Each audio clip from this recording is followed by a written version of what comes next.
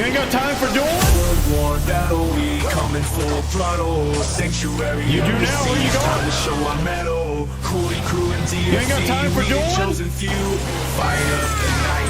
Well, you better make Thursday time. Night, that's what we do. Oh,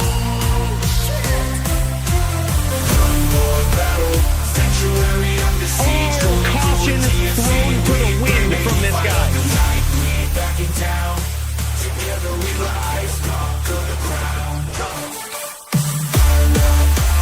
Sanctuary under siege, Coooley crew and DFC, we bring the fire the night, we back it down. Together we rise, conquer the crown. And in sight. And that's what these two guys are doing right here. Clicking and holding against one another and trying to whittle their opponent's life total down to 0. Jeep off to an, oh my god, huge comeback from 1.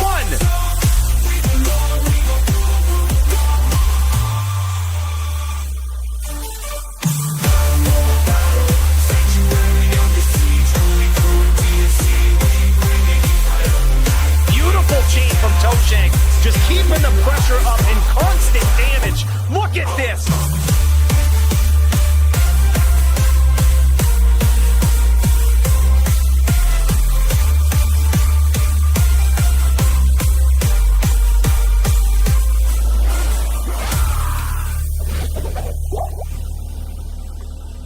We got some more lates in to do, boys.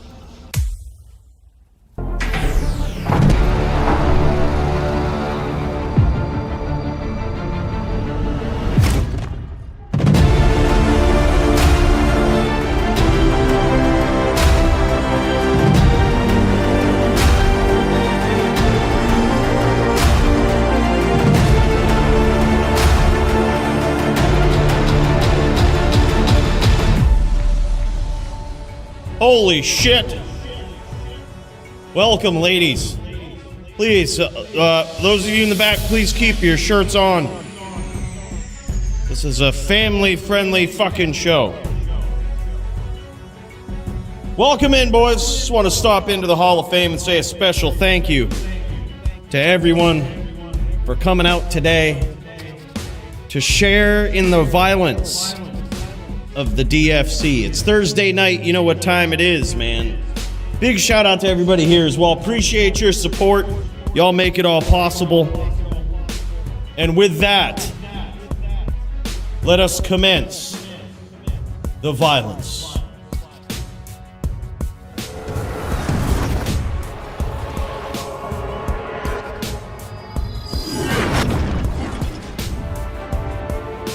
Oh, hell yeah. By the way, happy birthday, Bruno, man. This guy. What a savage showing up. Good to see you, man. Hope your birthday's going well. Welcome in, everyone. Make sure to tip one back to this guy. He is one hell of a dude. You see him all the time, but you rarely get the chance to cheers with him on his B-Day. And by the way, Wicked One Ball, what is this? Legend tier membership. The legend himself, man. Bro, appreciate you so much. Thank you, dude. Welcome in, guys. Welcome in. Yeah, that's where we started. You know, we started right in the Hall of Fame. The legendary figure like yourself, brother. Yeah, all the rules should be in the Discord. Just hit exclamation point rules in the Discord, and it should link you to the big one. In case you're wondering, you know, hey, how do I jump in? Get to be a part of these duels. Well, that's how to do it, man. Welcome in, Nimrod. What's up, man? Hey, yo, the caveman Ken himself. He says, Leroy. What's up, man? What up? What up? And Max Solus. Holy shit. Smolps. Oh, we about to throw down tonight, man. I can't wait. The LLD division. It's gonna be sick, man. Welcome in, Darius Green Lungs. That Smitzy guy. MoGS moves. Hell yeah, man. We ain't messing around. We gotta check out this card, because, man, it's gonna be wild. We ain't seen this throwdown in quite some time. Polytheist gonna be trying to hold on to that title once again. This thing, I feel like, is up for hot contention in the HLD division. We've got Polytheist. He has been newly recrowned as the champion And man, he's got himself a savage. The dude that held onto it for so long before him, Squigs, has made his return. He has worked his way back up the ranks and has said, guess what, guy? Don't forget, I'm right here. Squigs will have the option of either Necro or Sin versus Polytheist Fire Druid tonight. But the question is, in ROT dubs, has there been anything that sort of shifts the tide for Polytheist here? Because he has lost to Squigs in the past, and this is an opponent that he certainly struggles with. So a win over Squigs here would be insane. Quite possibly his best title defense in recent history, if he can pull it off. But Poly is going to need to dig deep. He's going to need to pull out strategies to break the cycle, right? He needs to send a big message, you know, and stop this sort of trifecta of passing off the HLD title. That's what he's going to try to do. Or Squigs could recapture it and reassert his dominance as one of the most savage Necro players to ever exist in this game. I really think that class has a lot of what it takes to hold on to a title spot right now. In my opinion, I think the Necro is the best class right now. Time will tell. More data needed. However, this one's gonna be epic, man. Can't wait to see that HLD showdown. We shall see that later. And then we've got the newly, once again, Melee champion Green Lungs. The Savage, the man, the myth. This guy on the droid going up against Coach Jason. Some droid v droid showdown. This one's gonna be epic, man. Also, this reminds me, I think we had some updates to the card, which I totally forgot to update here. We've had a busy one. Yeah, I think this is it too. Because Coach Jason is ROT dubs melee, and Green Lungs is non-ROT dubs. So it looks like there's something that's swapped up here. We may or may not see this one, but perhaps we will, because Nimrod is still in the old version of the game. So these guys might have an old school showdown, which honestly, I think that would actually be pretty sick too. So regardless of how that one shakes out, we will probably have more on the Melee division in the coming weeks. We need to link up as a community, right? There is a bit of there's a bit of wishy-washiness in the Melee community right now. A lot of people have sort of set that hardline date and swapped over to the new expansion. And some people haven't. We have purposely just stayed dry of and just kind of let it go however it wants to go, without making an official announcement of going on ROT dubs. But I heard a lot of people are doing it. So we're going to have to all get on board in the Melee community, I think, because, man, this is the most fragmented division, I think, of anything right now. But regardless, it's always exciting. So however this one shakes out, you know it's going to be fireworks, man. And then we've got, in the LLD division, the reigning dominant champion, DD, on the Necro, going up against Lol Rages on the Zan. I don't know how this one's going to go. This could be interesting. Actually, Nimrod brought up something in the Discord earlier, which I thought was a very interesting point, that characters now have the armor, the new magic resist armor that you really don't see in HLD, but it certainly is a thing in LLD because we don't have Enigma, right? It has 30 magic resist on it. It's the Horizons armor, whatever it's called, right? You don't know about it, you don't remember it because you usually just throw it out, right? But it could come into play in this matchup. And if Lol Rages uses it, I wonder what effect that would have on the duel. If any, or perhaps they will have a gentleman's agreement not to use it. I really don't know how it's going to go. Either way, I think this is actually a pretty sick back and forth duel right here, and hopefully it's not too lopsided. But we're going to see, man. With the new expansion brings new tests of endurance, and this could very well be one of them. DD is a savage champion. We had a great duel last week. I almost took it, but damn, this guy's good, man. Does Lol Rages have what it takes to finally claim the LLD gold in the DFC? We're going to see, man. And then we've got the return of GoGators. This guy back on the charts, and I am pumped for it. He's on the Necro going up against Himpapaweed on the Druid or Barb, up to him. Can't wait to see that one, man. Himpapaweed is actually, he might be newer to the DFC, but this guy's looking clean, man. Looking real skillful. Looking like an absolute pro in the making right here. If it's not some Smurf account, maybe. Who knows? Who knows who it is out there? But him Papa Weed is a savage. GoGators better not underestimate this guy. He's looking good right away. Then we've got Green Lungs in the HLD division going up against Montriana. That one's going to be an epic showdown. We've got Jin Shin versus Baloney Pony. I really can't wait for this one. Baloney Pony is on a Fire Warlock, right? One of the more fair locks that is currently allowed to fight against other classes, almost like it's a real boy out there in the Bloodmoor. And Jin Shin's gonna try to put him to the test, probably with a Telly Boas on, I would imagine. I can't imagine it'd be a 40s on, but maybe it is. Who knows? Jin Shin is a savage Amazon player. He always seems to have the right strategy to bring to the table, to make things, to liven them up, and to make it really difficult for his opponent, man. He's a tough one to catch, smart Zan player, and we're gonna see if he's got what it takes to take on a new class in this Firelock, piloted by the one and only Baloney Pony. Gonna be a savage, man. And look at this. What is this shit? Jewel Van versus Coooley. Holy shit. Well, boys, I hate to do it. Me and Jewel Van have got a beef to settle out there in the HLD Bloodmoor, and man, we're gonna settle it tonight. He is one of the most savage barb players ever, really. And Papa Cools has got a new toy, all right? He's got a new toy he's climbing up these ranks here with. And I got a lot of faith in this Necro. I'm going to try to get it banned. But first, we got to get through some legends, all right? We're going to see. It's just going to be a straight bone Necro versus probably a regular barb. I don't know. We'll see. And then we've got Riz versus Will. Two savage Sin players, but Riz has the ability to play basically anything he wants here. He may bring a Sin to the table and have a Sin v Sin showdown. I actually think that would be a really cool duel between these guys. I don't think we've seen it in recent history, but that could be fireworks. Savage, decorated Sin players, very active in the Sin PK community, and I think that's a masterclass if Riz brings a Sin. He could bring a barb. He could bring a number of other things. He's very savvy on a few different builds now, and as we saw on the Din last week, he could bring that. Who knows? But anything he wants, he's allowed to bring that to the table versus the absolute savagery of Will. Can't wait to see it, man. Then we've got Serenity versus GVN. This one's going to be wild. We haven't seen a Sorceress be piloted in the DFC in a while, but I think it's a sleeper build. I think it's sleeper good, right? Like, if it's a Cold Sork, who knows? Serenity and his opponent will work this out.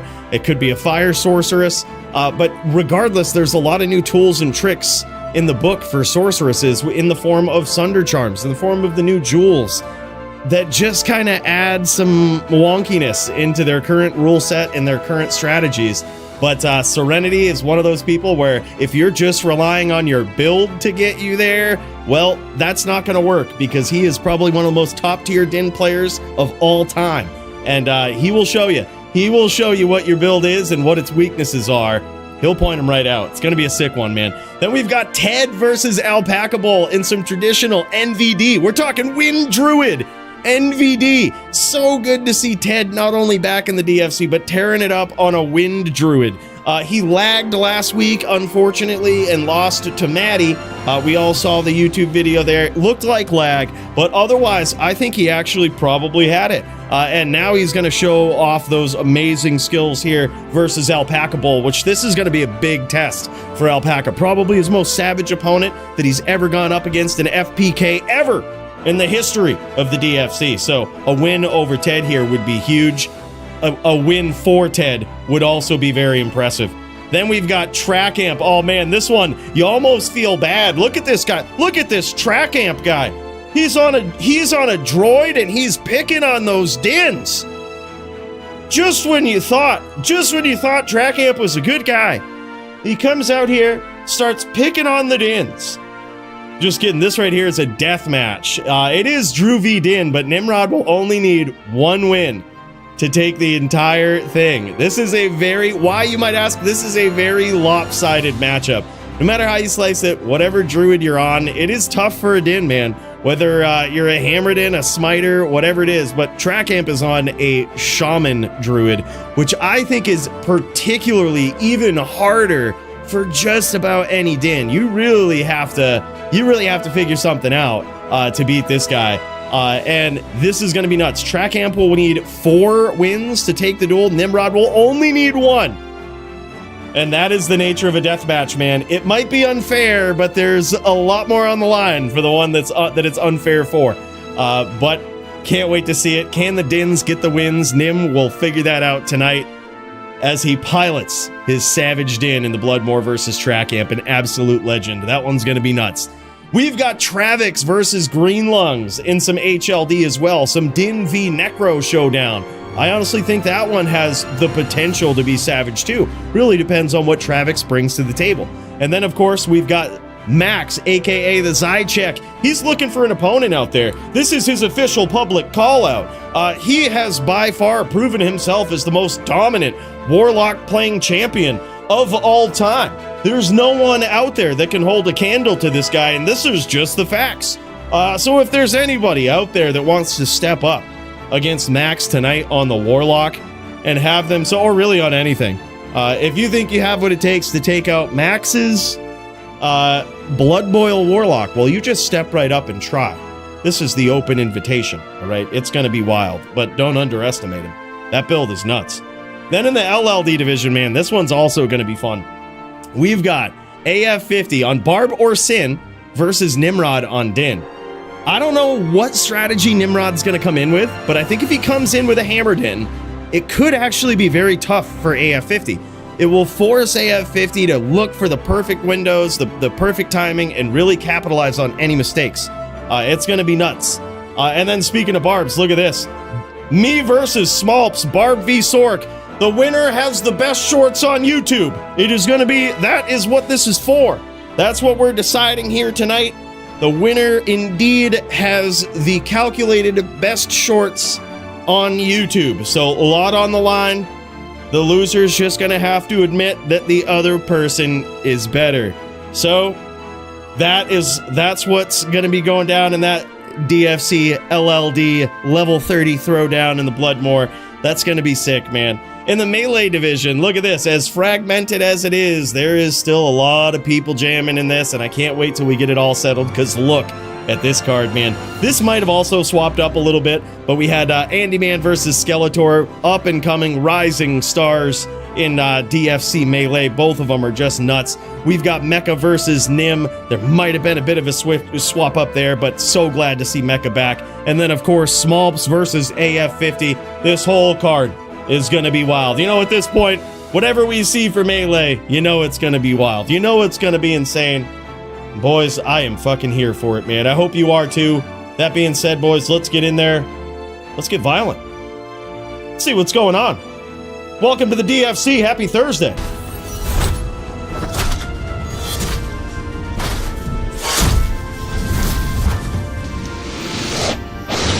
And holy shit, man. Let me catch up on the chatification a bit. By the way, sir, what's his name? What's up, man? He says that Joby Champ 2026. Nah, man. Joby's name is becoming synonymous with, well, the only way to say it is, you know, hey, don't Joby this up. You know, don't Joby up your whole life by making bad choices, all right? That's, I don't know about that prediction, okay? But point is, he's all right. He's an okay guy. He means well. Hardest part of making a Necro for the DFC is playing a Necro. Yeah, I think it's a lot harder than what people would think, but I think you can pick up on it, man. Some people say, meaning at least one person says that I am the best Necro player in the world. I don't know who that person is. Don't know where we saw it, but it was definitely somewhere on the internet. So that is probably true. And that being said, what's up, man? We've got Repayable Lemon. He says, yo, Coooley, since last week, I've been able to assemble about 95% of an LLD Libby. Mostly thanks to Mr. Nimrod. No way. That's awesome, man. Big cheers to that. Nim, thanks so much, man. That's super kind of you. Yeah, that's sick, man. Squigs is up in here. Level 99 Dust. That dude Poly is soft. He don't want none. Oh, shit. We're going to find out, man. We're going to find out. Yeah. Wait, people PvP in D2? Are you kidding? Are you kidding me? Hell yeah. Welcome in, guys. So good to see you. Look, if Smolps is ready to go, I saw him kicking around here. You know, I might just send him a message. I see a message from Jewel Van up in here. Yeah, he says he'll be ready more at the end of stream. He's taking a nap. All right, no problem. I'm going to send Smolps a message, man. Let me know whenever we can throw down. And then we can pop into a game. And I'm going to have to get this barb ready. That's basically what it is.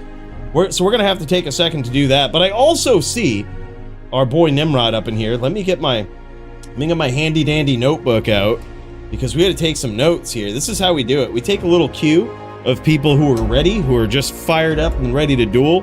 We write them down. I'm going to check in with Nimrod here in a sec. But this is how you do it, in case you're wondering, right? Let me bring this over. You might see the Discord over here. You're going to see this little channel, join the stream. Just pop in there, and once you're ready in-game with your opponent, just boom. Share your screen, and that lets us know you're ready to go, man. Ready to throw down. But that being said, let's get this feckin' barb figured out.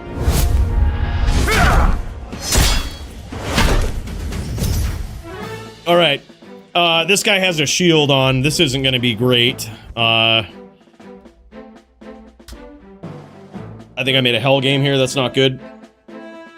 We got to make sure we've got the right gear on. Yeah, that's what I say, Nim. LLD is the best format, man. It's really good. What is this? What the hell was I wearing? Jesus. What kind of noob wears this gear? Maybe it's a good thing. Do I need this, or do I just go straight? I don't know. This is actually sick. I'm gonna jam it. I'm gonna put this on. I'm gonna jam it versus our boy. We're coming in just like this. We're coming in hot. Nah, we need the deadly strike, right? Yeah, we definitely do. We're gonna need fire resist. Hold up. I gotta make a normal game. First time playing a spider sin tonight versus Riz. Wish me luck, boys. Will, that's sick, man. Good luck. He's a savage. He's a savage. He'll learn you real quick about them spider sins. Really, any sin you're on. The guy is nuts, man. He's so good. I think we got enough fire res for this. It's looking pretty good, unless he surprises us, goes cold or something. Can we use different boots for this? What do we got? Just slip those right on there, right? That should be fine. No problem. Fuck is this guy? Report. Spam. Spam bot, please ban. Submit. If everybody did that, these things wouldn't exist.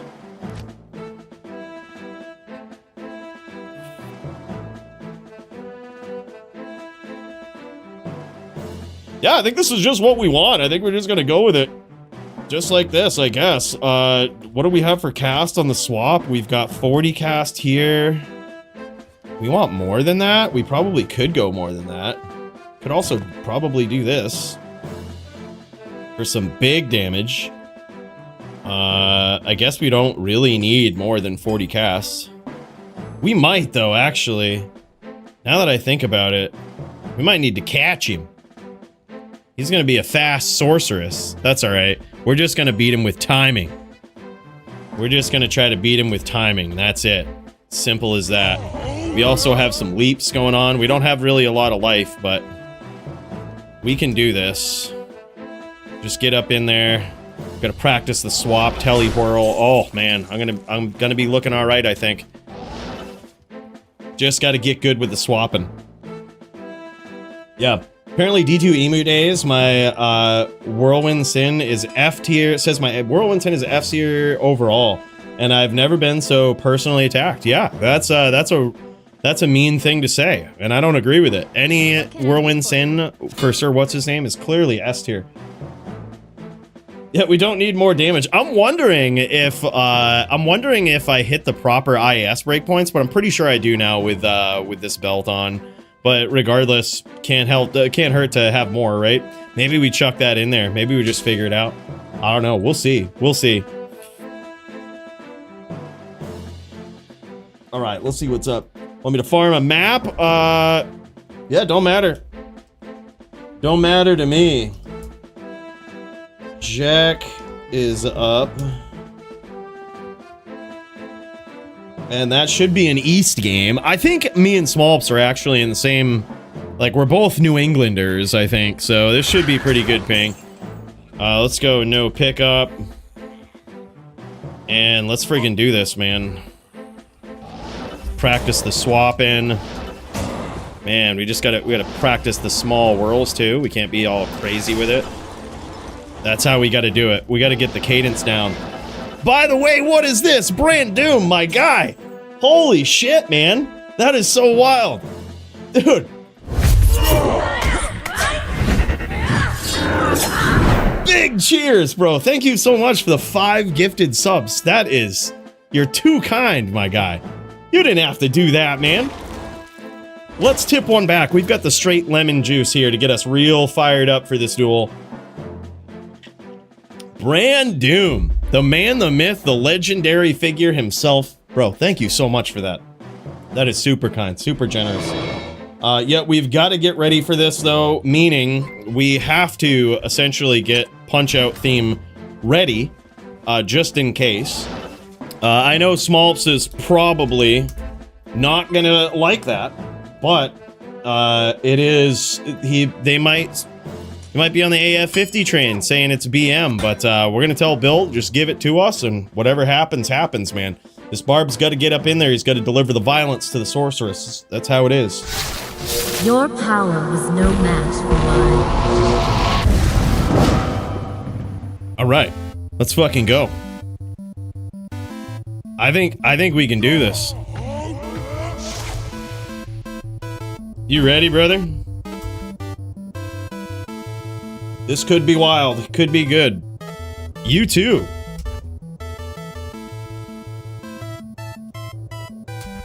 May the best shorts win.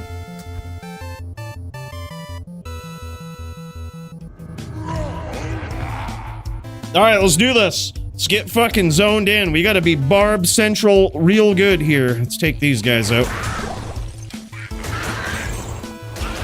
Someone should have cleared this more. Gosh, whoever made this game should have cleared this friggin' more. Don't know. What? Who? Does anyone remember who made this game? And if they were a noob?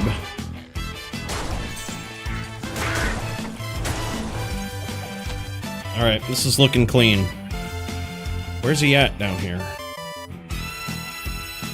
Yes, sir. Go, bro.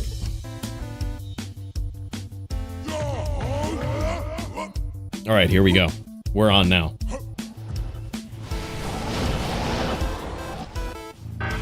Rubber band.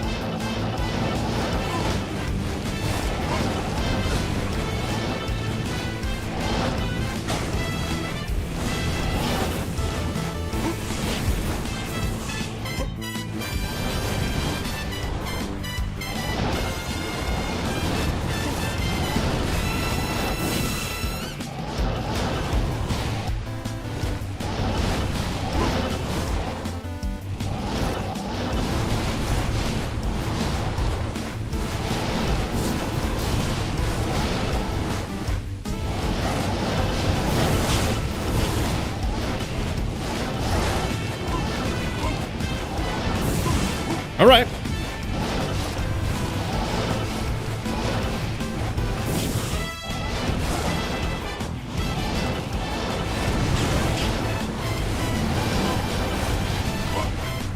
All right. We got a rep to full. We got a rep to full here.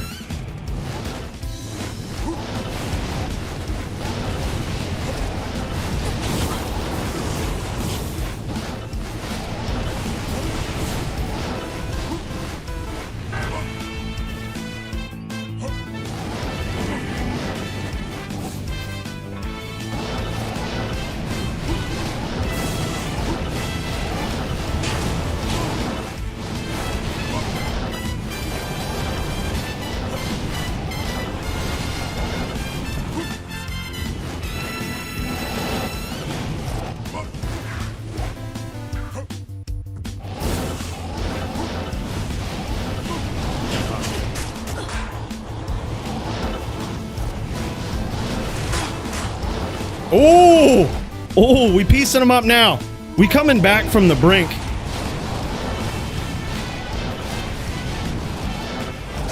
Oh, man! Holy shit, back from the brink. It was the punch out, bro. It was the punch out, bro. I know we shouldn't have activated it. I know we shouldn't have activated this hidden song. This performance enhancing song.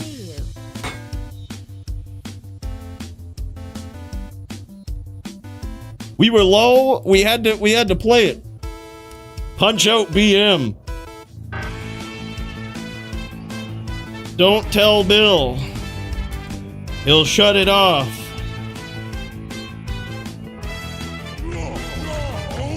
That was actually pretty close. I had to purposely avoid the hydras at the end. I was like, alright, these are not difficult to avoid. We just need to do it. We just need to do it. I also want to do this. Let me set up throw lock.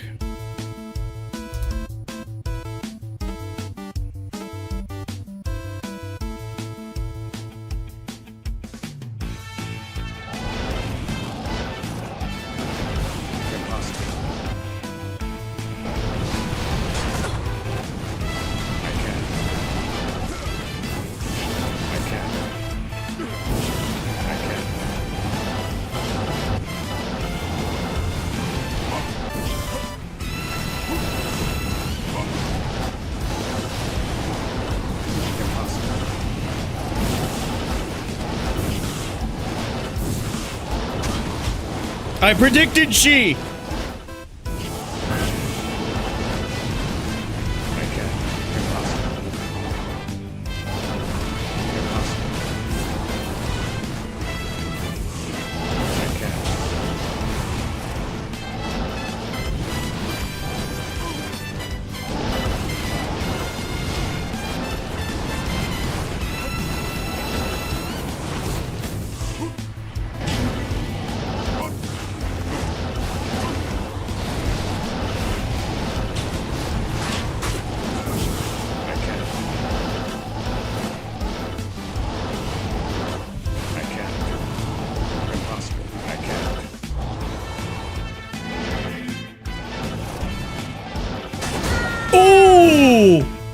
Shit, we caught him with that insight staff out.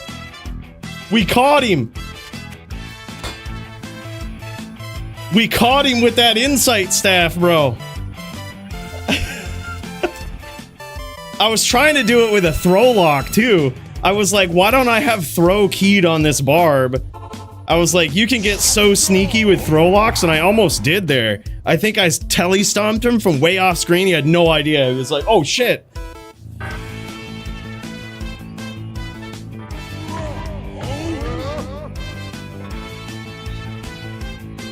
Go, bro. 2-0 so far. We can't get too overconfident, though. We know what happened with DD. We can't be doing that.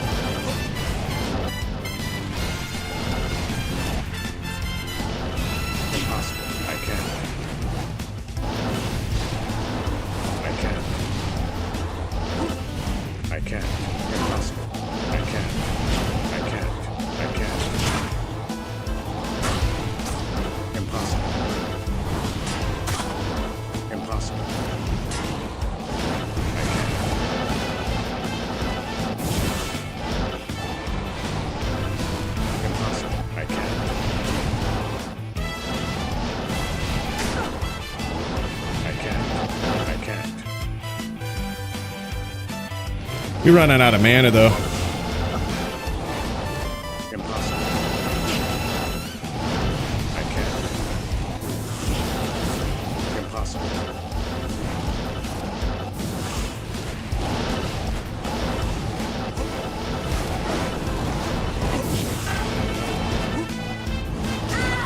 Ooh. Damn, son. Damn. I think I got lucky on that one. Got lucky. Bad telly. Throw Nim and I in the queue. Got you, bro. Oh, that's gonna be sick. Nimrod v track amp. I cannot wait for that. Greetings. Can't aim these FBs. Yeah, that is tough. You know what? I think it's time. I'm gonna swap up. I'm gonna try a different axe here, just for shits. All right, we're gonna try something a little different.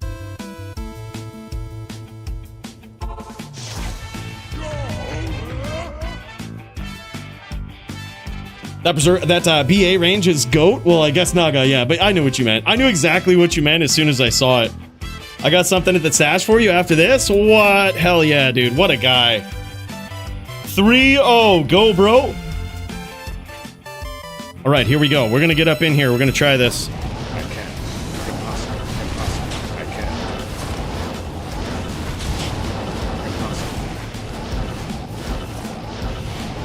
Impossible. Impossible. I can't.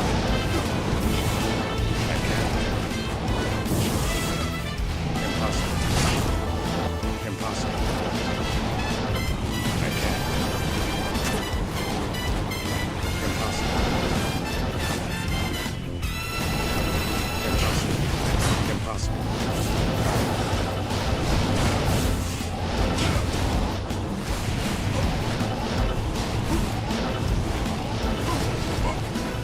All right, we got a little too crazy with this. He's going for that Hydra PK. We can't let him get it.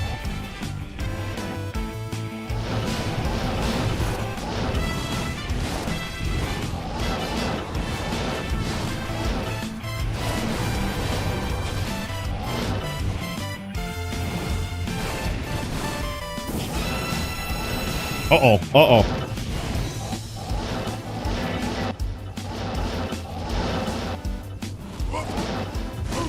Oh no.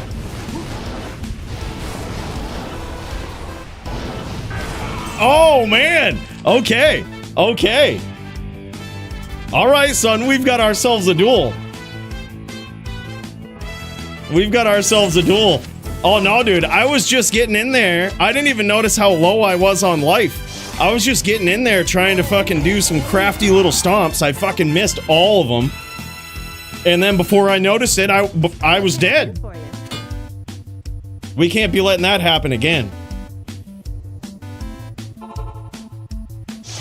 Yeah, that was a barbecue, man. This is low level dueling, so in level 30, mana pots aren't allowed.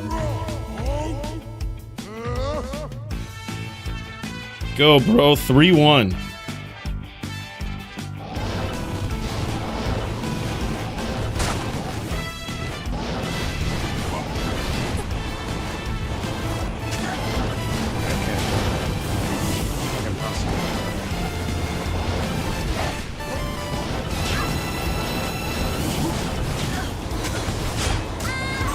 Oh, we caught him with that leap that time, though.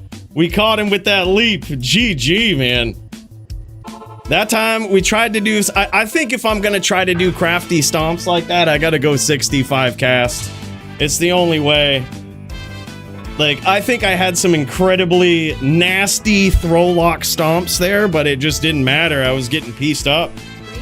He made me miss every time. That was crazy, man. Absolutely wild.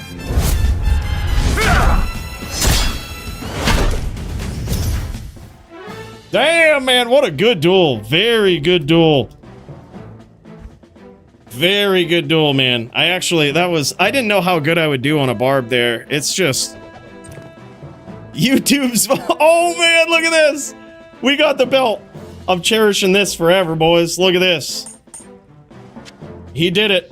That is right there. We're gonna keep this. This is something. It is now in the mix.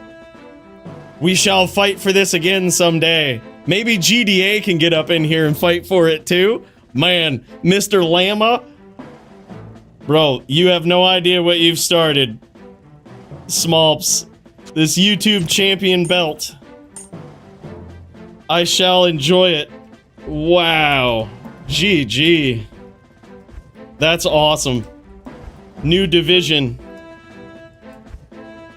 Like a BMF belt. Good duels, brother. I honestly thought this was going to be a little harder for me. I'm not really that great on a barb. And I think Sorks are really good, man. They're an incredible class. That was nuts. Congrats. Thanks so much, man. Thanks so much, dude. I think there was a couple of times in there where I was just like, okay, yeah, he just called it out right here too. He says just hardwood controller on FBs here. Yeah. Like there was a couple of times where I remembered I was like, he's on controller, so I don't think I'm gonna get stomped. But I was watching where he was casting hydras because I was like, he'll probably go back to where those hydras are with his teleport. So it might have looked like I was like kicking around in the hydras a little too long, and I kind of was for some of it, but it was methodical. I was like, he's gonna go back to this area. Like, you know what I mean? It's almost like you can't really control exactly where you go, you know, and it might be somewhere in this area. So I was like, if I can leap, I can then pinpoint it. You know, that was like part of my, call it a cheesy strat, but I was like, he won't CT cast out of it, and it might be right somewhere in this area where these hydras are, is where he'll return. He shall return to the scene of the crime, you know. But it worked, but it almost didn't a lot of times. It was crazy. Yep. Fixed TP. Yep. Oh, like yeah. Yeah. Then of course there comes from like, you know, there comes like aiming with locks and stomping and shit. It gets really weird. Like you probably shouldn't ever telly stomp on controller. He knew that. He didn't. But it was like, man, that was some back and forth. I kind of had to adapt on the fly. I honestly wasn't sure it was gonna work with the fireballs and shit. Like when I came out, like with the hydras, I was like, I'm not sure this is gonna work, but I was like, we're gonna try it. We might get cooked by some hydras, but leap is really weird because leap will make it so that you can actually leap over hydra shots. You can leap over anything. Yeah, go for it, man. He's gonna test the hydra damage. We have like no resist on. That's BM. This is 5 hydras. If I sit there and let it cook me, it ain't bad. But reasonably, if I run around it like this, it'll never hit me. You could be so close and like, man. That's the only problem with Hydra. Dude, you gotta try out the meteor at some point. BRB. Let me see about the meteor here. This is, I think I converted my meteor sork. Let me see. Yeah, this is the one. This is so rugged. Like, what's your Hydra damage? I have a staff with meteor? Oh, sick. Dude, I actually fully key it. Like, I fully stat it. It might be a bit of a waste, but you also get blaze and like firewall if you really want to use it, right? Like you could also kind of harass with firewall. Like kind of useful for certain matchups, but like under DFC rules you can only put 1 point into the firewall, but you can still use it. You can still cook shit. You can still get that name lock 1 life PK, you know what I mean? Yeah, like this meteor does 3.2k. 3.2k meteor. What's yours on staff? Oh, true. Meteor aim is like really tough. Yep, 2k. Word. Meteor, like, dude, check this meteor damage though. Bro, like, it's so fucking vicious. I think it's way underestimated. Oh, he leaves. He leaves. He just left. That or we crashed him. You never know. But this shit is rugged, man.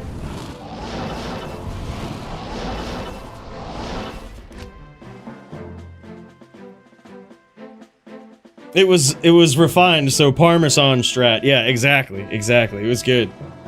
By the way, sir, what's his name? Lurking on the bridge again.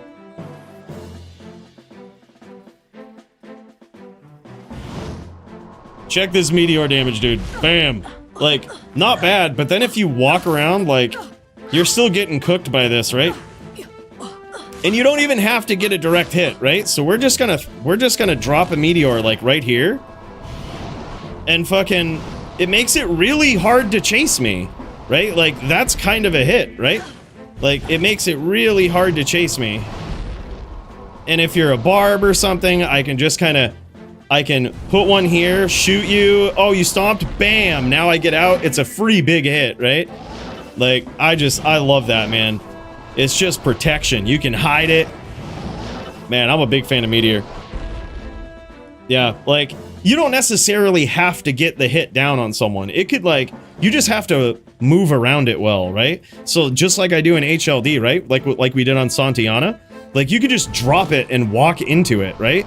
Boom. Like, if they follow you, that's gonna hurt. You can drop it, telly on it, then shoot. If they stomp, they're gonna get hit hard. Like, you know, it's all how you set it up. And fucking, it just makes people question before they actually stomp you. You know, with that barb, if there were meteors dropping, I would have not really known what to do. Like, shit, I can't stomp, I'm gonna get fucking cracked. Like, yeah, Blaze is pretty sick too. Also, the firewall is insane. Like, for Zons and shit, you can get them low, you can cook them. Like, it's not much damage, but it's something. Like, 1200, right?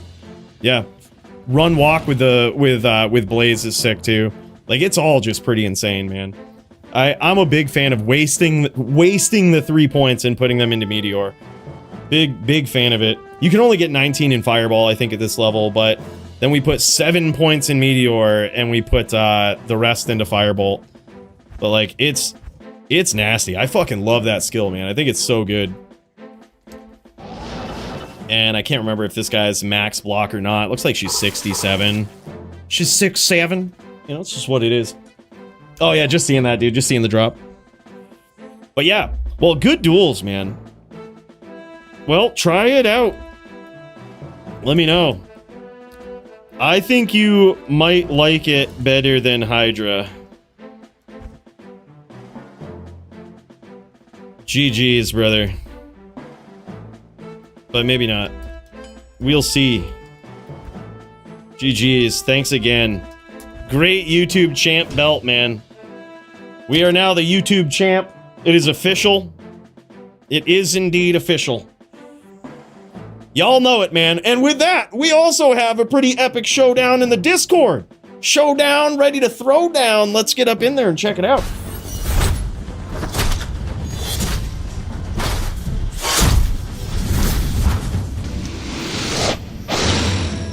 In this corner, we've got Nimrod on the Din going up against Travix in a death match. This one is actually going to be nuts.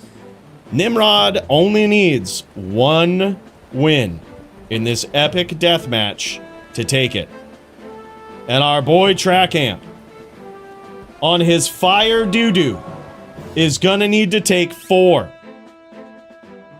Does he have what it takes to shut down the hopes and the Din dreams of the Nimrod tonight? I honestly gotta say, usually I would root for the Dins in this, but I think this will actually be tough for Travix too. I think this is a way that this is gonna even the playing field a bit, I think.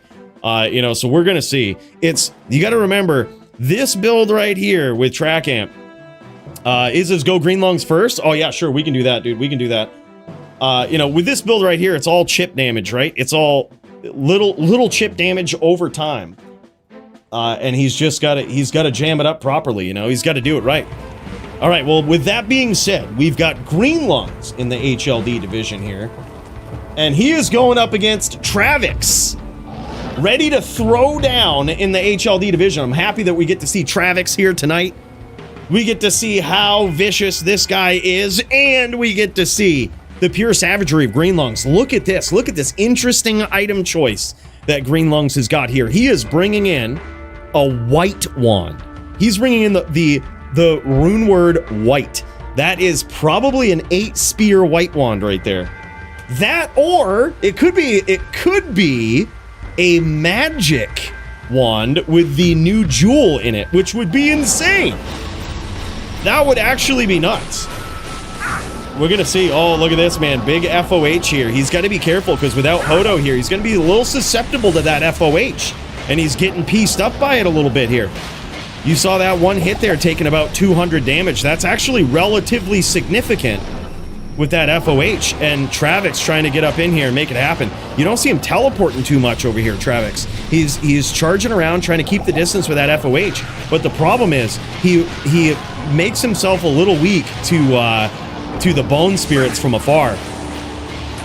Uh-oh, oh man, he gets in there with a nice smite, but unfortunately a little too late. Just caught so many bone spells from the outside there. And boom, just like that, man. That's some heavy hitting bone magic. By the way, just seeing this, what's up, Jazzy? What up, Pope John Pones himself? How goes it, man? Oh yeah, look at this. That is a perfect roll on this Hell Wardens right there. I love it. Well, not a perfect roll on the jewel, but the actual helm is an 8/8 right there, which is pretty sick. Really cool to see those, man. Love that helm. I think that's going to be a new staple in HLD. Now, this is interesting. We don't see Travix teleporting a lot here, which does actually... Oh, man, nice catch, though. He baited him in perfectly. Now, you see, that could be... Him not teleporting could actually be very strategic. If you don't teleport, if you have no way of teleporting versus a Necro, they can't bone prison you. Right? So now, granted, usually the trade is not worth it, but if you have a specific thing you're looking to do, possibly bait your opponent down into these exchanges, that could be very good, and it worked in that round right there. Now 1-1 between these guys. Travix taking that right there with a sneaky smite.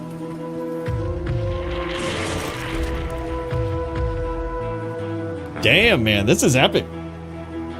Travix versus Green Lungs.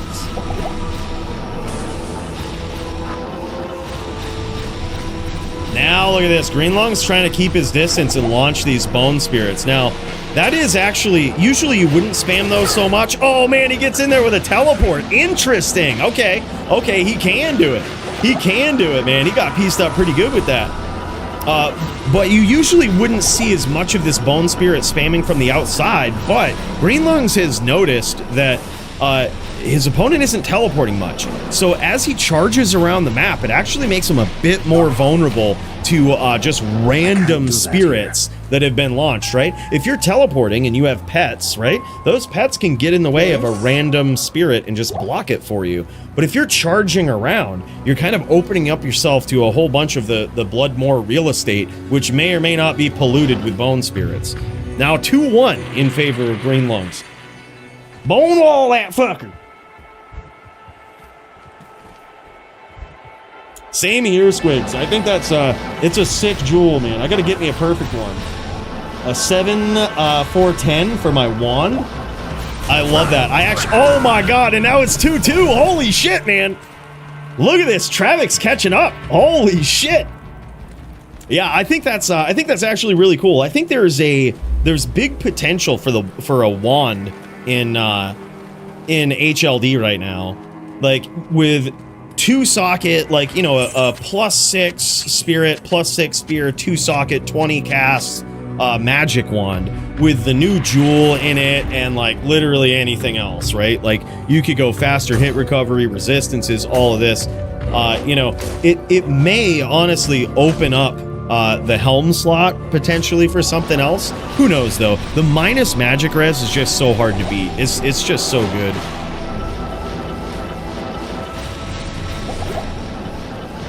Yeah, I think that'd be sick though. I think now might be the time for magic wands. Oh man, look at that. Just like what we were talking about. Those bone spirits, those residual bone spirits right there is exactly what Travix got caught with there. He's going to be very careful of that. The more he charges around, it's like... what he's doing is he's trying to bait Green Lungs in, right? He's trying to make him bring the duel to him a bit, right? And it's worked a couple of times here. But... by doing that, you're kind of just combing across the Bloodmoor looking for spirits. Nice stomp there from Travix. Uh-oh, that one could have been bad. He might have actually connected with some of those. Those spears were looking clean. Yeah, now you can see Green Lungs just making him chase. And there it is. He's just going to make him run into that bone magic. Just like that. And damn, son, big hits. Those bone spells hurt. Certainly one of those matchups where you have to use, you just gotta use those boots because Necros these days, they are gonna punish you if you don't, right? They have all of the items, the jewel, the helm, all of that to just rip away magic resistance. In this matchup in particular, you could also use the Sunder Charm, right? Which will rip away your opponent's magic resistance even more at the cost of your own magic resistance. But that really doesn't come into play in this matchup. A smiter ain't gonna be doing much for magic damage. Only Hammerdins, right? Only Hammerdins do that. So yeah, it looks like these guys might go another round here. It's currently 4-2 in favor of Green Lungs, but now he's closing the distance here. He's like, all right, let's get a little ballsy with this. Ooh, I like that use of FOH and trying to rely on that. The thing is, he's got a lot of that life of Green Lungs to work down, and it is so unforgiving when he gets caught by something. Oh, nice catch there. And a beautiful spear. Catches him with those dirty teeth, dragging his teeth all over that din. What look at this guy. Who bites a paladin like that? Green Lungs just getting in there, getting dirty, playing dirty. Green Lungs, the Tyson. He's the Mike Tyson of the Bloodmore. That's what he is. Getting up in there, chewing those ears off, man. That's what he does. Yeah, he was using a white wand. That was what it was. Just regular white wand with the new helm. He was just capitalizing on that big bone skill damage. Sling ring. That is a perfect sling ring, too. Love that. Besides the MF, but who cares, right? Love that, dude. Yeah, dirty, dirty teeth. Someone get him a toothbrush, man. Someone get this guy a toothbrush. Look at those. Those are actually sick, too. Those are better than mine. I've been collecting for a while on my Necro. 44 lifers. Holy shit, all matching and everything. Yeah, and the manual swapped to teeth. Yep, he didn't even have it keyed. He just knew what was up. Yeah, damn, man. Damn. I gotta say, though, that was, there wasn't a lot of teleporting going on from Travix, but it looked pretty clean either way. Like, it looked like he had a game plan. He was executing on it. And look at this. He basically, he's coming in here, and, what I love about this is he looked real good out there, but he doesn't even have the perfect gear, right? He doesn't have perfect gear. He even has some gear that could use some upgrades with Crushing Blow on the gloves or something, right? But he goes in, makes it work, and that was actually a really good duel against a very tough opponent there, too. He made it look good. That was awesome, man. Great duel between these guys. That was savage, man.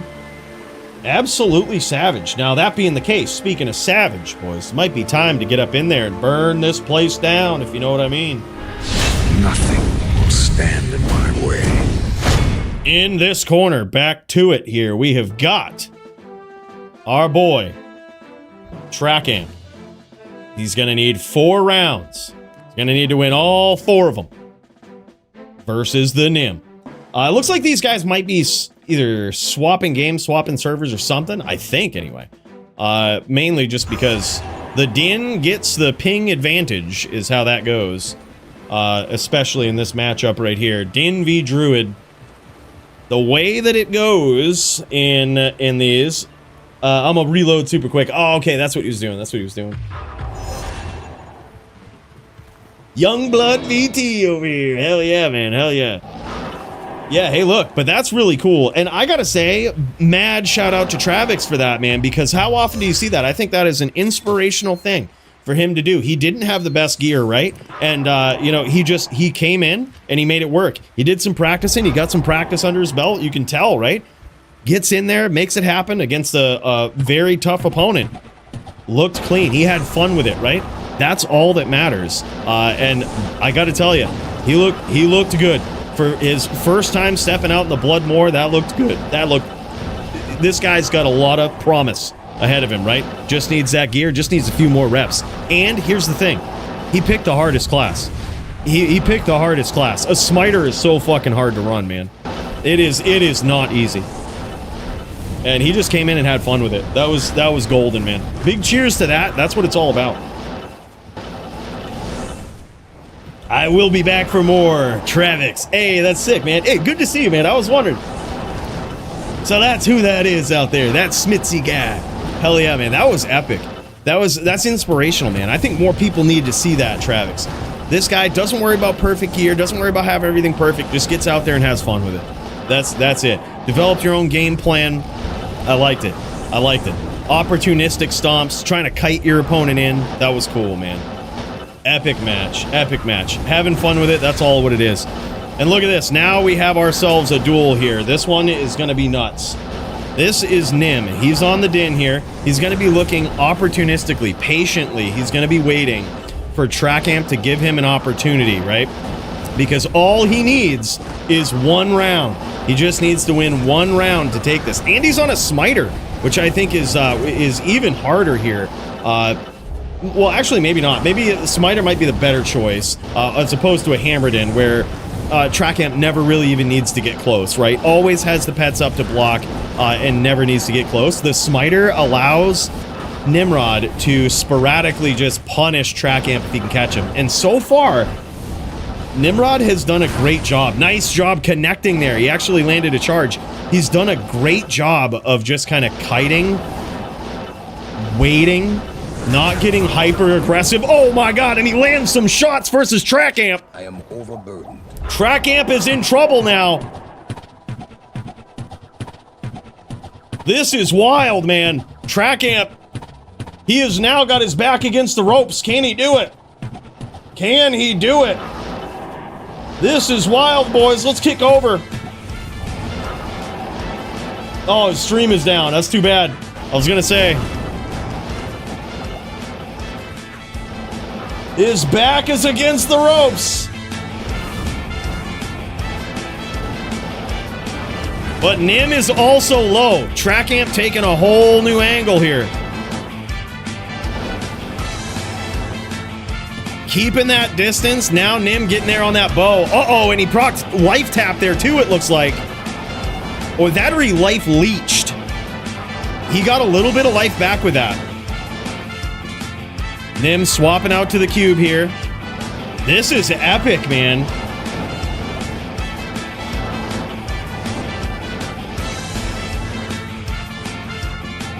Yeah, I think there used to be, Marco. Season 0 and Season 1 were really good for D4, but they have since not given a shit about it, and you can tell.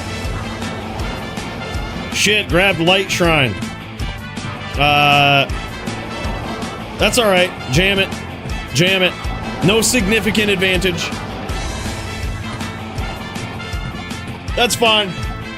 I'll allow it.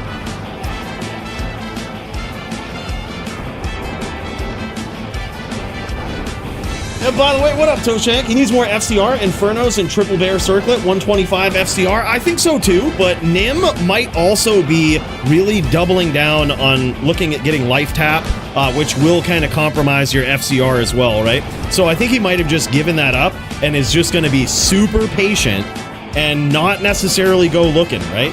Now, granted, the 125 FCR will allow you to capitalize on a Druid's FCR breakpoint should the opportunity present itself. But I think Nim is just going to be really patient here. And he's going to rely on shooting that bow, proc and tap. Like, I think that's his game plan.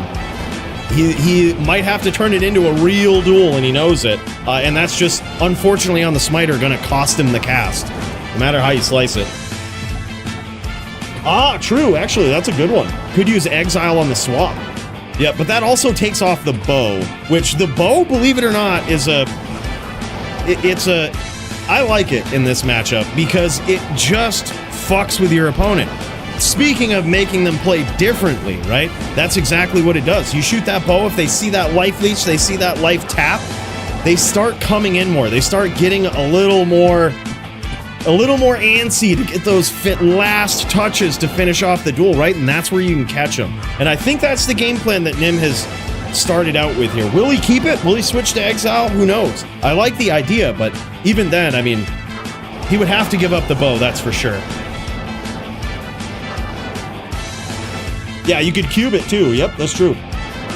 with Mara's bow and stuff, you would gain an extra 300 HP and mad utility of that. That would be actually sick. That's insane. Oh shit.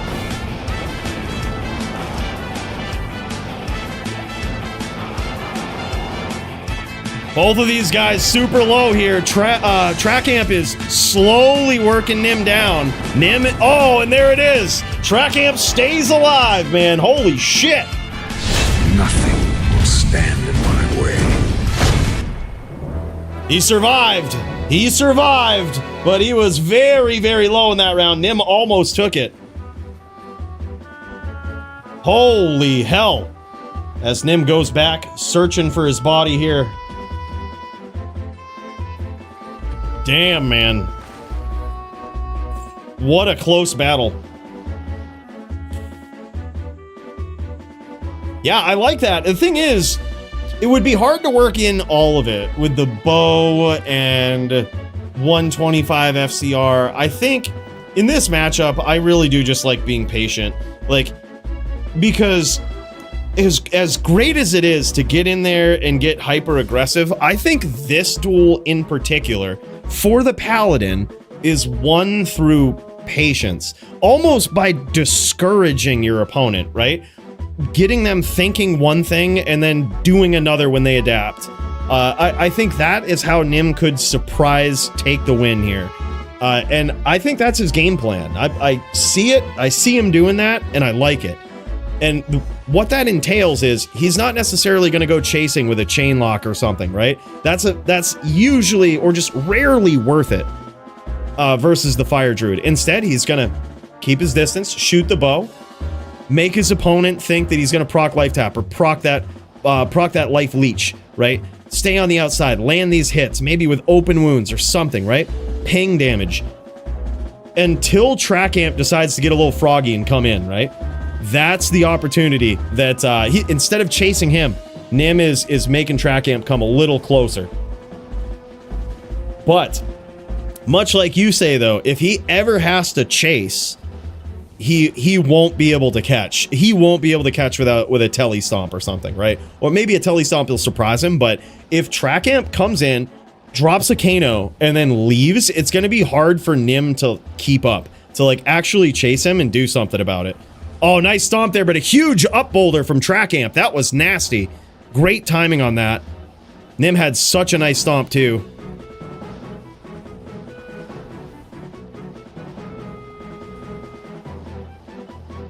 This is wild, man. Either approach here, I think, has its merits, that's for sure. I think it really does come down to your playstyle and your strategy versus this. I can see some merit in 125. I can see that actually being a thing. You know, especially if you're a really good, hyper-aggressive player that can catch locks and, you know, really punish your opponent, three-piece combos consistently. I think 125 would be hard to beat. But then, instead of relying on that, you could also play a little downwind like this, right? I like this. I like this because Nim is just, he's waiting for his opportunity. He's been very patient. He's trying to dodge all of the Armageddons, the Kanos. He just needs one. Yeah, true. Yeah, you could 125. You can chain smite him mid teleport. True, true. Yeah, you better get it though. You know, because if you don't land it with that, uh-oh, Track Amp in trouble. Oh man, somehow Track Amp survives there, but he is extremely low. He got caught with some big smites. Nimrod has got him with his back against the ropes, and yet again, here we go. He goes, got stuck, FML. Oh shit, boys. Will the Dins get the wins? This is gonna be nuts. This is gonna be fucking wild. Track Amp with his back against the ropes yet again.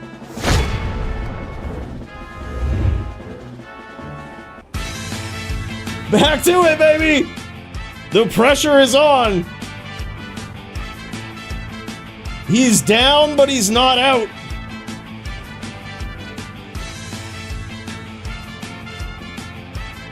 There's the open wounds bug. What is that? Nim might be trying to finish with FOH here, which could be scary because unless his FOH does significant damage, and by that I mean like more than your average like 200 actual PvP damage, I think it's going to be tough for him to get through the inherent Cyclone armor that that Track Amp might have. And that is, you know, he can always recast it. Yeah, and he definitely has it. We just got to look there. It looks like Track Amp certainly does have Cyclone armor. I think it's going to be hard for like a 1-point FOH to get through that.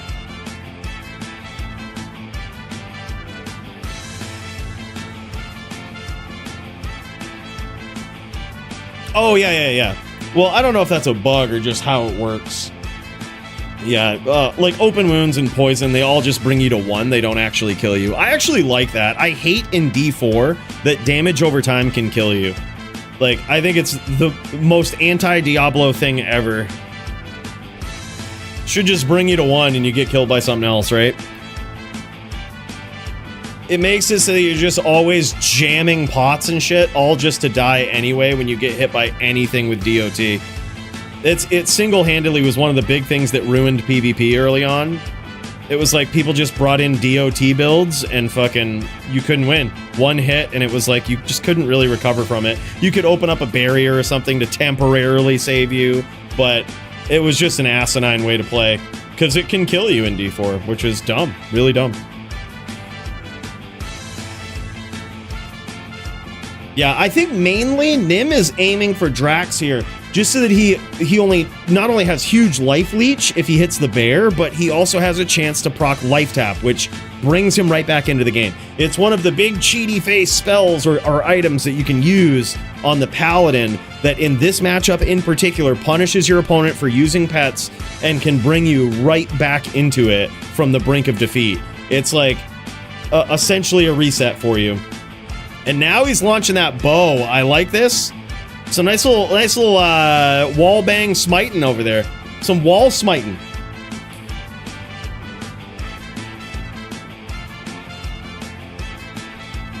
Oh, by the way, sorry about that. Also, Marco, this could also bring you to the Discord there. Exclamation point Discord will bring you in.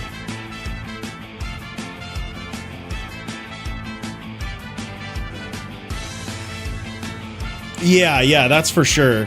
That's for sure. But just imagine if it worked differently, where like open wounds could kill you. That'd be rough.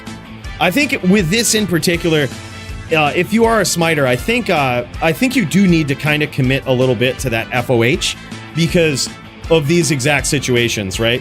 You got to be able to blast through that Cyclone armor. And a lot of times 1 hit won't do it, but certainly 2 will.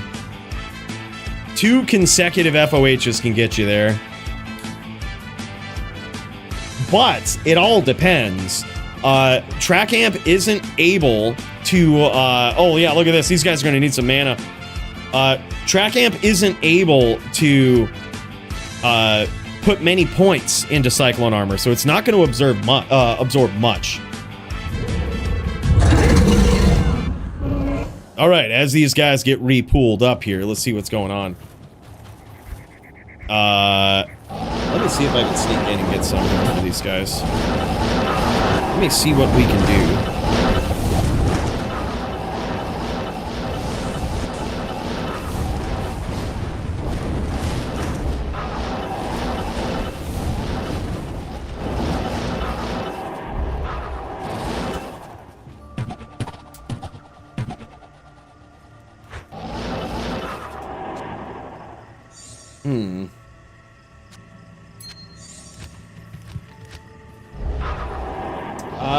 I am unable to crack the password.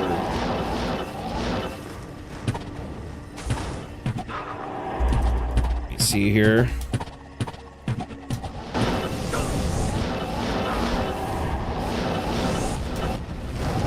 I'm unable to crack it. Alright, we got somebody up in here, though. It's good, though. It's good that I'm unable to crack the password. That's very smart. That's how we should roll here, right? Whenever you make a game, there's a lot of trolls out there, guys. Always make sure if you make a game, make it so you can't easily guess the password. That was good. That was a test.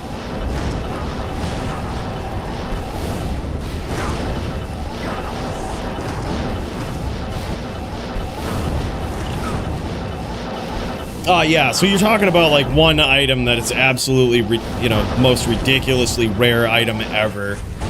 And in combination with all of the other really good rare items, can beat Grief in a very close duel multiple times.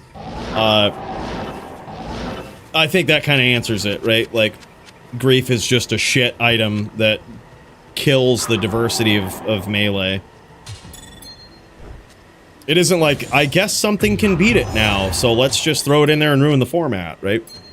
Nah, not how it works.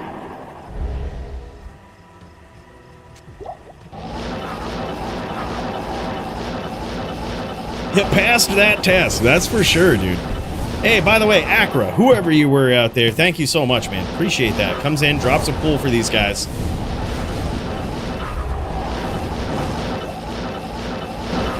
So it's the fact that it takes the damage off smite from the last hit. It takes a whole extra smite to kill, get a kill. That's how Poly always gets the one. Yep. I just go 35. Leech instead of Drax, and my kill ratio went up a lot. No shit. That's interesting. I do like the concept of having the big life leech as well. I often shy away from Drax in a lot of new setups. It's great. It's really good to be able to do that versus a druid, but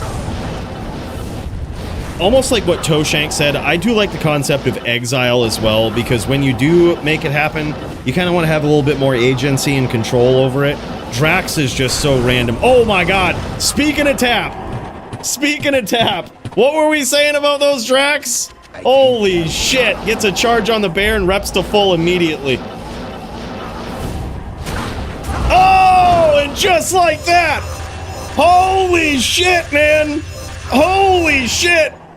The Dins get the wins! That's a tough one, man.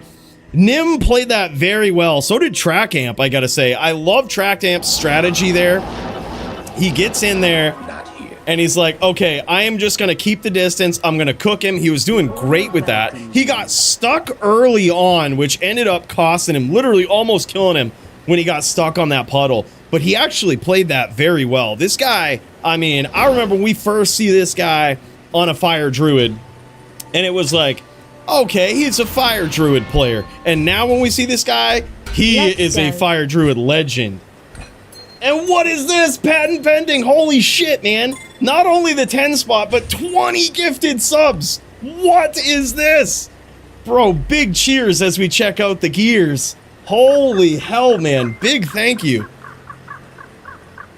That is so wild, man. Thank you so much for that. Huge. Huge. Yeah, and look at this, man. Look at this gear here. Some rep life on this 220 amulet. Love this setup here. Even had some big 2011s in his inventory, fighting back against any potential poison, anything. Oh, look at these 45 lifer Ellie charms. Nimrod gets in there. He was super patient with that. I knew that was going to be his strat there, being super patient, playing on the outside, and just getting it in there. That was impressive. I honestly thought that was going to be really, really tough. It was meant to be a carrot that, hey, can you get through Track Amp like this? But man, Nim actually went in with a strategy and made it happen, man. I can't believe that. That's crazy. That's crazy. It always feels bad losing on the end of a death match like that. It feels bad because I would love to see more of that duel. You know what I mean? But holy shit, man. Holy shit. Maybe it should have been 2 wins. But you never know, man. This is always so lopsided. You know, it's such a crazy duel, but holy shit. He done did it. He done did it. That was nuts. Another big cheers, man. Thank you so much, patent pending. Let's tip one back to this guy as we get ready for the next throwdown showdown here, man. That's nasty.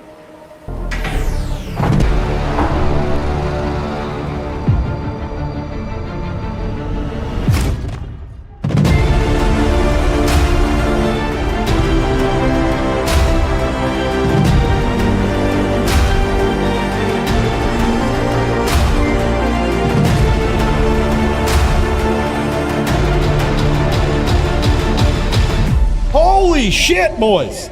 First of all, this is such generosity. This is crazy. I see you, Stay Frosty, Nimrod. We'll get there in a second, but just as we were coming over, some even more vicious generosity in here. Just wanted to give a special shout out in the legendary Hall of Fame to this guy, patent pending, 20 gifted subs. That is so generous, man. Thank you again so much. That's 20 new people allowed in the VIP spot here up in the Hall of Fame. Now we have one rule, all right? Don't fondle the statues. So please respect that. This is 24 karat gold made out of pure honor and respect. Please keep your hands off of them. Thank you in advance. Now that being said, Stay Frosty, the Sergeant Frosty himself. Wow. 5 gifted memberships, bro. Thank you so much again. Big cheers to this guy. Huge. Always so kind and generous as well, man. And look at this. This guy coming in, getting wins on the dins, and then making some grins out here. Nim with 10 gifted memberships. What? Holy shit, man. You absolute degenerates. Bro. Thank you so much. All of you guys. Nimrod, Frosty, patent pending. That means so much, man. That's so kind. That's 35 gifted subs between those 3 guys right there. If you're new to this Hall of Fame, you got yourself a membership, make sure take your shoes off, don't fondle the statues, and tip one back to Nimrod, Frosty, and patent pending while you're here. Thank you guys so much, man. Let's get back in there for the violence.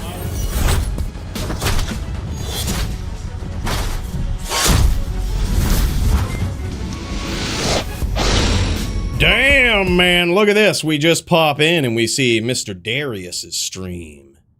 This guy on the Paladin, getting ready to throw down in the melee division. Darius is going up against, well, you know, yeah, waiting for Mecca. Okay, that's what it was. Yeah, he stepped in versus Mecca. Like I said, the melee card had there was a bit of chaos in that. So as I look at the card, I noticed that these aren't necessarily final matches. And that is just because some people are still on Legacy D2R, and some are on Reign of the Warlock. Some have converted, some have not. And you might be thinking, why hasn't everybody converted? Well, Melee is a bit different, right? There was really no real rush or real hurry to be there in the Melee division. And now as more people convert, we kind of have a little bit of a split. So we had to swap some things around. I'm glad we got this.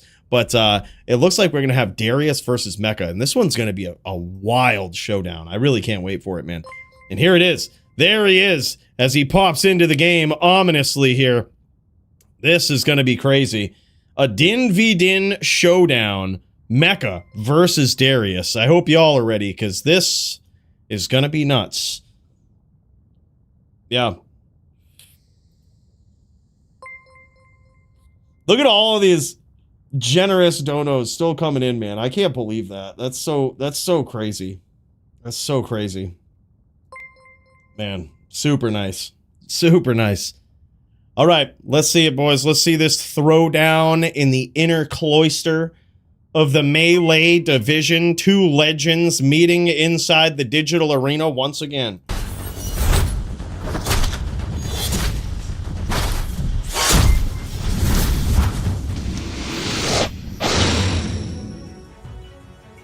The Din v Din showdown of epic proportions here. So good to see Mecca back up in this.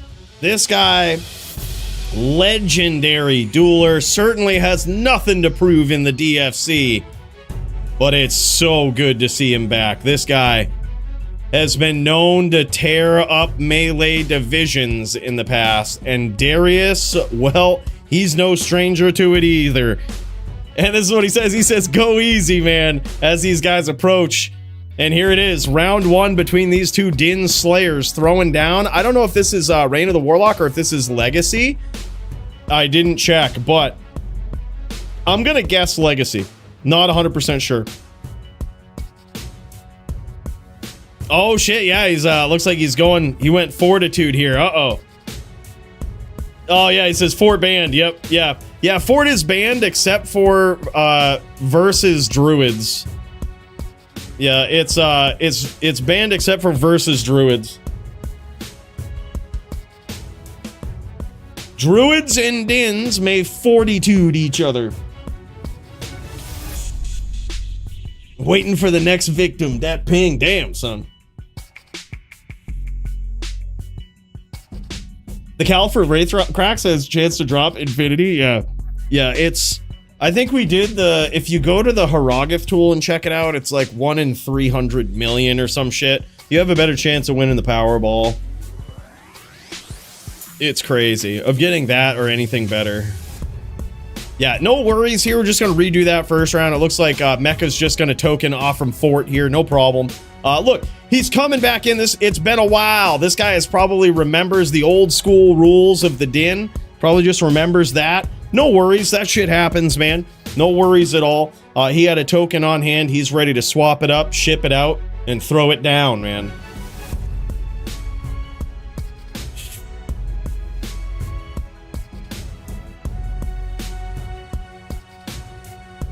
All right, I'm setting this e-cig over here. I'm actually trying to limit the amount of puffs that I take in a day. I'm reducing it by 1 every day for 300 days and seeing if I can get it down to nothing. It's crazy. So far, we haven't failed. We're looking clean. All right, here it is. Restart, round 1. Boom, and there it is. Holy shit, Darius getting there in the first round. Actually pretty nuts here. Okay, okay. Yeah, it's pretty sweet, man. It actually tells me the number of puffs that I've taken in the course of the day on it. So I'm like, all right, I'll just use that to try to just not be reliant on it. My goal isn't necessarily to quit. It's just to not be addicted to it and make it so that, like, if I want to stop for like a week or a month or a day, I just can. And it's not, there's like no physiological drawbacks. So yeah, don't need to quit. Just, you know, we don't like giving up, but at the same time, it's a hell of a drug. That's for sure, man. Yeah. Yeah, exactly. Yep. Holy shit, man. All right, now 2-1. This is kind of a back and forth duel here. Gotta say, back and forth between these guys already. As this little bone mage wants him some melee duels up in here as well.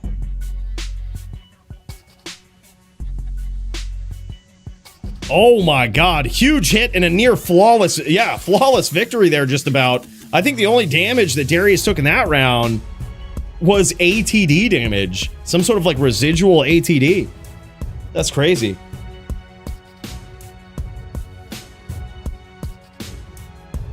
No shit, yeah, I actually, I worked my way down, Squigs, from, I was at 30 milligrams, like heavy Nic salt concentration. And over the last year and a half, I have slowly worked that down because I noticed that was probably a big problem. And I slowly worked that down to 3 milligrams. And I was like, I could either just go to 0, or I was like, I could keep the nicotine and reduce the puffs slowly. And I was like, and that way, like, you really get a grip on it, you know what I mean? Instead of, because I feel like if you just go from even 3 milligrams, which was a 90% reduction in nicotine intake, I was like, if I do that, it will still feel like you don't have it anymore, right? Like your body was so used to it, and then it's like, wait, where is it? Been there before. Tried it a couple of times, and it certainly went that way. Like, you know, I would smoke more. So I was like, I tried to drop it down to 0, but I was like, I ended up just smoking more. So I was like, okay, keep the 3 and just drop the puffs. Like 1 every day. Very slowly. Yeah, pure mental game, dude. You can't like shock your body. Your body just gets these habits, and it's like, especially if you're like me and you've been vaping for like fucking 15 plus years, maybe all closer to 20 probably. It's like, it's hard to give that up. You really, it's like, you got to treat it like a meth addict, right? Like you have to slowly remove it. Like you can't just quit. There's too much of a risk. There's too much a risk of like just massive bad withdrawals and shit. Just fucks you up. And granted, I could put up with that for like a week, but ain't nobody got time for that. Yeah, you'll rubber band, exactly. Yep, could set vape hours too, but I just figure the number of puffs is you can try to game that as well and take bigger, like longer puffs, but you can only game it so much where eventually you're just not taking in as much, and it's a very slow, gradual, like, you know, and eventually you think of, my plan is, you eventually think of ways to like save your puffs so you give it up for a little bit just so you can smoke more later, and eventually you get used to that, and then the closer you get, it's just like you end up doing that more frequently, and then eventually it's not that hard to just put it away for a while. That was my thought process. It works you into it more and breaks your habit of doing it. You think that you're still doing it by breaking your habit. That was my thought process. It makes sense in my head. You know what I mean? Holy shit, it's sixes, by the way, between these guys. Mecca and Darius throwing down 6-6 in the melee division between these two legends. This is nuts, man. It is back and forth, and you can see, I mean, Mecca was an absolute savage, climbing the charts, and previous champion himself.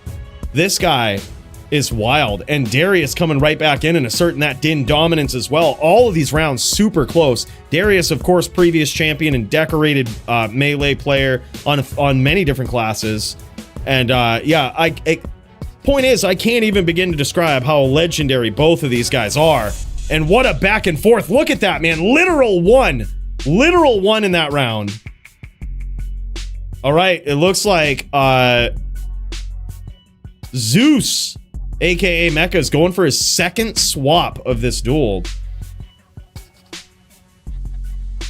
That's nuts, man. Holy shit.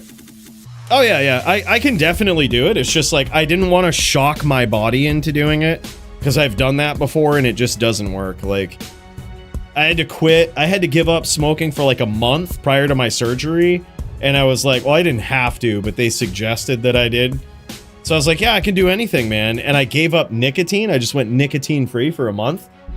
It was the worst month of my entire life. Like, and that was when I was smoking 30 milligrams. And I was like, I could never do this again if I wanted to. I was like, I'm so addicted to this. So I just developed a plan. I was like, it's going to take a while, but I was like, I know it'll work. Like, I know it will work.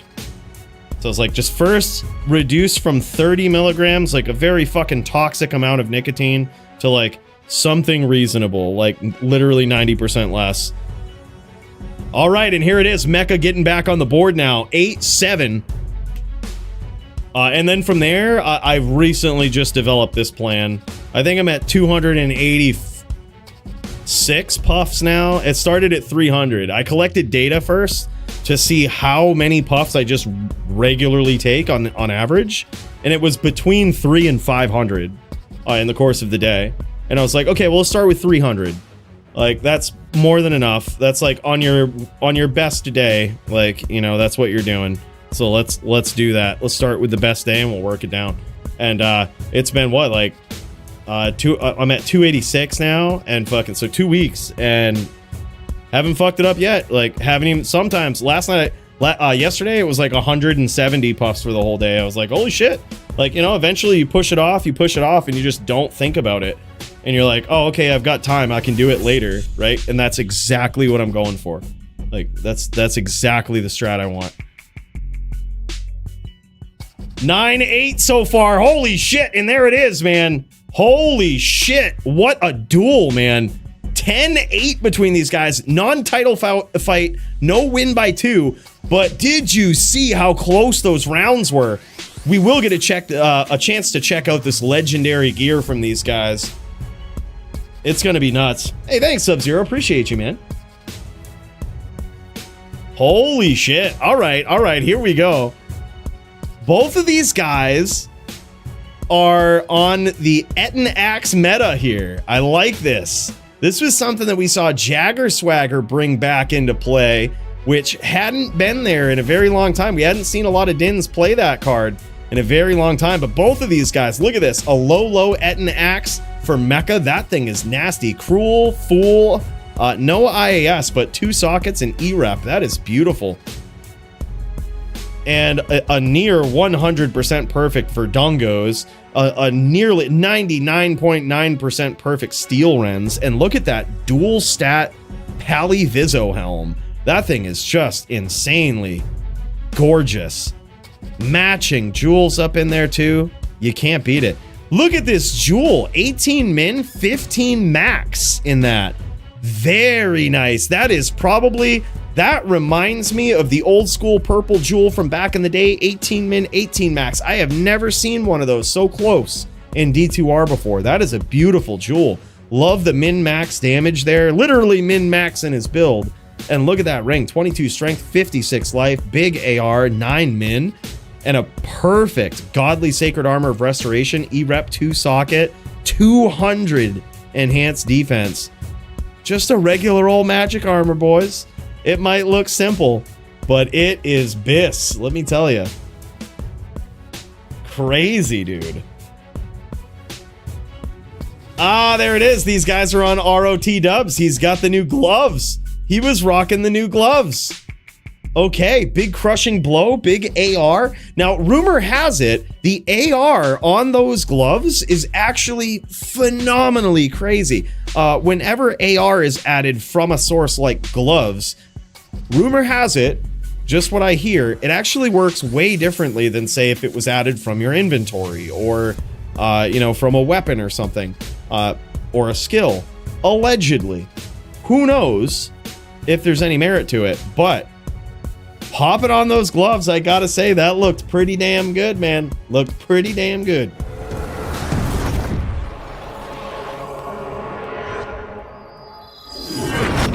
Damn, son. All right, who else we got up in here? We have got Nimrod throwing down. Let me peek in and see what's just going on here. Looks like he might be ominously, oh yeah, ominously waiting by the fire. Waiting for his next opponent to throw down, big throwdown, showdown. All right. Well, in that case, this is... Oh yeah, he knows we watching. He says, don't interrupt his din meditation. That's what it is. All right, well, that being the case, you know what? We've got to. I'm going to exit out of this. I'm going to fire up my other account here. And I'm going to get ready for an HLD match. Just a reminder, too, if anybody is interested in team duels, we have these new team duel channels in the Discord, which you can feel free to pop in there. That just lets people know you're interested in some team duels. If there's enough interest, you know, you might have to kick around a little bit, but sometimes we get some pretty lively team duels going there. So, you know, that could be a thing. If there's any Savage Barbarian players out there, feel free to pop in. I'm going to make a pretty easy to guess password here. We'll go GMPK. And if it turns shitty, we'll just peace out. Just how it is, man. Ain't nobody got time for that, you know? Ain't nobody got time for that. And let's check out the gear. Let's make sure we're ready for Jewel Van later, because he's a savage one. One might think that I should put DR on. Maybe I will. Maybe I'll put a little bit of DR.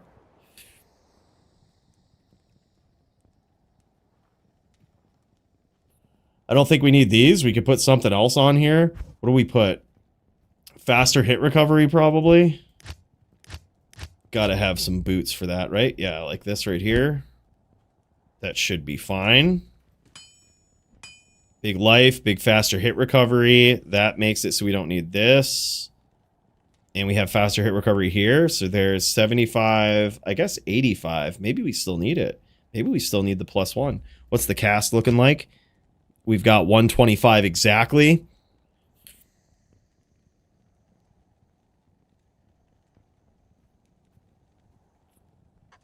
I think this is the play, man.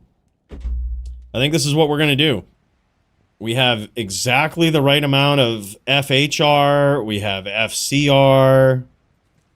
I think this is looking clean. We also have the ability of using Oak Sage, which is going to be particularly problematic. Now, here's the thing. I have a strategy versus Barbs that I don't see a lot of Necros do.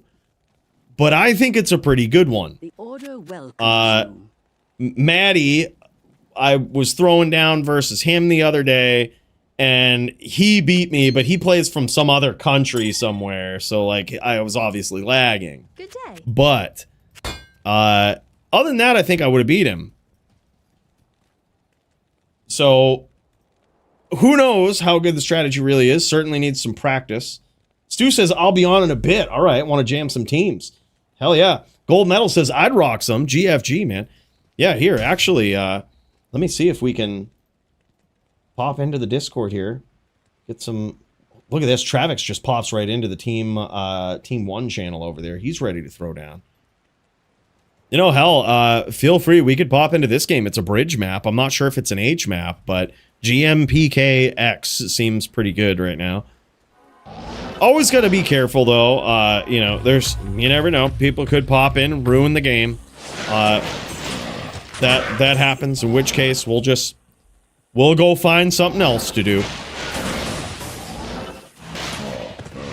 But this is looking, it's no H map. Well, that's too bad, but I mean, it's something. It's almost an H map.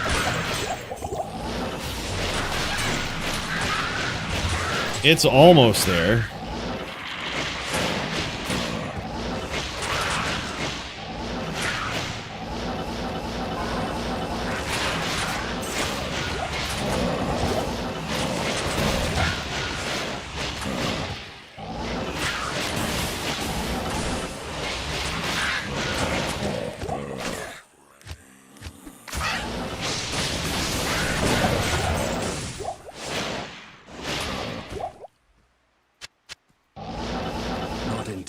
All right.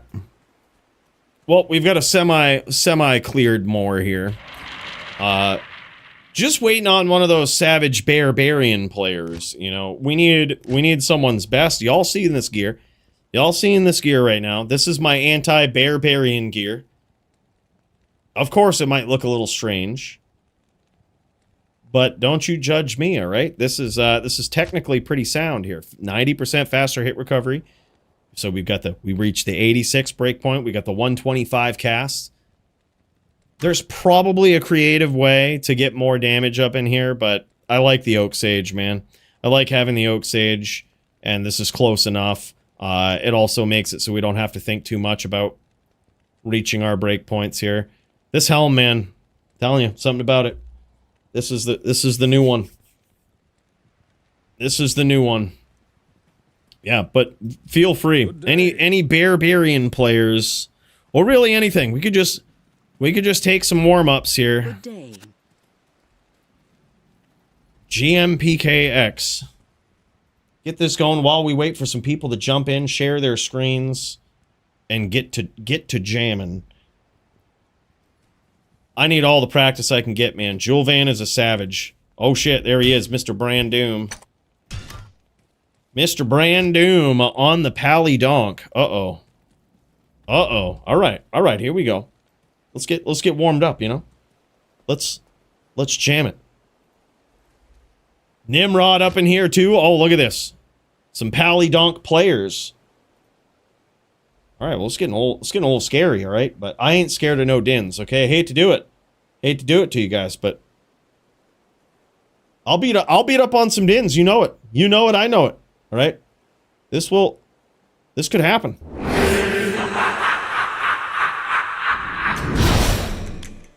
All right, training time. Don't die to me.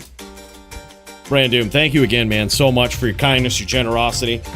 That support means a lot. It's gonna feel bad when I have to get violent on this Necro, all right? It's gonna feel real bad. Put me in for the BMF belt? Hell yeah, man. Even in one win death match, I pushed. Dude, that was actually really good. I gotta say, that is really insane. Help me. Yeah, push the pressure in a 1-win death match, except for like the 20 seconds after I got stuck. Yeah, you had to, right? You had to. I think that was really good, man.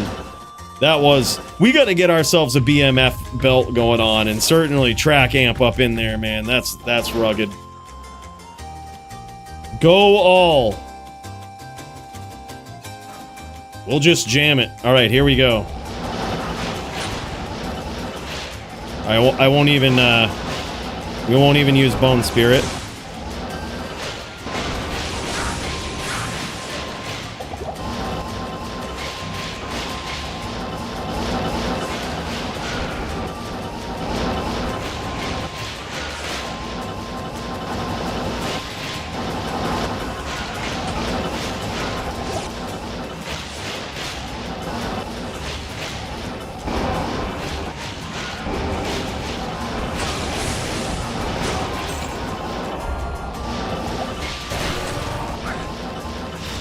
No Bone Spirit, no Bone Spirit, no cheesy shit.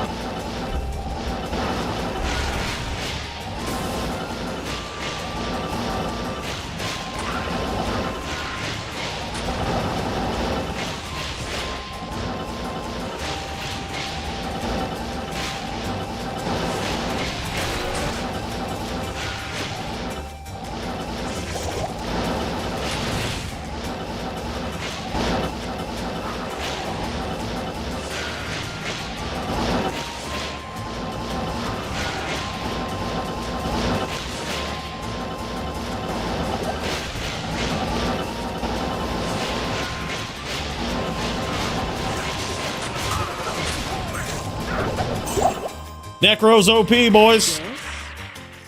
Not in town. GG. Necro's OP. Violencia, that's right. Greetings. That's right. Practicing the locks here. Practicing prioritizing, right? Was good. Was good.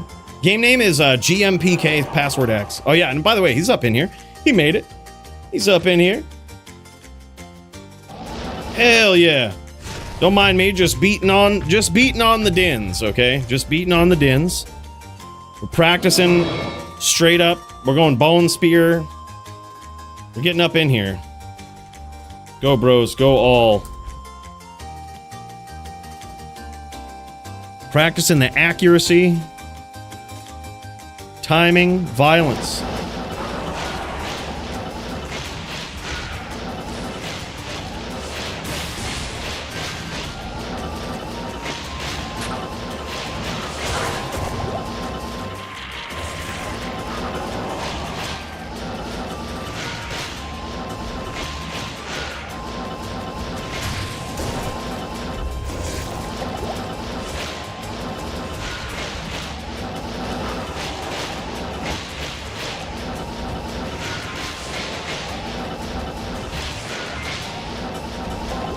And holy shit, Sam Ale the poet.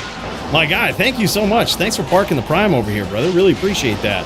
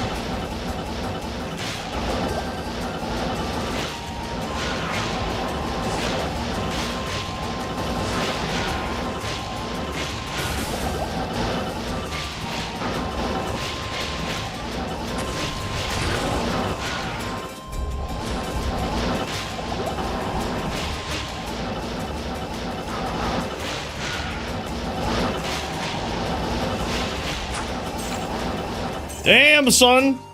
Necro OP. Necro P. The Order welcomes you.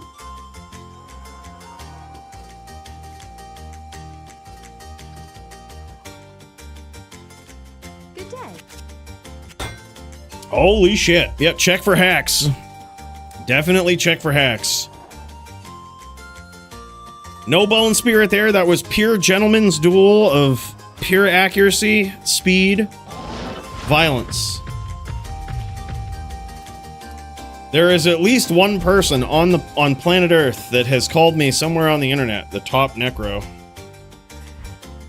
At least one person. So that is good.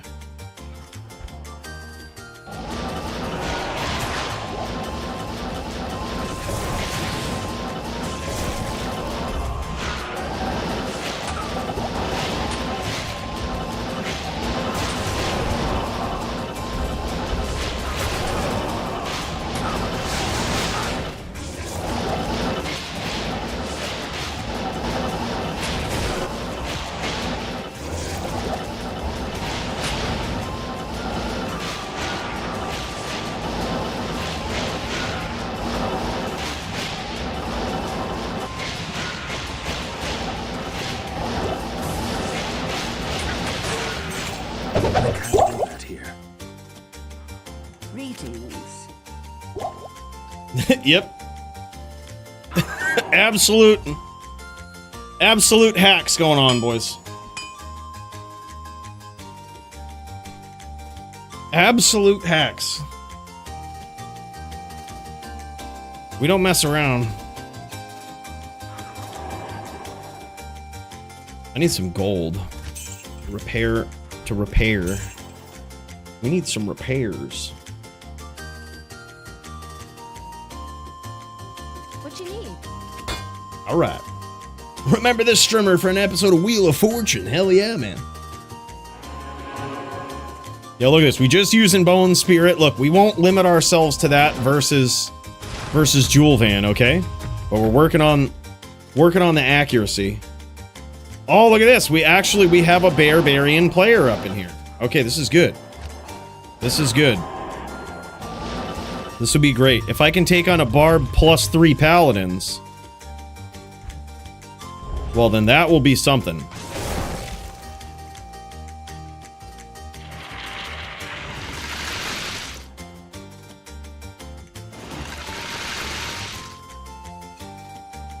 All right, this is not necessarily a great strategy versus a Barb, but, or I mean versus a Din, but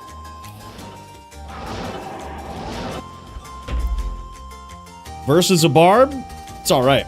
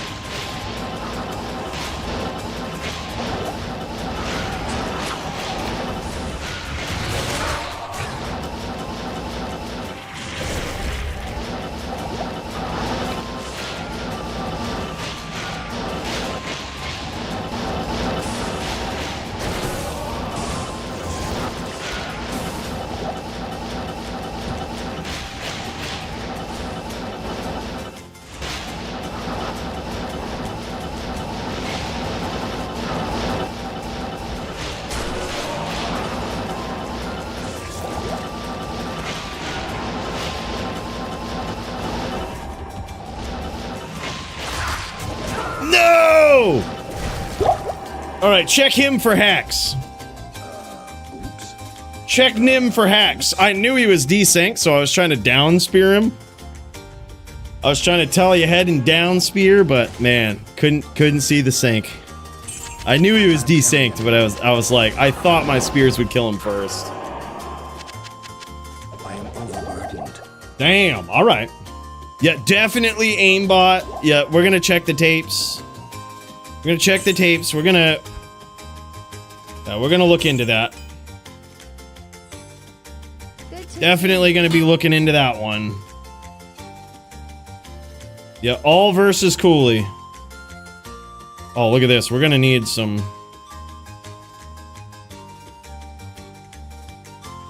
We are gonna need some green lungs on the Necro. We may need some boots. We may need some actual boots here. Magic res boots. Alright, we should be good there.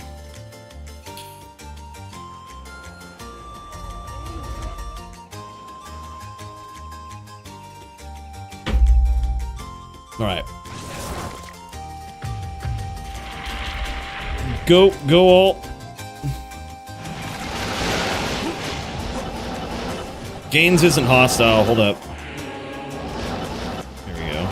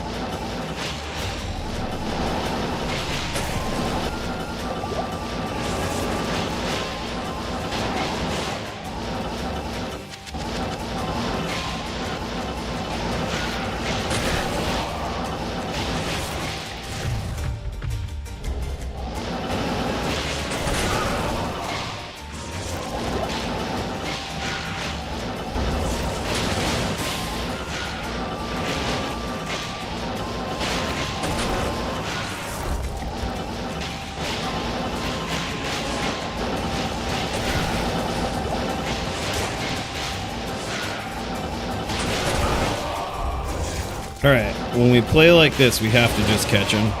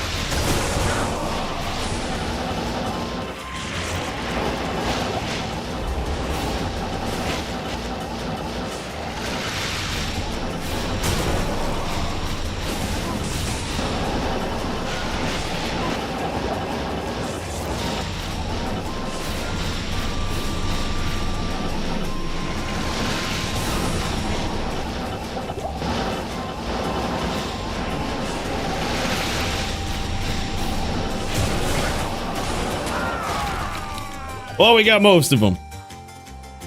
GG. We got most of them. Oops. What did we get? We got 5 out of 6. That ain't bad. Necro duels often turn very stupid. If you get an aggressor, if you get 2 aggressors, it's kind of a fun duel. But eventually someone turns into a non-aggressor, which forces the other one to turn into a non-aggressor.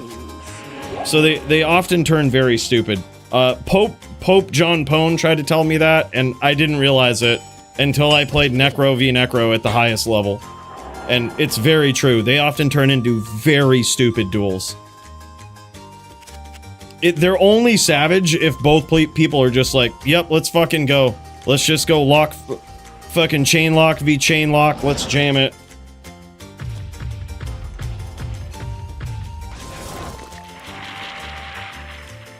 Hell yeah, good practice.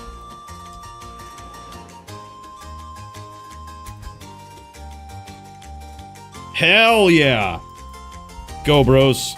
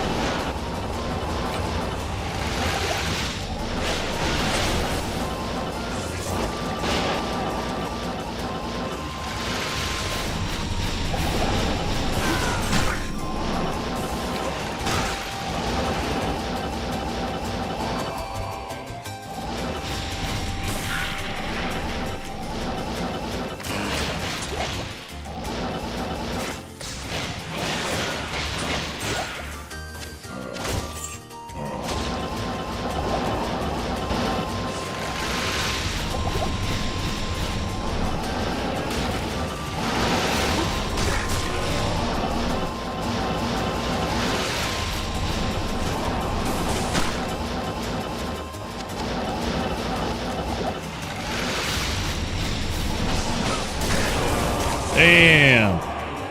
Yeah, it was I was like fighting for mana the whole duel. I couldn't do what I needed to do because I had 0 mana. I needed to like spam the more with bone spirits, but I had none. Like 0 fucking pots. So I had to like hunt monsters for mana. I think I could have done better in that duel though.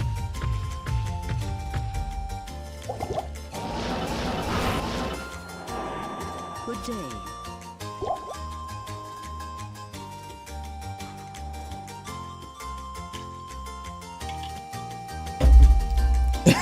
Right, Nim? He'll be like, holy shit, it seems like you're dueling a million people at once. Julvan's not gonna know what happened. He's gonna be like, you're dueling a billion people at once, it seems.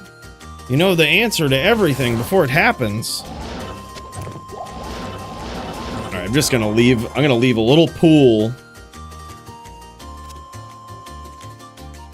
A little pool of manas out at random places here.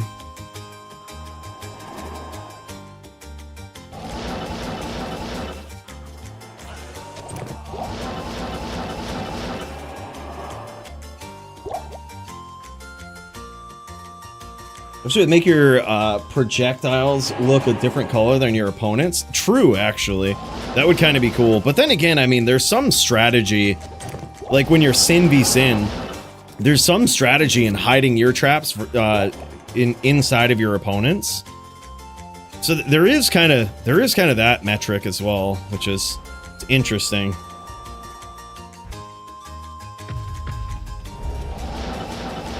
All right, let's try this.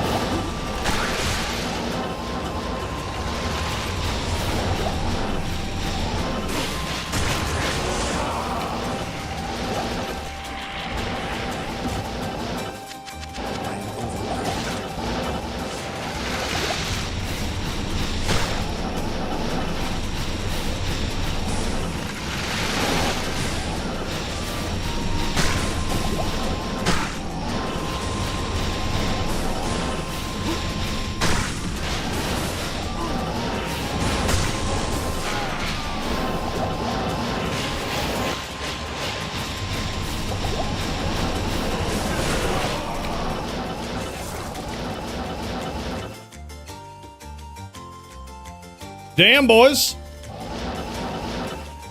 Damn, boys. Greetings. Holy shit. GG.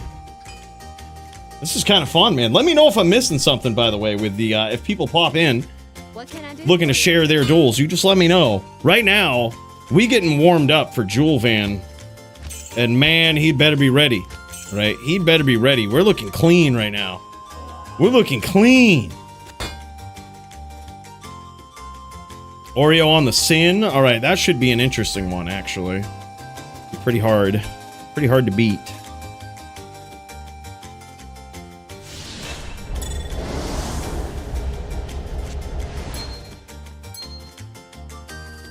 Gonna have to give up a little bit of damage, I think. Yo.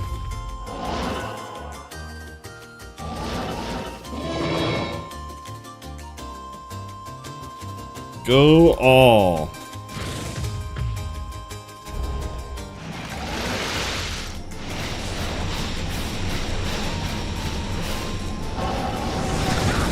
Oh shit, yeah, track amp, okay.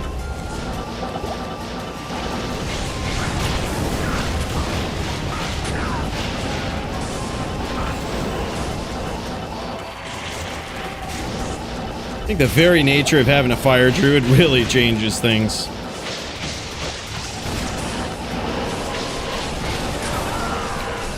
Got ganked. GG.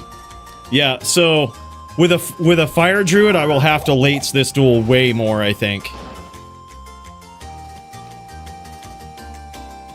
I think I will have to lates it way more.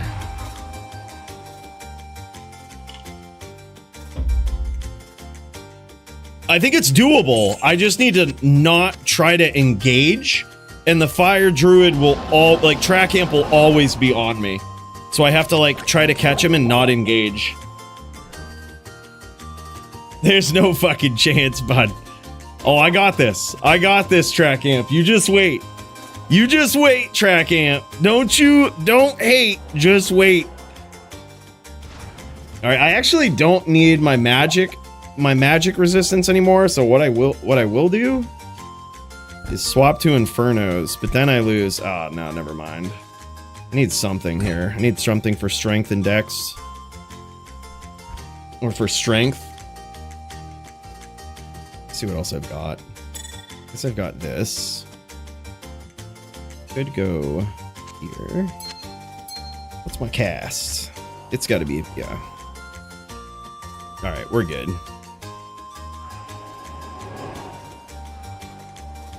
I've got this. I am overburdened.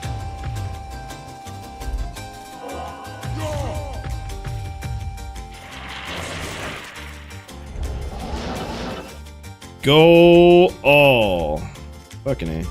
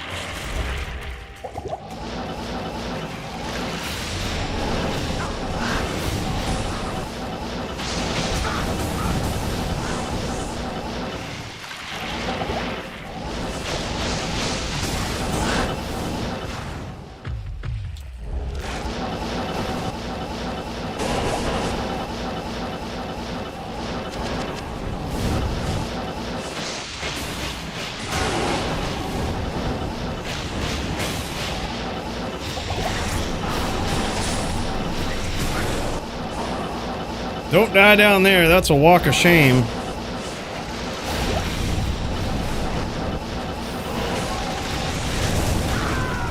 Yeah. It's the fire druid. That's the straw right there. That's the straw, I think. That's the one. I think I could beat... it would take an entire focus to beat a fire druid. That's what it would take. Easy clap. Easy, track amp says. Lycan and I are ready? Alright, GG. Thanks for the heads up. Sec melee match of the century.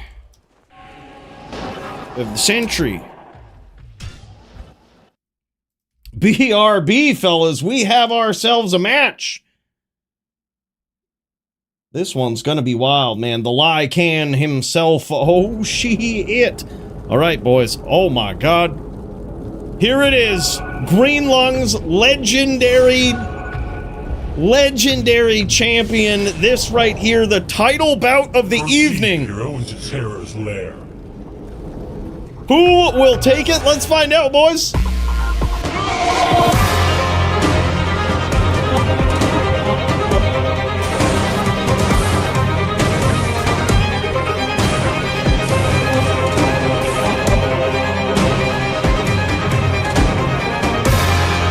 And in this corner, we have got Nimrod, previous DFC reigning defending melee champion, but today he's going up against Greenlungs, the new school, the newly crowned melee DFC champion of the world. And let me tell you, this is going to be the showdown we've all been waiting for. Long time since we've seen Nimrod back in the melee arena, and now he's just going straight to the top here. Back and forth in Greenlungs' first title defense in the melee division. So far, he's off to a great start, though, developing a bit of a reputation as the Din Killer on that Druid. And not only that, but also showing his prowess in wolf form last week versus Smolps. And damn, man, this guy, he's looking good. It's good to see this guy back up on top. I remember he was certainly one of those guys that Nim was not afraid of back in the olden days of Wolf v Din. But now the tables might have turned, because look at this big damage being thrown out by Greenlungs. That's vicious, man. And holy shit, Nim gets there! What is this? 2-1 now, still in favor of the champion. But Nimrod getting on the board. This is nuts. I'm excited, man. I'm excited. This is wild. Greenlung's gonna be trying to hold on to that title. Can you imagine if Nimrod comes back onto the scene and steals the title, holds onto it just like he always did? That would be not only the upset, but an impressive thing.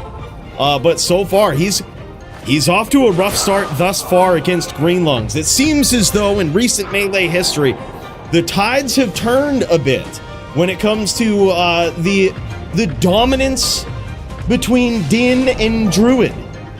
Right now, it seems as though the scales have tipped slightly in the favor of the Druid, with really not a ton that's changed, besides the fact that we sort of allowed fortitude versus each other in these matchups. And that was all it really took to throw the scales sideways in this legendary primal matchup in the melee division. But it's actually pretty close. Might be too early to tell who's going to take this.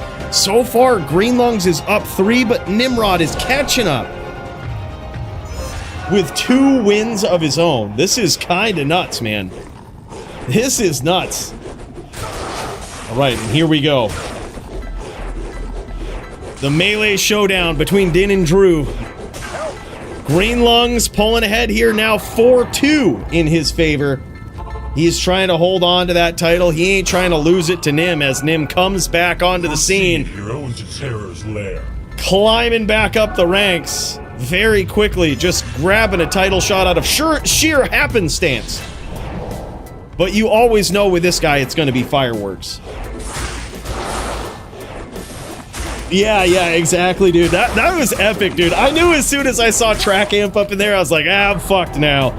I was like, I'm fucked now. The Fire Druid is so hard to throw into the mix.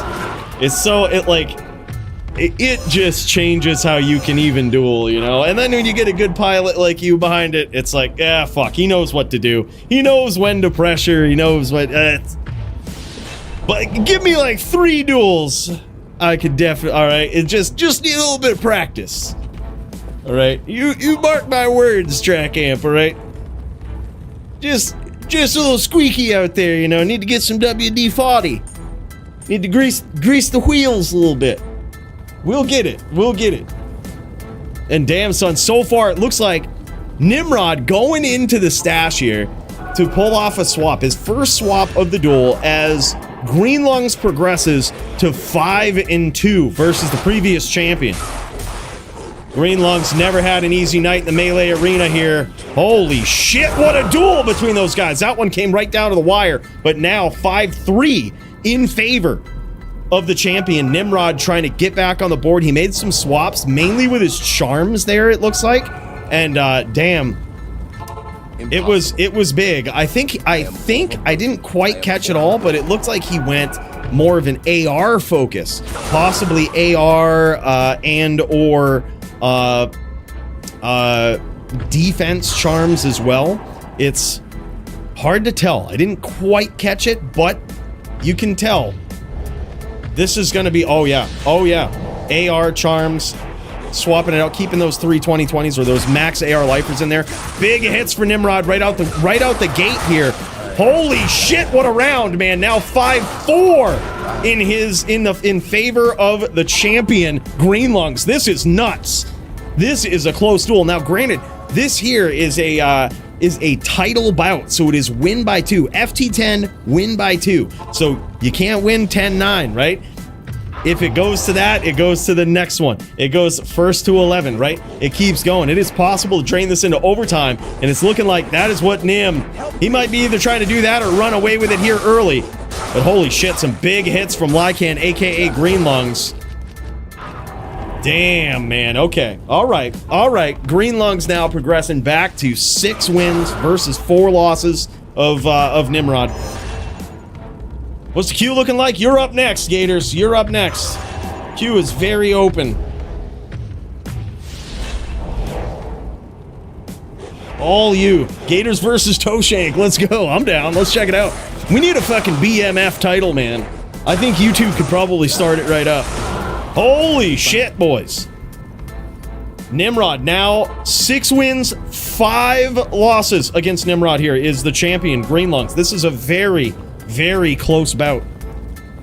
And he goes to his stash for a swap. You don't really see that a lot in this matchup unless there is something that's calling for it. And the adjustment that Nim made in his swap now brings Green Lungs to the stash. He's gonna have to address that AR issue.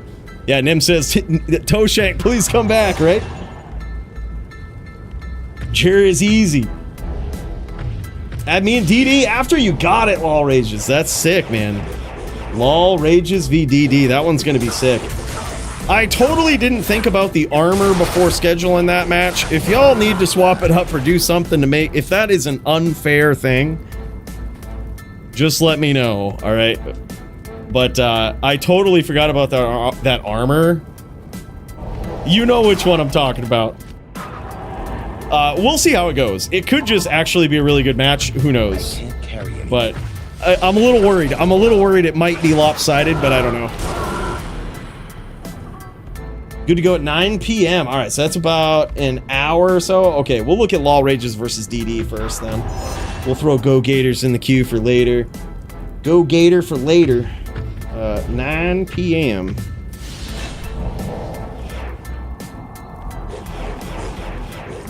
Hell yeah, dude. Hell yeah. I'm shaking and crying right now, Chiz. By the way, boys, it is 6s right now. Back and forth between these guys. And even in absence of the Oak Sage, Green Lungs takes that round. That was a wild one. It's now 7-6 in his favor. Still slightly in his favor. He's maintained his lead for this entire duel. But man, it's looking a lot closer than it was at the start there. Those first 2 wins were pretty dominant. Must have felt really good. But now as Nimrod climbs his way back, holy shit, man. Nimrod taking him down, evening up the score again, man. 7s right now between these guys. This is wild. This is something right here that a Din hasn't been able to do any time in recent history, man. Look at this, Nimrod trying to gank his Din over here. Get his Din ganked in the fire. Holy shit, this is nuts, man. He's got CA proc. CA proc.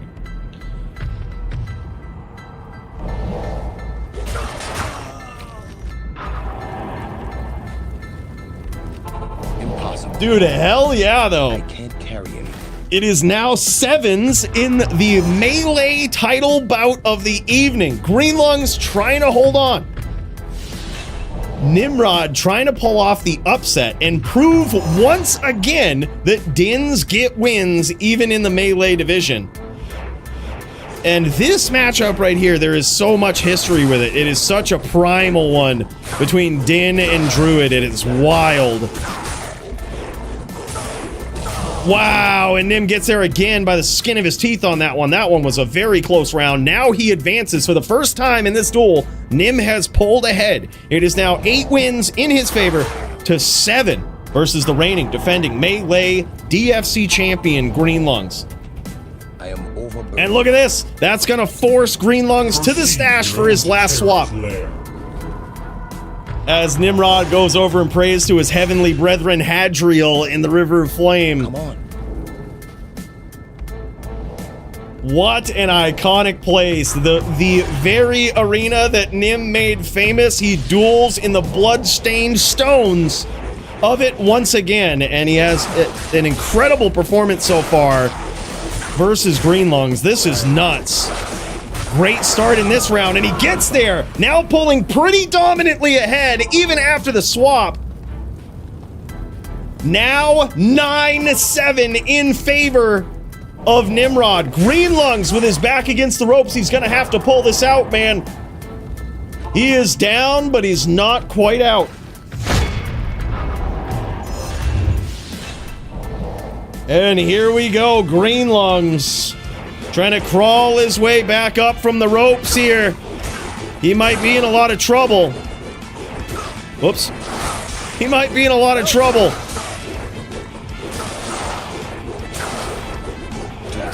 Oh, man, and there he goes. He needs one more of those to drain this into overtime. He's not off the hook yet. Greenlungs is gonna need this. He's gonna need one more win just to tie it up and train it into overtime, right? And here we go, man. This round right here.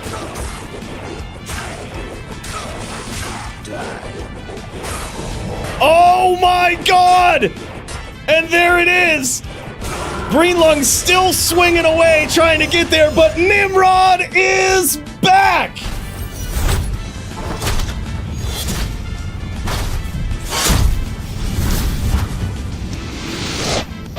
Damn, son! Holy shit! That was not expected at all, I gotta say.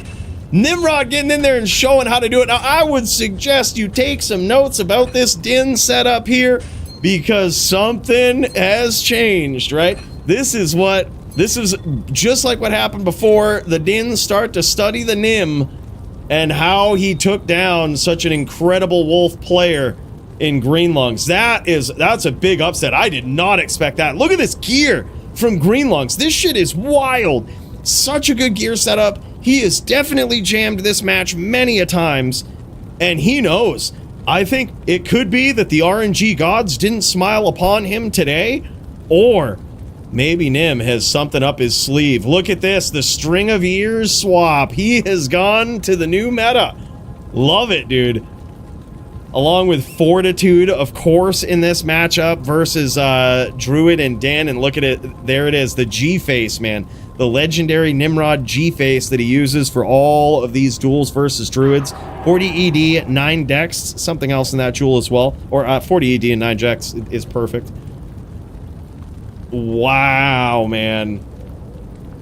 That is just wild. And there it is as he gives up the DFC Melee Champ belt. Back to Nim. Wow, man. The real question is, how long can Nim hold on? That was actually an incredible duel. Something tells me Greenlungs is going to be back. This guy is probably the most dominant Wolf Druid player in Melee right now. And I bet he's already crawling for a rematch, which I am sure we'll see, because that was an epic showdown. As Nim ominously returns to his fireplace, the new and once again DFC Melee champion. Damn, bros. That was wild. That was wild. What a match. What a match, man. Holy shit. All right. We also have on the queue here, we have got, I see Coach Jason up in here. Holy shit. We also have Wall Rages and DD as well for the LLD title. Let's check in with Coach Jason, though. It's looking as though this man might be ready to throw down in the melee division here as well. And that is going to be a nutso duel right there. Oh, here it is, baby. Here it is. Let's get this screen proper. Damn, son. Is he on a wolf? Oh, he is.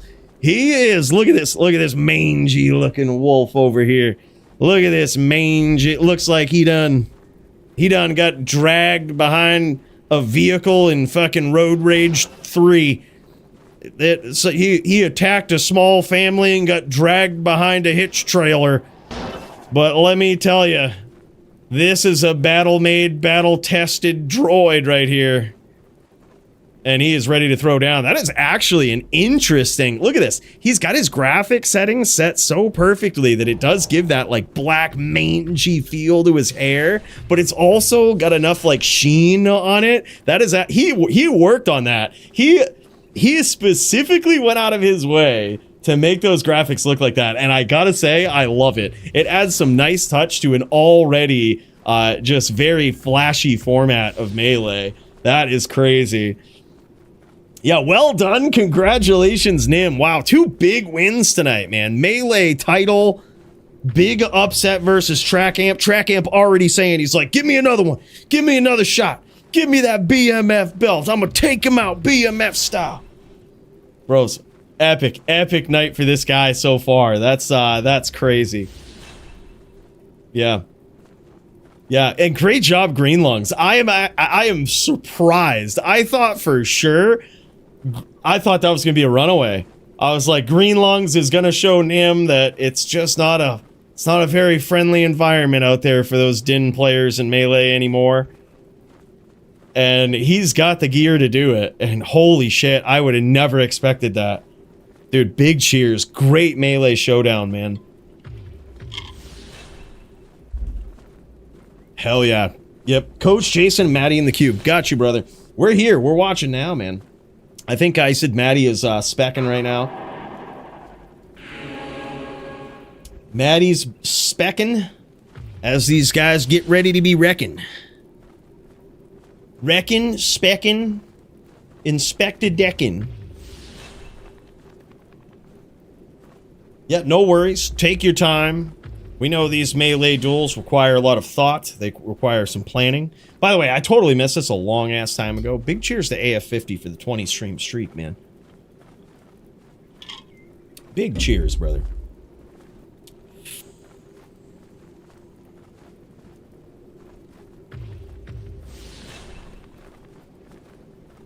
The respectating. Right, exactly. The respectating. Put some respecting on his name.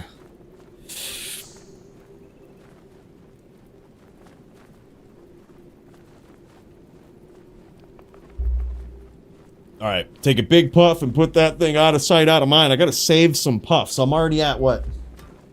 165. That means I'm over half. We gotta have a big smoke sesh later. We gotta save them. Gotta be smart. Gotta be smart. As a wise man once said, be smart, don't be a retort. You know, and wiser words were never said. All right, and here we go, boys.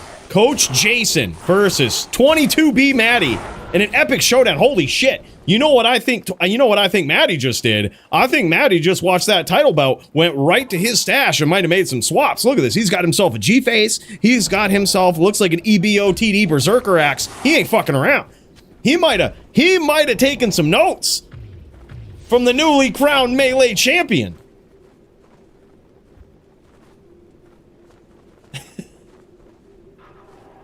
All tree, yeah. Meanwhile, I'm over here hitting double blinkers. Dude, hell yeah. Hell yeah. Wow, all right, 1-0 so far for 22B Matty, but how is this one gonna go? This Really could go either way. As we've seen the dominant era, the dominant chapter of these Wolf Druids, and you can see that vicious damage that Coach Jason throws down, rains down upon his opponent there. Those were some vicious hits. I believe both of these guys are actually, these guys are still on Classic, I believe. This is, I think this is Legacy. There's no easy way to tell. When you fire up like a regular, you remember Classic versus LOD? You could always tell. You know, it was so easy. One look at the life totals or, you know, something. There was such a different atmosphere and environment. It was so easy to tell. With this, not so much, right? Like, you have to see the stash, and I rarely pay attention to it. Now it's 1-2 in favor of Alpha, a.k.a. 22B Matty on the Din. Trying to prove once again that the Dins get the wins. But can he do it? I wonder if he went to his stash there, watching that melee title bout. Just rolled a 3-9-4-15 life leech EBOTD Thunder Maul. Not bad at all, man. But now, the real question is, I have Knots, what are you doing not rolling a superior base? Or was that a superior base? In which case, little worse of a roll, but still, not bad. It never feels bad. Truth be told, I rolled a perfect EBOTD in a video once, but it was a superior base that rolled exactly 400. It was just background footage, but it looked cool, right? It looked clean. Non-soup law, all self-found. No shit, that's awesome, dude. That's awesome. Yep, Small says, Druid Gang, here we go, baby. Holy shit, man. I gotta say, 22B Matty looking scary on that Din already in this matchup. This is wild. He has pulled ahead here as well. He has a lead, which is nuts. Are we seeing the shifting era here? It is still too early to tell in this matchup. It's still very early in Melee here. You know, for a Melee matchup, only 5 rounds with 2-3 in favor of the Din player, 22B Matty. But as we see here, it looks as though Vegas, aka Coach Jason, might be swapping out his helm. He might have swapped to a 5 Fury helm there. That's interesting. I believe that was also something that Greenlungs was interested in doing for his matchup, swapping out to non-metamorphosis. There may be a goal to there may be the new meta of swapping away from that to these elite, absolutely savage Din players here. But it looks like he's running into a little bit of a problem with the stat requirements that he has on the rest of his gear. If you don't stack it up properly, you're going to need to give up the ring, which gives you strength to put on a Raven and make up for the CBF that's on Metamorphosis. It is a process to swap off from that. Once you make a build around Metamorphosis, it's hard to play around it, man, because in one way or another, you are kind of taking an L by removing it, right? Your stat points might not be properly allocated, or you're switching something around that's just usually tends to be suboptimal. It's a fine dance with these Druid players making any swaps. That's why you rarely see it. It's not often that you see a Druid player swap. It does happen, but it's often very, very subtle, right? Very subtle, usually handled in the inventory, but whatever it was, Coach Jason showing how it's done, tying up the score. Now 3s between these guys. What did these Dins change? I don't know, man. They were using G-Face before, right? They were using BOTD. They were using... I don't know, I guess Nim had a 40 ED 9 Dex Jewel in his shield. He was using String of Ears, which is interesting. Especially, which I think that really pays off against the non-metamorphosis druid, because then you're using, if you have any elemental damage, whether it's from the new gloves or any other like lightning damage, something, right?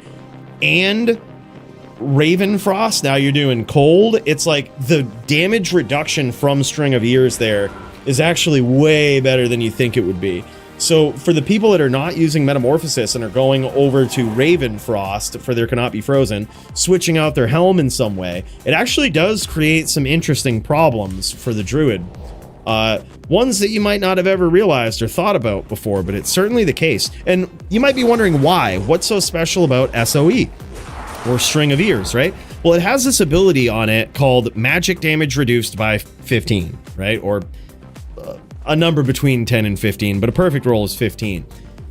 There's a weird bug in the game, or call it a bug, I wouldn't. It makes sense. It's probably how it should work, right? But what happens is when you take damage, all your damage is kind of lumped together, almost like you would see it on the character stat screen, right? And when it gets calculated onto a player, the checks and barriers in the way of reducing damage sometimes can act very weird. For example, if you have any elemental damage, such as the damage on Ravenfrost, and then you hit someone with a physical attack, even though your elemental damage, which was 45 cold damage, gets reduced to basically nothing in PvP, they still take 1 cold damage.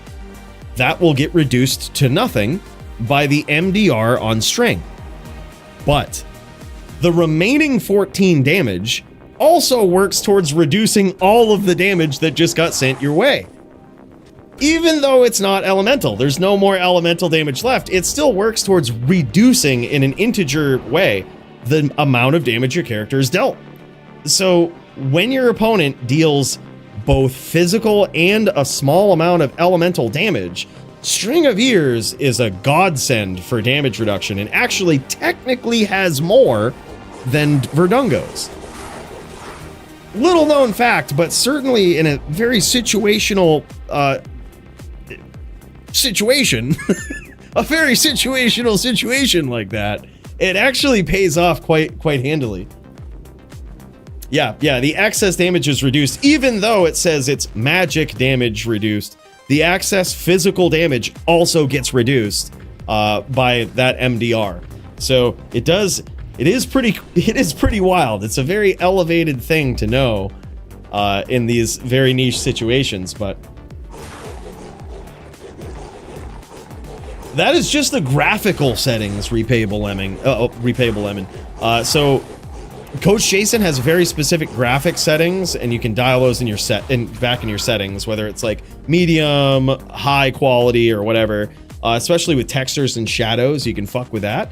And for some reason, it changes the way the druid looks. Like, changes the color of his fur. Like, it's wild. It's so noticeable on bears and druids. Yeah. So you can basically make a custom druid by messing with your graphical settings. You know, custom looking druid. Can have a pure white wolf with the highest graphical settings. You could dial it back to lesser quality. Oh, and there it is. So he's showing off ambient occlusion quality off. He has otherwise very high settings. I didn't know that. Ambient occlusion quality is what it comes down to. Holy shit. Yeah, because I have my graphic settings set very high, but he's just I was wondering how he did that. I was like, how does your druid look brown, but the graphics are actually really high? I kind of made an allusion to that in the beginning of this duel, but I was like, what? How did that happen? That's how. Ambient occlusion settings. So screw with that. That's the one. And holy shit, here it is. It's now. Don't say it, boys. Don't say the score. Don't say it. All right. That's what it is, though. Still in favor of 22B Matty, I believe.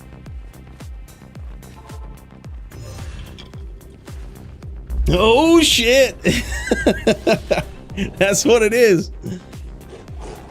That's what it is. All right, here we go.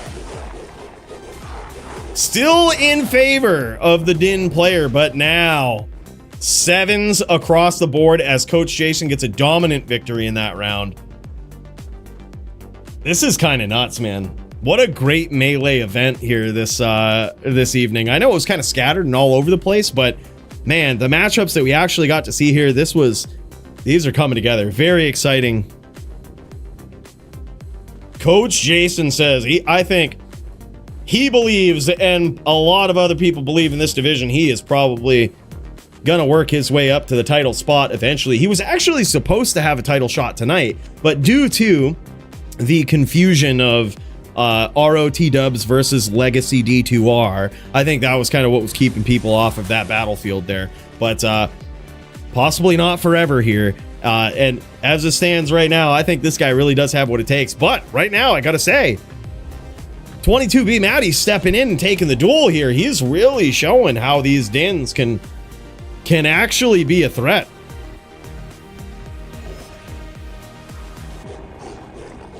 Should do an expansion belt and the ROT dubs belt. You know, could be interesting. You're not the first person to say that. You're not the first person to say it. It would be a lot harder to track and we'd have to think about it, but you know, I'll write it down. I'll make a note here. I can't make any promises, but I'll think through it. Versus Legacy belt. I don't know how it would work or how we would pull it off. It would further fragment the melee division, and right now it's pretty healthy, but it may not always be that way. 9-7 as Coach Jason pulls ahead on this Druid.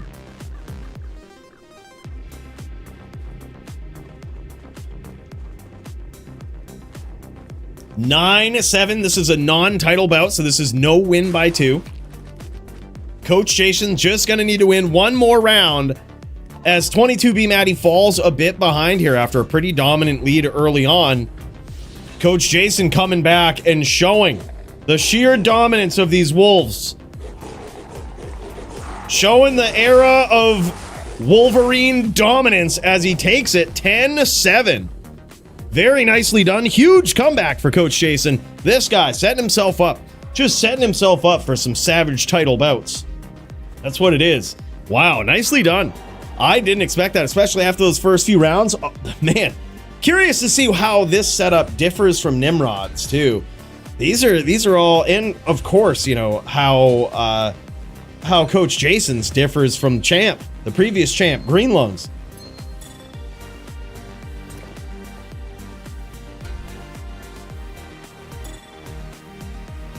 I think Metamorphosis was the big difference for Coach Jason anyway. That Metamorphosis is really making a...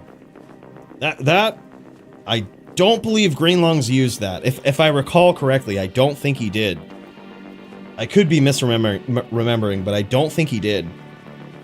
And this is looking very Nim-like, very Nimrod-like right here with his setup, and he has a 30 max damage jewel in his shield instead, and a 40-15, which is, I don't believe, necessary. So that could also be a subtle adjustment from Nim in this matchup that saved him. But like the 30 max damage, that's interesting. I think Nim was using 40 ED 9 dex.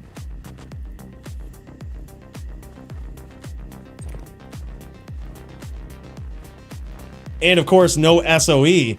No SOE for 22B Matty. GG's, brother. That's insane. Great duel. What's up, Matty? Just got here. Tell me what happened and how badly did Coooley lose? All right, Bruno, you want to practice banning? You want to practice banning someone for your birthday? All right, just click on that name, whoever that Matty514, whoever that is, and just click ban. Just ban him. Yep, just give him the axe. Kick him right out of here. Don't even know who that is. That friggin' guy seems like a troll. Please no BM, lol. All right, boys, let's kick over to the title bout of the evening in the level 30 division. DD versus LOL Rages. This one's gonna be nuts.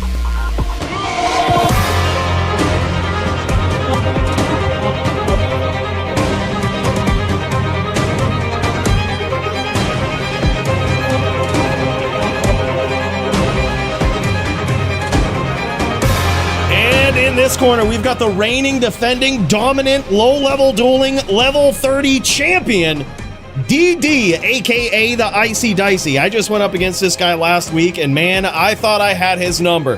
He was on the Warlock. I thought for sure I had been smashing Warlock players, And holy shit, I gotta say, man, it was looking good right in the beginning. I was 3-1, had such a lead, and this guy came back like nobody's business, man.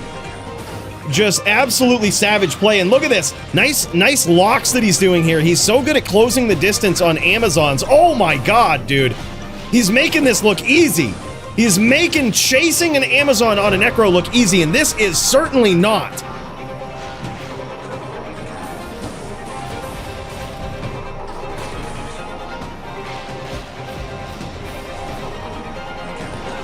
Oh my god, man. The timing of this too. Look at the subtleties of his timing as he swaps to a different telestaff. He's gonna have to key teleport again. This is wild, man. He did catch a few hits here. He's trying to block some arrows. He's trying to get his opponent back on screen. He doesn't want to go chasing him. He doesn't want to go looking for him. And you can't blame him.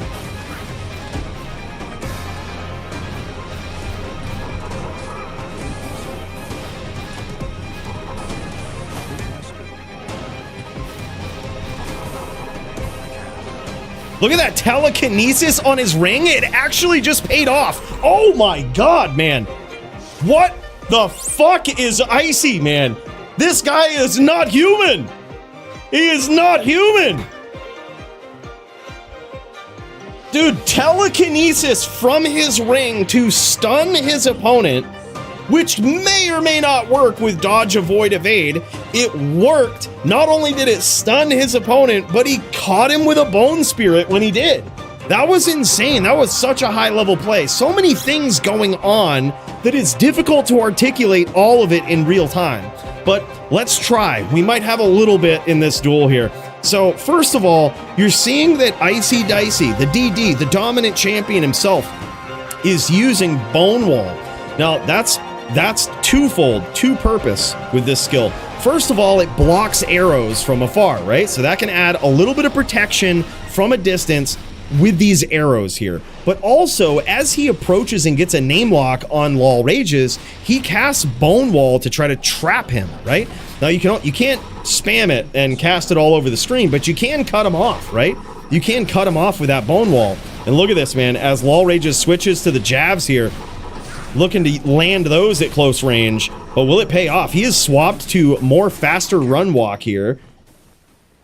A very interesting play for this round. But then the other thing that that DD is doing is he's locking on, and look at this. He swaps to throw.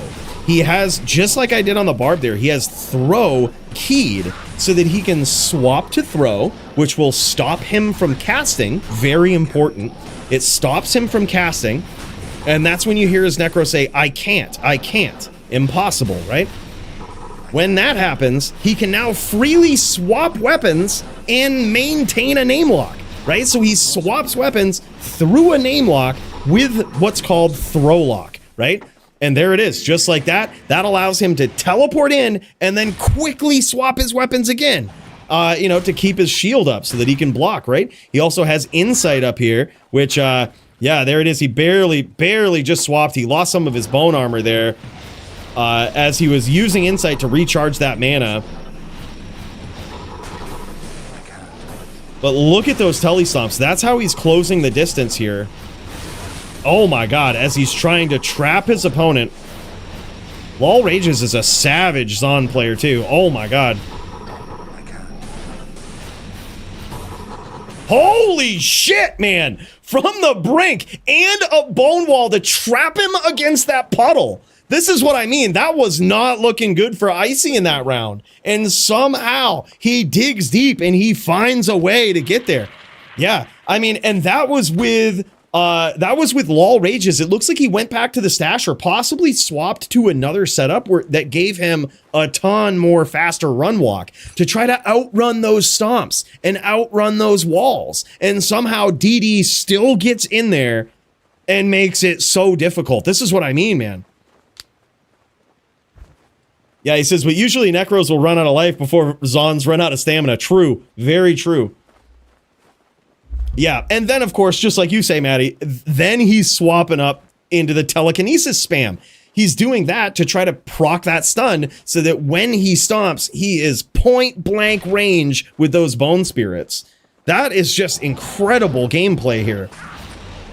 He catches some big arrows early from Lol Rages, though.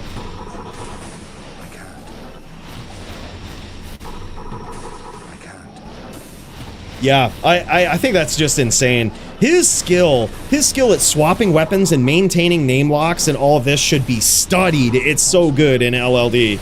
Like, this guy is I mean, this guy is the toe shank of LLD, I think. That is DD. That is the Icy Dicey. I mean, on so many classes, against all odds, a lot of times, he finds a way. Very, very skillful player. And look at that, just traps him with telekinesis in a corner like that. That is just such a subtle thing that you don't see many players do. And damn, son, goddamn, 3-0 so far against a matchup that I wasn't even sure how good this was going to be. This is... I'm not sure if Lol Rages has the new armor on with, like, magic resist or whatnot. I was wondering if that would even be a good play. But damn. Yeah, I mean, he did have a nice spirit train there, too. By the way, what's up, CMC Grizzle? Yeah, he had to have a nice spirit train there, but even you can have the nastiest spirit train going, but if you don't have a way to set it up and to capitalize on it when you get that stomp, it's just gonna all die out, right? And you see so many times, like in that last duel in round 2, Icy Dicey just saw that his opponent was right by a puddle, so what does he do? Casts a bone wall so he can't get out of it, right? Like, just one bone wall, sure, you can't use bone prism, but when your opponent is right in between two puddles, bam, bone wall, and he can't get out. Like, that was just such environmental awareness of this as well. Like, the situational awareness that is required for this build is wild. Yeah, good to see you, man. Good to see you, always. Yeah, that name lock combo that he does, Squigs, I gotta tell you, you have to study it. I mean, I always knew it was possible, but I think it was DD. When I saw him do it, I'm like, oh yeah. I theorized this once, and people actually do this, like, and they make it look clean. That's why I tried it today. I looked like shit when I tried it versus Smolps. I got fucking punished every time. But, like, DD, look at his timing with it. He's trying to time his opponent, too. Look at this. The pause, and he's waiting, trying to read his opponent's mind to be like, okay, he's just far away enough where I think he's going to stop and shoot. Then he'll telly. It's like he's trying to read his opponent's cadence as he walks across the moor here too, which is so wild. Traps him with a bone wall again, catches him.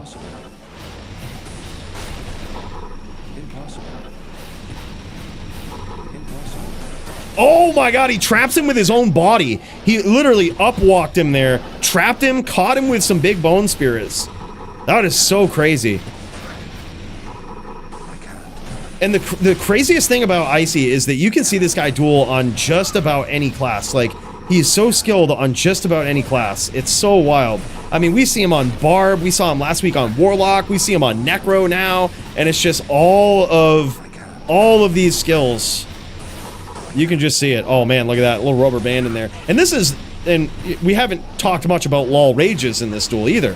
This guy is a fucking savage too. Like, he is probably, I'm going to say, up there in the top tier, top echelon of Zon players, period. But also in LLD, he particularly shines with a very special, very refined skill set.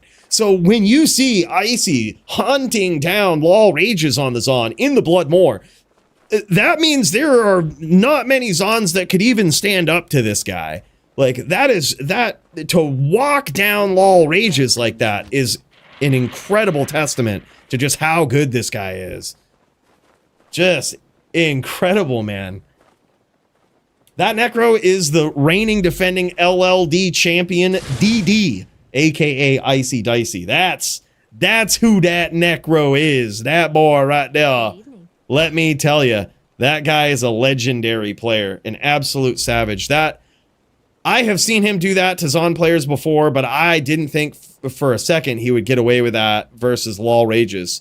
I thought he was just stunting on people before, but hell no, man. He does it under pressure like that. Yeah, gotta check this gear. This is nuts. I think he's 9-0 now. He has got to be the most dominant reigning defending DFC LLD champion of all time. I think he is. Yeah, like look at Lol Rage's gear here. This gear alone is insane, right? Really, really good gear. We're talking 5-6 point rings here. We're talking top tier dual passive, like 2 passive 30-20s or 32 sockets. Like just insane with so much other good stuff.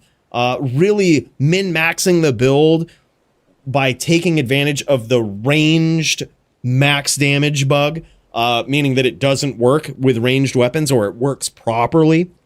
And man, just literally coming right down to a T, figuring out every possible angle with that build. It's an Incredibles on build, an Incredibles on pilot.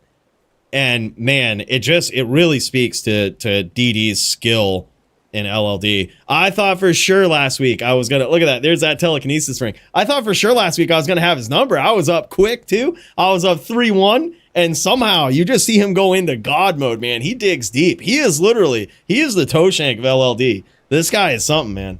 He really is. Next level player. Yeah, that ring is crazy. That whole gear is crazy. That shit is wild.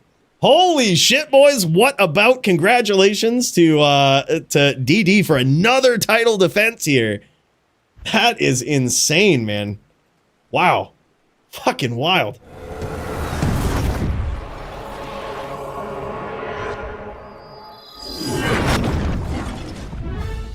All right, boys. What have we got here? Who in the Discord is ready to throw down? Let's check her out. Oh, we've got a few people up here. We've got Andy Man, AF50. Let's make a little queue here.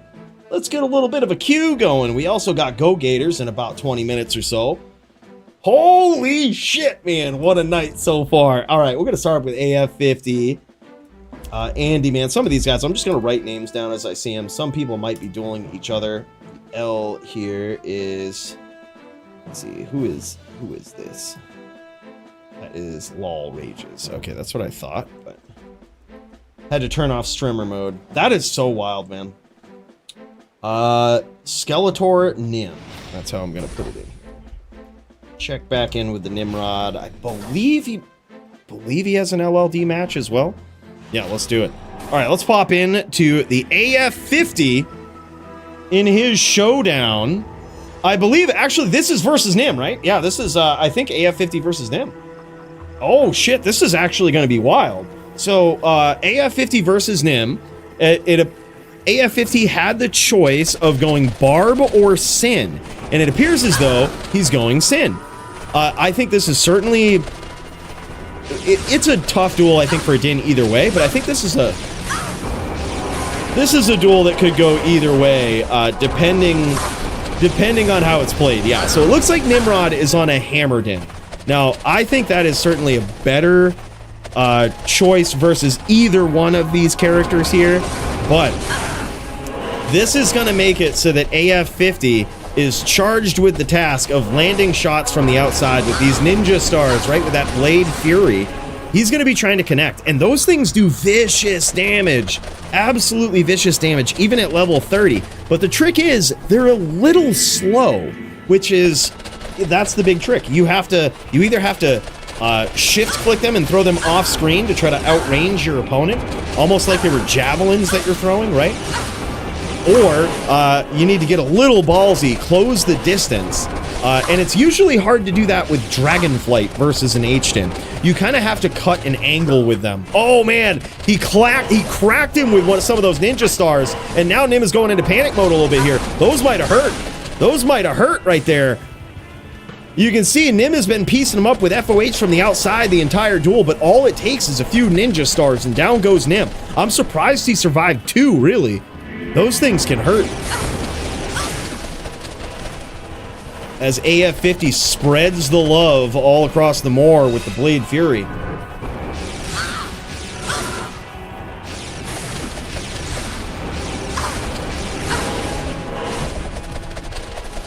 Cirque's so good for one open socket. You can't get that much mana from 2 open sockets. Good observation. Oh, by the way, Stu, thank you so much, man. Y'all got a team game up. That's sick. DFC 127XX. GG, that's cool, dude. Also, a subtle reminder that we have new team channels in the DFC Discord. So be sure to check those out. There might be some people in there now. Let's see. Yeah, Stu is up in there. He's trying to get a team game going. Hell yeah, I think that's awesome, man. I hope you get one. We had some real good ones going a couple weeks ago, and it's like, man, this is going to be nuts. Holy shit, AF50 lands it from way off screen just like that. I told you, that's how you got to do it. You got to either manage that distance, spread the love with those ninja stars, and punish your opponent for staying on that FOH train, or sometimes you got to dare to get a little ballsy, but it's hard to do with Dragonflight, as I was saying, because that will actually just auto name lock your opponent. And if you're going up against the Hammered In, and they're spinning hammers, you're just gonna take a hammer, and it's rarely worth those trades, right? Now, potentially you could put on the armor and not give a shit about it. Perhaps that's a thing you could do now. The Horizon's armor, level 30 requirement, or less, actually. Level 8, I believe. And it has 30 magic res, which is kind of wild. But I think Nim really is incentivized to stay on the outside here, though, regardless, because he's actually doing about 25. Nice hammer damage there from Nim. He's actually incentivized because he does do decent damage with the FOH from the outside. It's like 25 actual damage by the looks of it. Now, granted, AF50 has a little bit of rep life. He can heal that back over time. But, I mean, as Nim keeps up those FOHs, it does get very demoralizing because it puts the pressure on AF50 to close that distance to get in to land a shot. Otherwise, it just sends him the message that, well, if you don't do anything, if you can't aim those ninja stars better, I'm going to pick you off with FOH from the outside. And he's certainly going to land all of these FOHs as AF50 tries to heal back some mana with Insight. And that's because he doesn't have the added benefit of Dual Claws, which will give him the perk of being able to use Weapon Block, which can block anything, just about anything in the game. And certainly FOH. Yeah, it looks like Nim might have got hit by one of those ninja stars from afar, and he says, Jesus. Like, literally plays so perfectly here, and then just gets cracked. Yeah, look at that, he's very low. Gets cracked with one of those ninja stars, and now you see how vicious those are. Nim's gonna probably try to use that FOH. Now, one trick that you can do versus Blade Sins that really fucking pisses him off, right? Really tilts him sideways a little bit, is CT casting your FOH. It makes it very hard for them to Dragonflight you, but it also gives you so much range that, like, they are forced to start running around the map, right? So if you, like, CT cast your FOH, you are always out of the range of the ninja stars. They have to get creative to close the distance, which it looks like that might be what Nim's trying to do, trying to set up those hammers as AF50 runs into him. Yeah, CT casting. So what that is anytime you open up a UI screen or a UI menu on any side of your screen, whether it's your inventory or whether it's your stat screen or your character tab, you know, what you'll notice is that your character shifts to one side of the screen. Holy shit! Nice catch there from Nim as he evens up the score at 1-1. And when your character shifts to a side of the screen like that, it's not just a visual thing. You can cast through your UI screen. So you can drag your cursor past it or click past it if you have it set up right. You can click past it and essentially cast further.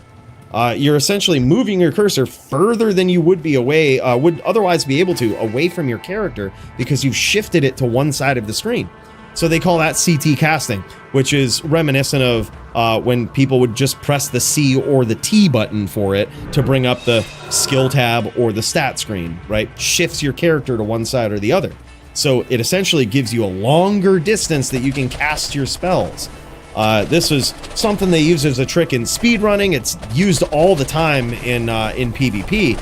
But you can also do it with, you know, with your skills in PvP. You could open up your skill screen and drag your cursor to the right and cast FOH even further to hit your opponent, staying way out of the way of most of their attacks. Oh my god, big hits there from AF50. He's looking real good in this round. He's probably going to be patient. Looks like he's activating Burst of Speed to increase the distance here. Giving up a little bit of that light res temporarily just so that he can quickly outmaneuver. Swapping back and forth between that and Fade. Very high level play here.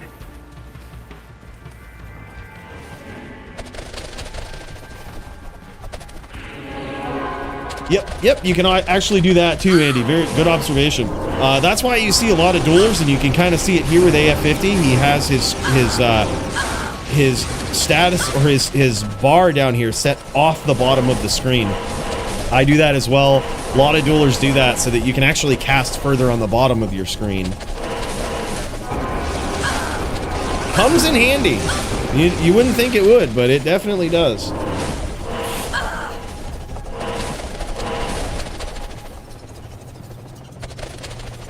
Yep, and it also works the same, like you said, with the CT windows. It sets them off the screen a little bit, which is different than how it used to be in LOD. In LOD, there was no way to do that. You couldn't actually click on the screen, but what you could do... He says, oh my god, I will. No problem, just beat him up a little bit. Just beat him up a little bit, we'll call it good. There we go, good enough. One more. Good enough. Yeah, there we go. Good enough. Looking clean. Looking clean. Thanks for stopping. Thanks for pointing that out, Nim. Things happen. No worries. It happens. We've repaired the duel. Oh my god, an AF50 with a long range. Holy shit, man. God damn, that was savage.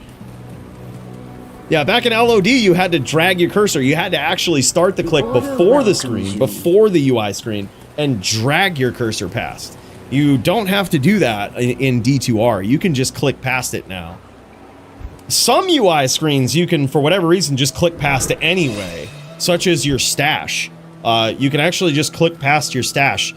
You can prove this to yourself by just dragging an item, clicking on an item, dragging it up to where your mercenary's portrait is, and dropping it on your mercenary while you're in your stash. It will swap it out. It will work.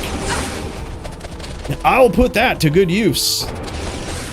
Never have to leave the stash at all. There you go. But it doesn't work like that with all UI screens. But regardless, it doesn't matter because you can adjust. You can calibrate your screen to the point where you pull the UI off the screen a little bit. So then you can just actually click past it. That's crazy. Wow, yeah, he is taking some big beatings from them ninja stars, man. I think it was still possible to click through before, but only on certain screens and not all locations, if I remember. You might be right. You might be right. I really only noticed it when I didn't CT cast much back in LOD, and certainly didn't try any fuckery like that, but you might be right. Look at that, trying to regen some of that mana as AF50. As Nim closes the distance, but gets caught by those blades. Damn, son. Holy shit. A dominant victory on the Sin here for AF50. Or 3-1 so far. Sorry about that. Nim said GG's. I thought it was over. Nim still has the ability to pull this out. But here's the thing. Nim really, you know, he's fallen victim to those ninja stars, man. Closing the distance there. He's getting caught as he's coming in, even way off screen. AF50's got some incredible aim with those. So what Nim has to do is he's got to trick him. He's got to just make him think that he's on that FOH plan. He has literally just got to throw up that FOH, keep him guessing, just make it seem like he's not doing anything else. He's on the FOH plan and he's not even a hammered in. That's basically all that he wants to do. But yeah, he's going to be very careful because look at that, man. That's why the CT casting of it is clutch. Another thing you can do is as AF50 runs around trying to look for these angles, if you really want to roll the dice, you can get in there, charge in, charge out. AF50 knows how this goes though. So far, he is not really going to be too afraid of the FOH because he has beaten it for 3 rounds now. He's beaten it for 3 rounds and he thinks he can do it for another one. But it is adding up. I'm not sure if Nim has actually landed a hammer, if all that is FOH damage. Perfect angle for a CT FOH there.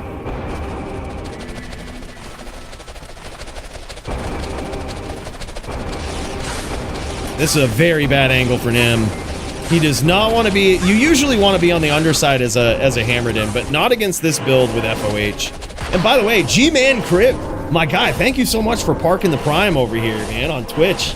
Big cheers to you. That is, appreciate that support, man.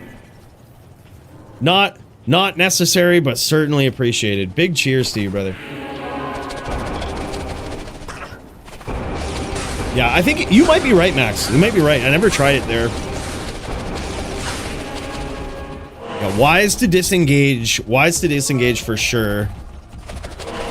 Oh, nice hams there, but a dangerous spot now. Oh! And holy shit, I have knots with the 300 bits. What? Bro, big cheers to you as well. That is super kind, man. Big cheers, brother. Huge! Appreciate you, dude. Much appreciated. Not necessary at all. Not required here, boys, but much appreciated. Nim's still charging in and actually looking for this angle here, which it's very dangerous to do that. But you got to applaud him for getting in and trying to make it happen. But as AF50 sees that frustration and that angst of looking for the angle, he's sitting back happy. That's like exactly what he wants. And holy shit, another 500? What? My guy. Bro, big cheers. Thank you so much for that. Huge. Keeping that hype train going, man. Or starting it up. That's crazy. Dude, thank you so much. Huge! Nim repping back a little bit of life here too. I like that. I like that. You gotta making your opponent come looking for it, right? Just trying to kite him in. Trying to conserve some of that mana.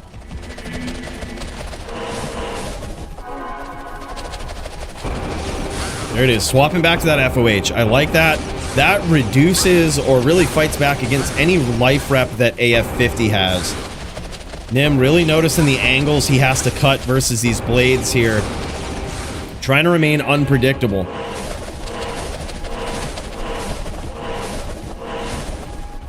Yeah, versus the blades, you usually don't want to be straight up and down if you're on the FOH plan, because you can't CT up or down, right? It's only to the sides that you can do it. Maybe slightly up to the corner and to the sides, but top to bottom, you can't CT. So it makes it so that you're always within range of the blades if you try to FOH up or FOH down. Nice shots there. Holy shit. Nim can't forget. There it is. I was going to say, re-up that holy shield. Uh-oh. Nice string of blades there from AF50. That was actually an incredible setup. Oh, as he goes in, and just like that, Nim catches him under conviction that time. Holy shit, now 3-2 in this level 30 LLD duel. Wow, what a showdown. That is how this can go. That is how this duel can go right there. You got to be very patient. You have to kite this into a vicious hammer field. And you could see it kind of paying off at the end a little bit there. I knew it was going to take a lot to break AF50 in that round for Nim, because he'd already seen success staying on the outside. No matter how many FOHs he was taking, there was no way he was going to break that pattern, right? Until the very end of that round, you saw AF50 finally use Dragonflight, take a big risk to get in there, and it almost paid off for him, which is the scary part, because at that point, I don't even think Nim expected him to do it, right? He just knew he wasn't going to do it. He just had him on that plan. Nice hams there, some nice blade sentinels there as well. Those things are pretty vicious. Those little blades that dance back and forth, that's something that Nim also has to pay attention to, has to worry about. Ooh, those hams might be good. Those might have been. It looks like they just missed or got weapon blocked. By the way, another big cheers to I Have Knots, man. 800 bits, that's wild.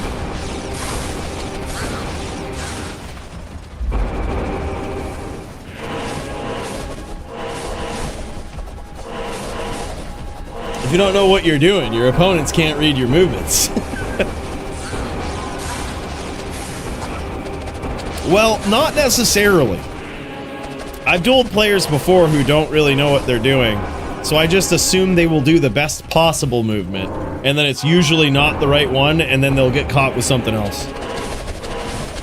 Right, it's usually, it helps to have some sort of AoE effect with it, right? Like hammers or, you know, blades, bows, something.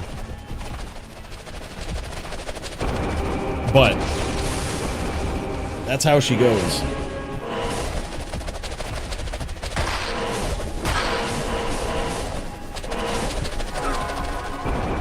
Nim in a lot of trouble here. He got caught with some of those blades. He's gonna have to rep the full. He certainly can't take the risk of engaging. Literally, if AF50 sneezes on him, AF50 is gonna be the winner. He's gonna have to rep back some of that life, start up a hammer field, and really force AF50 to close the distance and finish it. And AF50 has some nice blades set up in the Mord there that almost paid some dividends.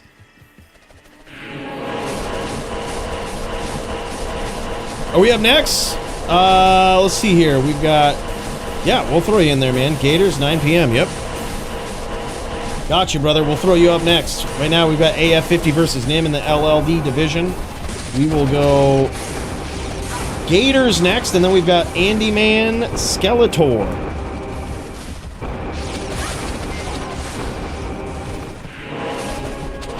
And by the way, what is this? Daniel Thompson, the man, the myth, with a gifted sub. What? Holy shit. Wow, man, that's amazing. Gifting it to the Smitzy guy. Hell yeah, dude, thank you so much. Welcome. You know, this guy, he was already in the Hall of Fame, you know. He was already the VIP up in here. He knew it, I knew it. But an official welcome, my guy. Thank you so much. Huge, dude. Huge. And there it is. AF50 gets there on the Blade Sin. Level 30. 4-2. Dominant performance versus Nim there. That's a tough match. It's certainly one where you can't be afraid to... You have to get in the mind of your opponent, right? And you have to frustrate them. That is really how I feel like a lot of LLD is. And that's why I think I love it. It's like... There's always the nuclear option where you can get in the mind of your opponent and play in a way that is like a puzzle that they have to figure out, right? A puzzle that they have to solve, and just as they go in to do it, boom, you surprise them and do something else, right? And look at that. Crushing Blow Gloves, some a Strength rune word, which is a very rare one to see. Weapon Block Blade Fury on the other claw with 2 sockets. And look at all of this level 30 savage gear here. A mix of life, resistance charms, max AR lifers, mana, and life charms. It's just, that is a smorgasbord of small charms in the AF50's inventory there. He's come prepared for any situation. And Nim coming in with that Din attire. He might have been missing 75 cast here. He might have been able to make it up with a ring. But oh no, he was on the SOJs, I think, or not 75. He might have been on 75, missing 125, sorry. But still, really cool. Really great setup here, man. Oh yeah, he was on the 75 cast. Yeah, wild. It is a tough duel, man. It is a tough duel. Nim almost got there. Looked real impressive. This guy, Din gets win. But except for this duel, other than that, this Din has got so many wins tonight. Virtual round of applause for the new and once again Melee champion, showing up in every single format tonight, man, and showing that prowess. Damn, son, it is something to see. And next up, we have got the GoGators himself getting down.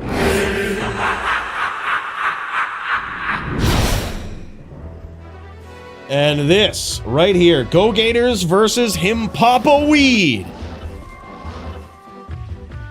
It looks like Him Papa is going to be on, I think that's what it was, right? Am I? No, that's what it is. And it looks like Him Papa Weed is on the Druid.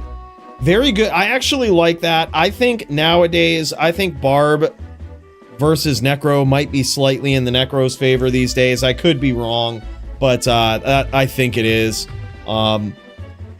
And this is a duel that might slightly be in the Druid's favor, but ROT Dubs might be bringing a different formula to the table here with the new charms, the minus magic res, all of the things that you force a Druid to have with his protections, and you know he's got to have the boots, but then he can only really have so much res. A Necro can still rip it away.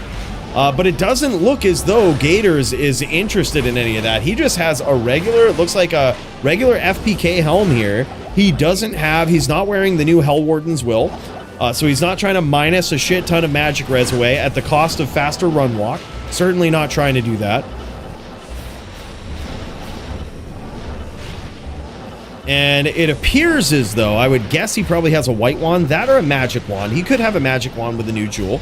Didn't really get a good look at his gear yet, but this guy, I don't really even think it matters. This GoGators is the type of player that's going to show you why the skill level really matters. I think that it doesn't matter what he wears for gear. Of course, he does have some decent gear, but even if he does, if he makes a slightly suboptimal choice, that's okay, because this guy, his skill level, unlike most players, can just carry him through just about any situation, right? He's so good. He's very situationally aware, and he gets in your mind as he duels against you, right? He figures out your pattern. The longer he duels you, the more he learns. Nice shots there from him as he closes the distance. Looks to turn the table here, but catches a NATO for his troubles. He says, LOL, tries to go up, tries to finish. He gets up NATO'd. Damn, son. Ooh, nice shots there from the spear as he wisely gets out. And that's what I mean, just high dueling intelligence here, that's for sure. Narrowly escaping that stomp there as well. This is GoGators, man. Really, really good player. I told you, though, him Papa Weed is off to an incredible start so far in the DFC. He might not have a ton of duels under his belt, but he actually looks pretty clean. It is possible. It is possible here he might take down the GoGators. We're going to find out. It's probably, albeit an early part of his DFC debut. I don't know if you call it a debut, but early in his DFC career, he's going up against an absolute savage legend, which is something that really doesn't happen often. It's a huge proving grounds for him, huge opportunity. Oh, nice shots there from GoGators, and down goes him Papa Weed. Very nicely done, though. He almost caught him. Had a very strategic NATO as GoGators turned the corner and tried to push the pressure on him as he dropped his pets, right? And that's something that you don't see many Necros do. There's certainly it's a big risk for a potentially okay reward, I guess. But it's where, you know, when you're in these exchanges in this NVD showdown, the Druid, he has all of these pets up to protect him from the Bone Spirit train as he teleports in. However, those pets can get blown up by Bone Spirit trains, by spears, and all of this, and the Druid can be left rather naked, right? And in those situations, sometimes you'll see a Necro chase the Druid when he has no pets up. But still, while you could land a pretty savage spear in that case, it's a little risky, because if the Druid just starts throwing tornadoes, you're still losing that exchange, right? So you're kind of just hoping that you can outpace him, right? That you can get in front of it and land some big devastating spears before he's able to retaliate or before he notices what you're up to. Nice walk down strat there from him Papa, barely escaping. There was a train of bone spirits there.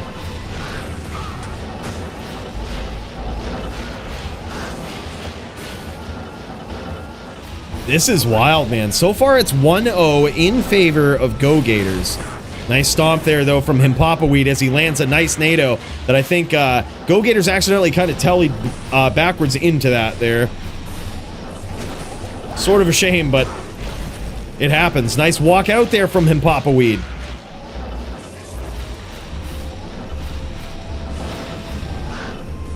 Ooh, nice setup with the Bone Spirit trains. That actually hit. That one hit, but GoGators has to be very careful. He has to be very careful to get into these exchanges where he goes looking for trouble, because against a Wind Druid, you could find it. Nice spear there as he wisely just gets out. Ooh, oh my god, I don't know how Himpapa Weed survived that, but somehow he did. A little bit of a reset there from GoGators. Notice he was in a bad spot and CT tellied away. He is very low, and it could be that Himpapa Weed might be looking to get a Hurricane PK. It's certainly going to have to be... It's certainly possible now. One of those NATOs, I'm actually surprised GoGators survived it. It actually just danced right up under his nose from that last exchange. And it actually hit him. GoGators trying to rep back a little bit of life here so he can survive that a potential Hurricane PK.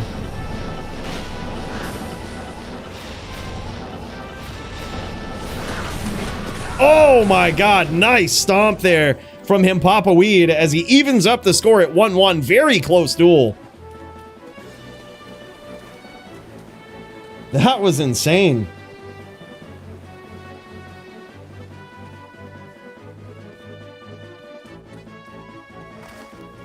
Let's pop into the Himpapa Weed himself over here on the Druid as he goes up against Sidious, aka the man, the myth, the GoGators himself.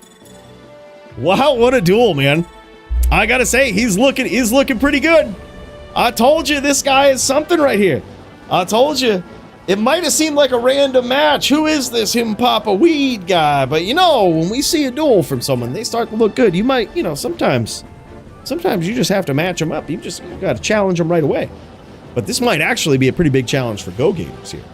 By the way, what's up, Enigma? Good to see you, man.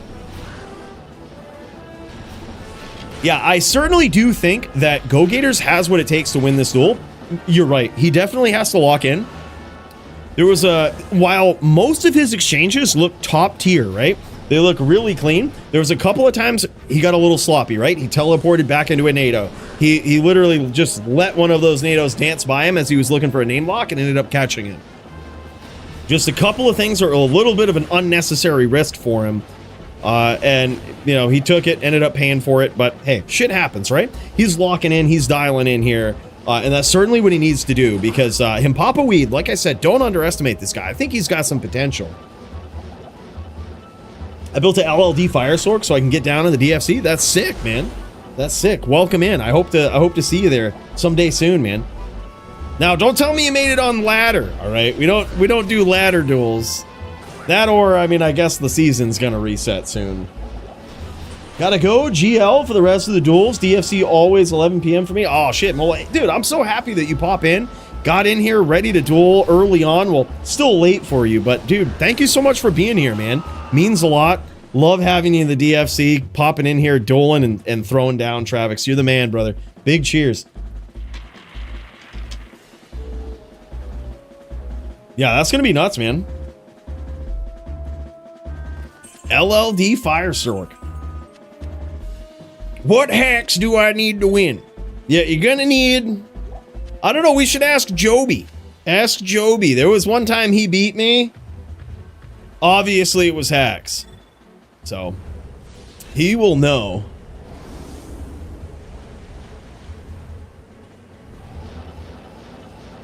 That friggin' guy always up something.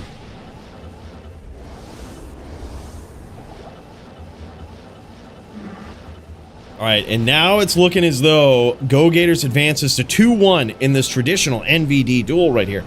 Now, for so long, you know, with the rules in this matchup, the rules exist really just to make this not a duel that lasts 10 fucking hours, right?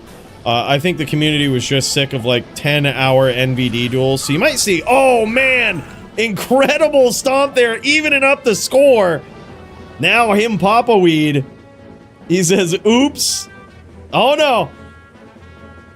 Oh no, he was asking, he clicked out. That's what it was. He clicked out. Shit. I was wondering why he stayed there. I was like, man, he got stuck in that spot. He clicked out. Shit, dude. Shit.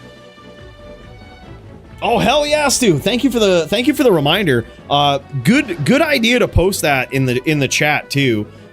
Just because it's a good way to get teams going, let people know that might be in the chat looking to do some dueling. Maybe this inspires you. You're like, you know what? I want to jump on a team, do some dueling.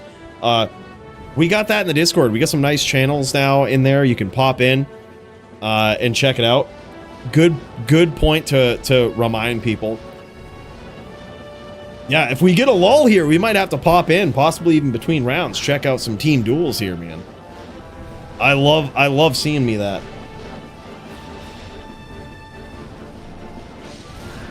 Holy shit. That NATO might have connected on GoGators right there. So as we were saying, this was for so long, I think, has been called the theoretical fairest of all matches, right? That is the GoGators aggression right there that we are so used to. That was GoGators chasing down a druid as his pets were down, and Himpopawee was trying to throw some up NATOs there. Didn't quite work. Holy shit. Wall hacks. Yeah, those are big. Those are big. One more for threes in DFC 127. Holy shit. All right, man. All right. Damn, threes. All right, and speaking of threes, I believe, is it right now 3-2? Yeah, I think it's 3-2 in favor of GoGators here. Now, yes, the rules that we were talking about. It could be, and how it used to be in LOD was that it would be 5 wolves, you know, just... You couldn't cast all of your fucking zoo in LOD. You couldn't cast, like, bear and wolves, right? But you can in D2R for some reason. And, you know, so it used to be 5 wolves, Oak Sage. You'd have ravens, too, like, you know. But the only things that could suck up the shots, really, were the wolves. The Oak Sage, of course, too. But that goes without saying. Well, anyways... The Necro would also use Teeth to try to clear up all of the pets as you came in for an exchange. But in order to kind of make these duels not last 10 hours, what we've done in recent history, or really what the community has done, we've followed suit, is make it so that it's no teeth bear only. Meaning that the druids can still have pets in the form of Oak Sage and bear, but he can't have the full zoo of wolves here. And in exchange, the Necro doesn't use teeth. He has to... You know, he has to set things up with spears and bone spirits. Now, that being said, I think the duel still does favor the druid. It favored the druid before. I think it still does, technically. But I don't know about ROT dubs. More data needed, really. Because the Necro certainly has some tricks up his sleeve. Nice shot there from GoGators as he pushes the pressure, but almost gets up NATO'd from Himpopawee.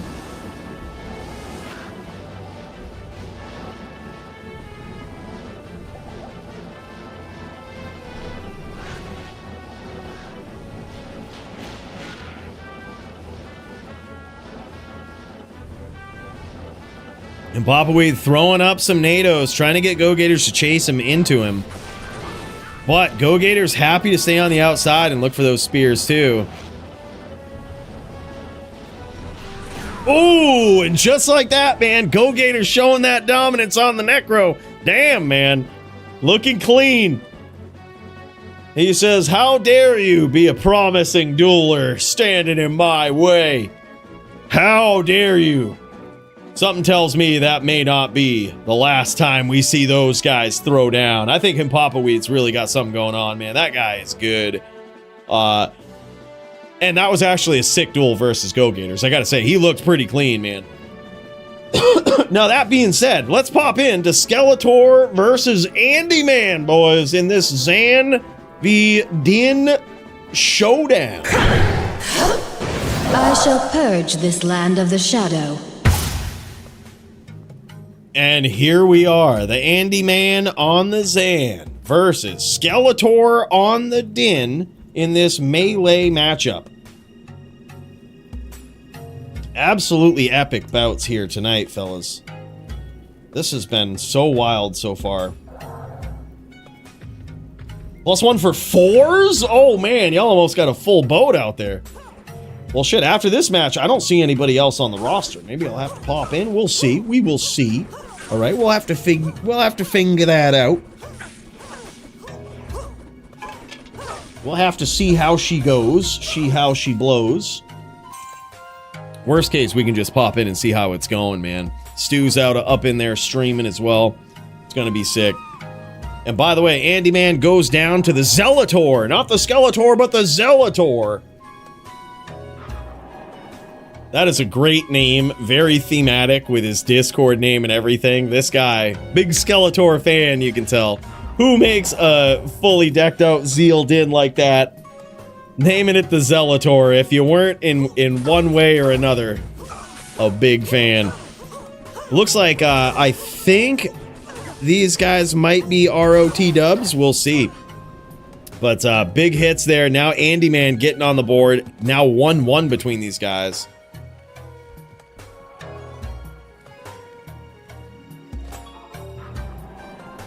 I would just search online, Chanel. If I was gonna get a tattoo of it too, I'd probably refine it, have an artist refine it, or just use AI and tell it how to like refine it, so that a tattoo artist can just draw it on, you know. But you should be able to find some good sample art online. Just chat GPT that shit right up. Be like, make the Zan look fucking better. Put it in this position. Oh, hell yeah, track amp. Sick, man. I'll pop over. I did, by the way, Kyle. I did. I beat Smalps for the YouTube title belt. Yep. I now have the YouTube title belt. Yep. So I beat Mr. Llama and Smalps now. It's gonna be tough. It's gonna be tough for any of these YouTubers. Come and take me down.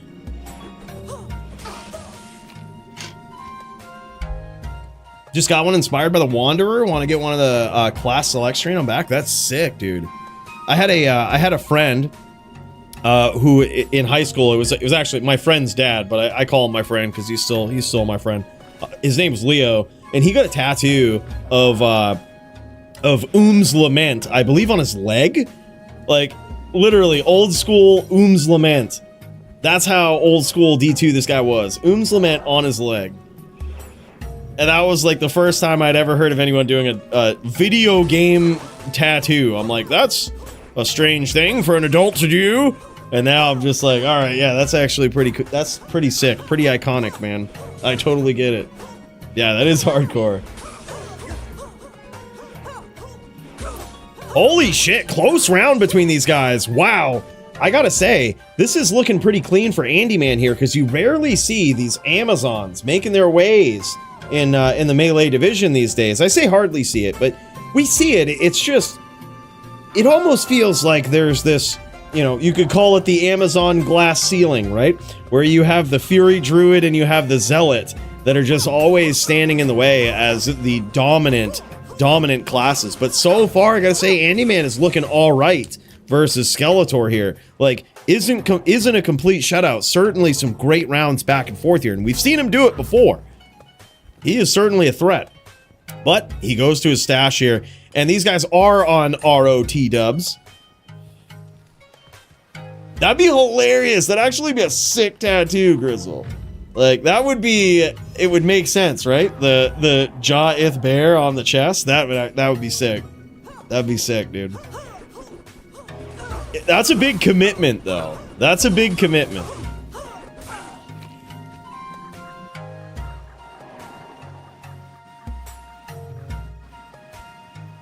Yep, ChatGPT, make the Zon not look like such a butterface, LOL. True, though.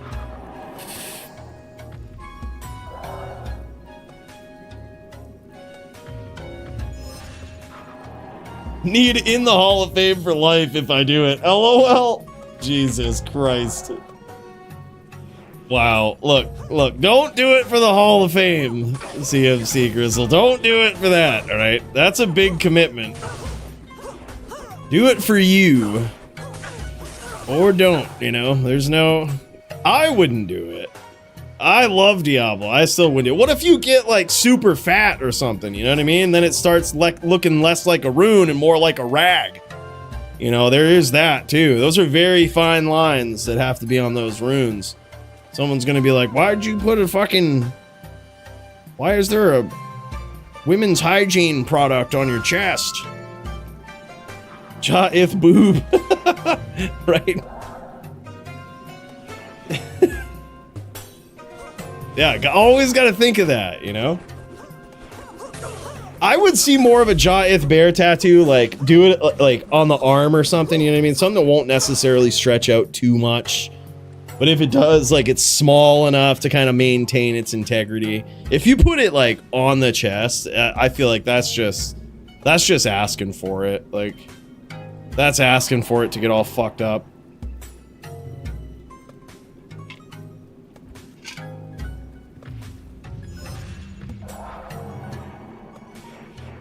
Hate too, I can dream, says the Andy man. I'm telling you, man, something about these dins just bullying. The Skeletor coming in, though. As he takes a little bit of a misstep there. Can he recover from it? Andy man pulling ahead because of it. And by the way, he's godly, bro. Thank you so much for the 4 months. What? Bro, you could have parked that Prime anywhere. And damn, 4 months sends it this way. Thank you so much, dude. Big cheers to you. Big cheers, brother. So bummed out I can't join up this week.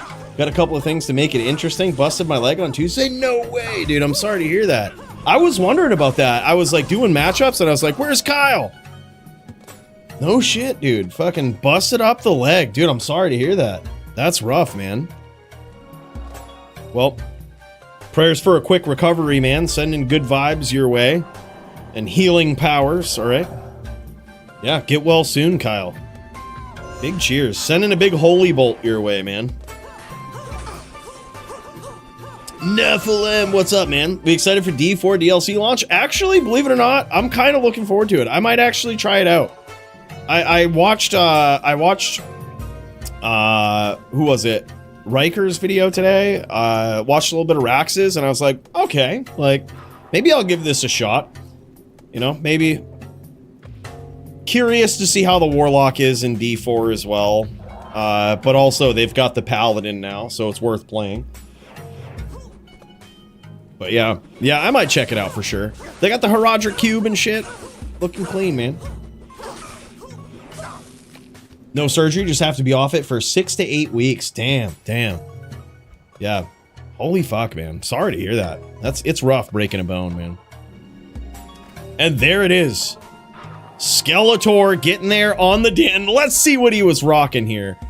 These guys. Now, in this particular matchup in Melee, the din can't use Fortitude. The Zon can, but the din can't. Druids couldn't in this matchup. Those are just kind of the kingpins of Melee, or how it has been in the past. So, a little bit of a nerf towards the other classes here, but they're still so godly if you get the right gear on them, man. And as we might be able to see as we check out Skeletor's gear and certainly the Andy man himself. There it is. Look at this thing, man. We've seen it before. Perfect 300 ED, max damage, Cruel Fool, IAS, single socket with the low. That thing is beautiful. And look at this, too. An upped shadow plate there with 2 sockets, big defense, life, and everything. And look at this! More fuckery with the min-max damage. Interesting there. I see what these guys are doing with that. I see what they're doing with that. 25 min, 25 max in that helm. That was crazy. I am catching the fuckery. I think I know what's going on with that. I wonder if that's actually a thing in Melee that people have kind of started applying to their builds. Certainly worked pretty dominantly here for Skeletor in a matchup that you would figure with, like, look at this gear, look at this setup from Andy Man. That, I'm surprised it was that much of a split here. But damn, man, what a throwdown. I love the use of the 1076 lifers here, like the max AR lifers that are grand charms. Some nice +2 to passives, 2010 gloves there. Those were insane. But I really like those because I think you do have to maximize the damage on classes like a Barb or a Zon. You really can't be all well-rounded. You just got to go all in. You got to make your hits count. I like that setup. I actually think it's the right thing to do. But yeah, great setups here. I'm very surprised that was so lopsided, man. Holy shit. Great duel, though. Amazing setups. Well, boys, looks like we might get a chance to just peek in at these team duels here. Let's see what the hell's going on now. What the hell's going on?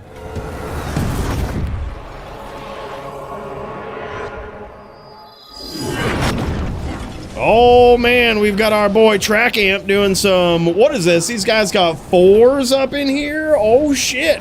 Oh shit, boys. We've got some duelers. We've got some duelers up in here. I'm trying to piece together what the team is, but it's looking like Rocksta on the Zan. We've got, of course, Kane, aka the Track Amp, on the Fire Doo-Doo, and this guy is a menace. This guy is a menace right here. He also has a Zon partner himself. Oh, look at this. Look at this. He is trying to pick apart that Barbarian as the Barbarian's protecting the Zon, but damn, he eats so many shots by the Zon from the outside there. You might see that he has Fade proc. That is probably from the new Jewel right there. Barb is 1, he says, but I think all they have is Mila left on their team, and it could be that they're in trouble. Let's pop over, see if Stu is still. He is. He is the Barb. Stu is the Barb. He is that sneaky Barb trying to get in there, trying to piece up Mila.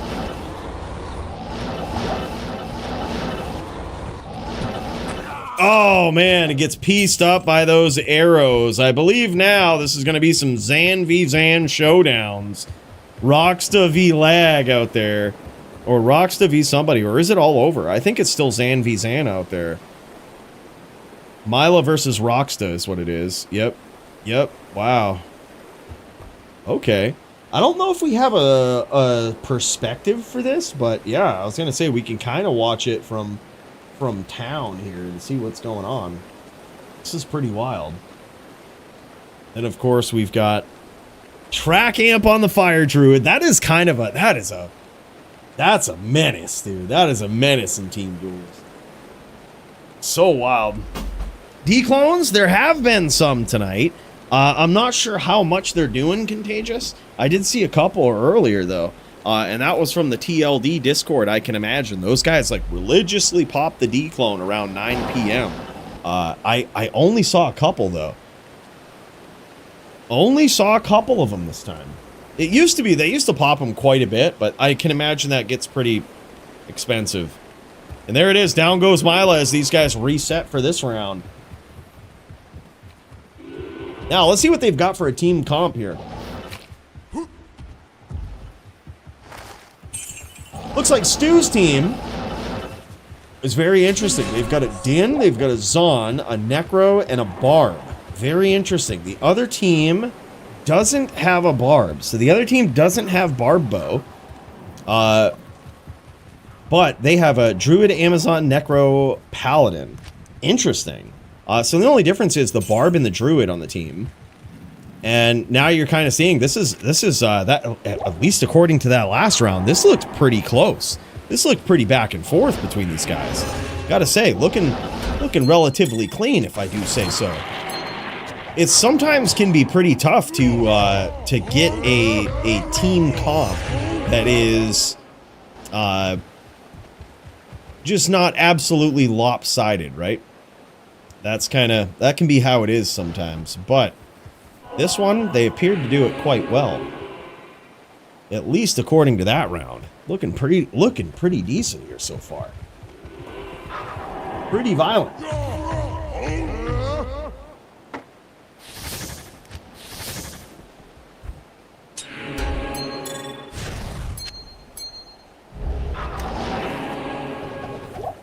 I can't carry anymore. All right, as we go into the next round here. Now, these team duels are really just for fun. There's no real competition with it. This is just an opportunity for people in the Discord to pop in together, get on a team, make it fun, right? Make it enjoyable. This is another facet of dueling that's quite popular in the community, but it can take a lot to get it going. Usually in pub games, There's one asshole that comes in with, you know, nowadays it's with a warlock and can single-handedly ruin the whole game, which really sucks. But it used to be, that never used to be a thing. Because if you had team duels going on a pub game, usually, and one random person popped in, they would usually just get, like, it was always just the whole room against them. Like, you know, so they didn't really last long. Like, everybody was on a team anyway. But now with the Warlock, it's actually possible to wreck an entire team of 7 players, which really blows. And can you believe, dude, I actually saw a post the other day. I guess someone, like, had tagged me on JSB because they hate the fact that I blew the spot up about the fucking Warlock being broken in PvP. They're like, yeah, you can't listen to streamers. They don't know anything. They're not your average player. You're goddamn right. We're fucking better. So you should listen to us. We're fucking right. That's what I say. And don't ruin our fucking game, all right? Fuck right off. And delete the Warlock. All right? That's... Sorry, we're on a tangent there, but the point is, that shit, man. I'm telling you, it's been ruining games. But it's hard. The point is, it's hard to get that going in a pub game anymore, just because of that, really. But it's also rare to see it because it's hard to get everybody on the same page that wants to do some team duels in a random pub game. We've just popped in to Tracamp's point of view here as he jams on this droid, on this fire droid. And look at this, man. Turbo just chucking those hams up. Now, theoretically, those hammers are usually a big threat to a lot of players, but I don't think that Tracamp is going to be as too afraid of those. He's got a full pack of wolves right here that's going to eat up a lot of those hams for him, and unlike a wind druid, he doesn't have to close the distance and stomp down on top. And just like that, takes out the Hammerden that wrecked the entire team. And just like that, unscathed, flawless victory. Tracamp proves his dominance out here on this fire droid. This is cool to see, man. Forgot about the glitch merc? Oh yeah, well that's not even a glitch, I have nuts. They fixed the merc. They fixed it. They made it, it used to be that you could kill the merc outside, even in D2R, but then they made it so that mercs just can't interact with players anymore. They can't get killed and they can't deliver direct damage or be killed by a player when that player's in town and the merc has wandered outside. Huge mistake. I don't know whose idea it was to do that, but that has also fucking ruined PvP games. Because now you just have AFK douchebags sitting on the bridge with mercs and thorns, and, you know, holy freezing people or convicting them, or like, man, I don't know. And the funny thing is I think that was a PvP change. They were like, yeah, let's fix it. And every time I feel like there's been a lot of times where they just take these shots in the dark about PvP changes and end up fucking things up. Right? And it's not to say that they shouldn't focus on it, but it's just like, sometimes you gotta do the right thing, right? You gotta understand it. A lot of times with PvP, it's not necessarily as simple to fix something. There's a lot to it. It is very complicated. It is a very intricate end game, and I think that's really the appeal of it. Yeah, like the town bear back in LOD. Right, I think that's how they fixed it. They were like, oh, bears shouldn't be able to do damage when, you know, the player's in town. But the way of fixing it is they made it so that you also can't damage the pets. You can't, like, kill someone's merc. Or, like, you know, it's such a mistake, man. Their thought process was sound, but their solution, not so much.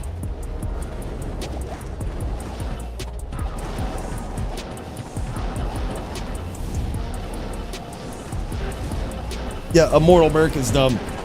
Yeah, getting passionate. Nah, I like to clap back every once in a while, you know, Kyle. I find it very funny, though. I see those posts all the time. It's not just about me. It's like, people talk about, we need to stop listening to streamers in Diablo 2. It's like these people came back from D4 temporarily when ROT dubs came out, and they're like, we can't listen to streamers because they're not the average player. Yeah, exactly.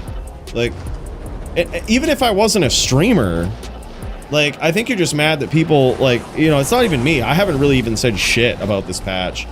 Like, but I said one thing, but like there's a lot of people. But the thing is, like, to some degree that person's right? That like there's, just because you're a streamer doesn't, my argument would be just because you're a streamer, it actually doesn't make you good at the game. It doesn't make it, so it doesn't mean that you understand the game. But when you take it a step further and you say you're a streamer, you're not the average player, it's just like, well, now you look bad because that person is better than you. You're saying this person is a better, plays more, knows the game better, don't listen to him. It's like, well, that, not really sure if that's the right out. You should have gone after someone else. Like, you know, you should have decided someone else there. I think he was just mad because he didn't want the warlock to change, but it's like, they need to delete it. I know for a fact, Nephilim, that there are people on the team, on the D2 team, I know this for a fact, that are fans of PvP. So that gives me hope. That gives me hope. I know it for a fact. They might be more fans of like Melee and old school PvP, but they are fans of it and they actually like it. They know about it. Yeah, I know for a fact. So that gives us hope, but it's, the thing is, with fixing a lot of things in PvP, it does require like a specific knowledge, like oftentimes way more specific than most players, you know, even know about. And then you got to factor in the coding changes that sometimes even players might not understand. You know, only the devs would. It's crazy. There's this like weird communication barrier that's like it's a very fine, fickle thing in the PvP world. I'm just happy that they show any attention to it. Don't get me wrong. I'm happy that they actually show attention and try about it. I think that's a good thing. So I don't mean to like just fucking hate on Blizz and be like, oh yeah, they fucked up PvP in a lot of ways. They did, but they're trying, you know, which is cool.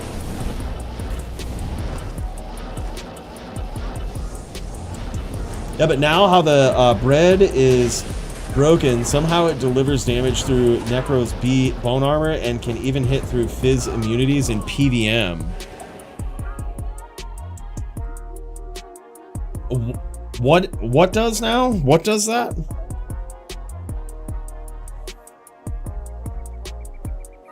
Oh, bear. Okay, my bad. Oh yeah, I did hear something about that.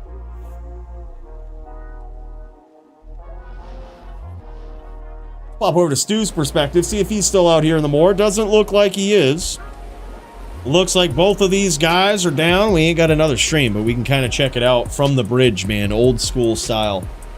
Yeah, bear. I get what you mean now. Yeah, the bear swings and fucking, yeah, it can hit through the armor. It's weird. I'm not sure if they like added crushing blow to it or something, but it is very strange.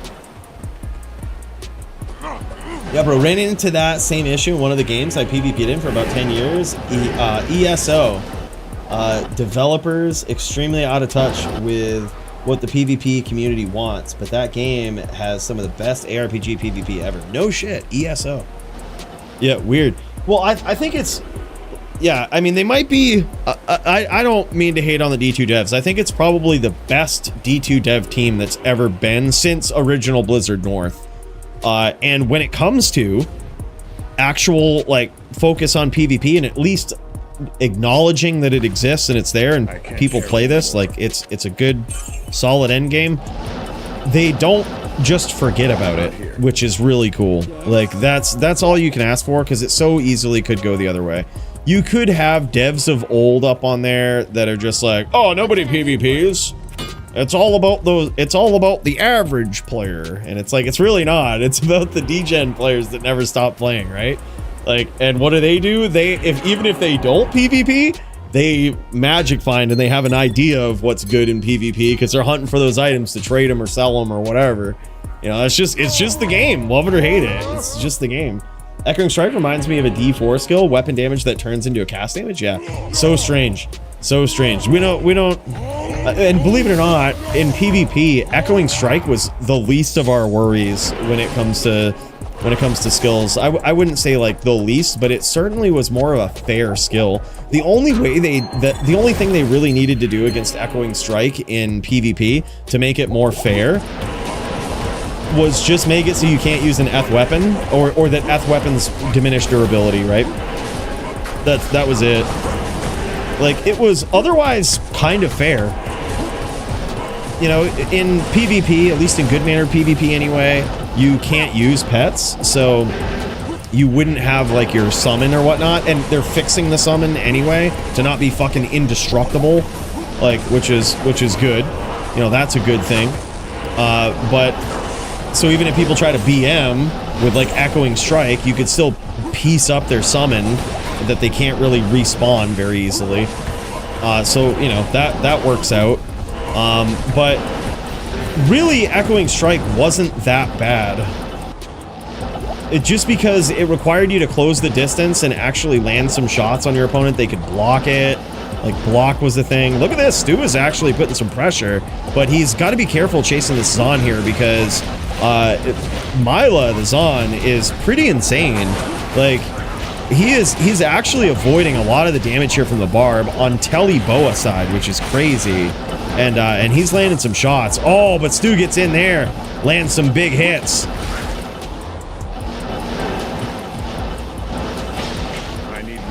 Uh-oh, bad time to run out of mana. That's too bad. That is such a bad way to go right there. He was looking good. Stu was playing clean on that team. That was clean, dude. Looking real good on that Barb, I gotta say.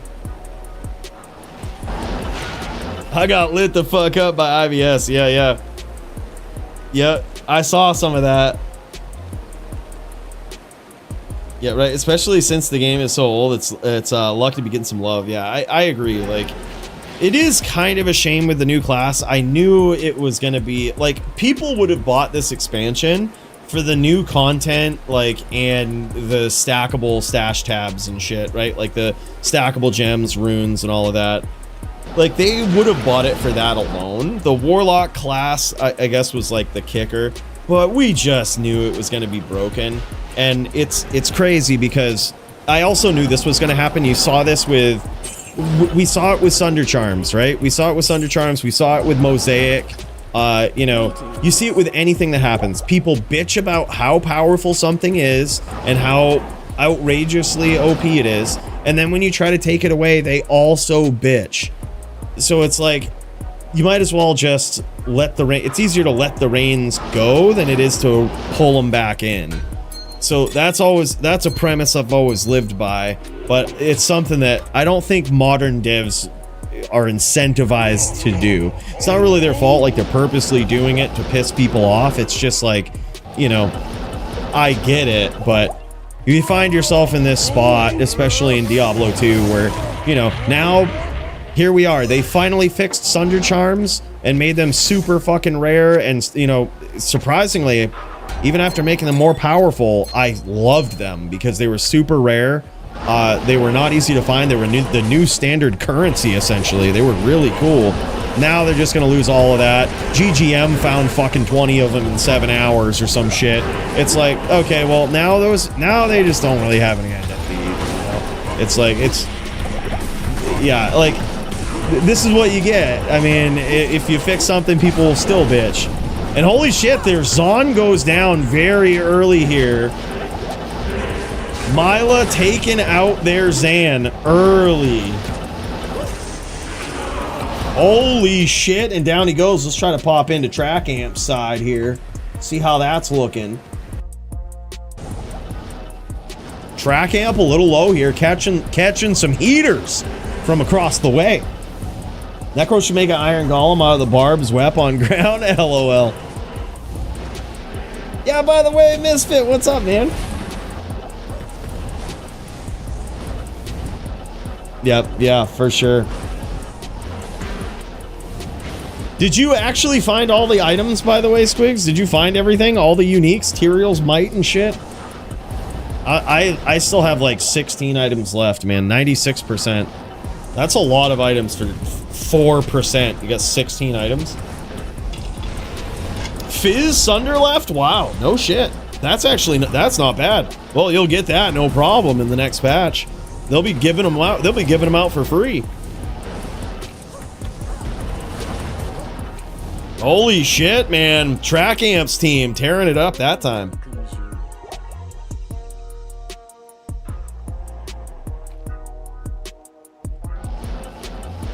Watch XRP. Watch it skyrocket, pull out, buy Diablo IP from Blizzard and make their demands. Dude, hell yeah. What is this?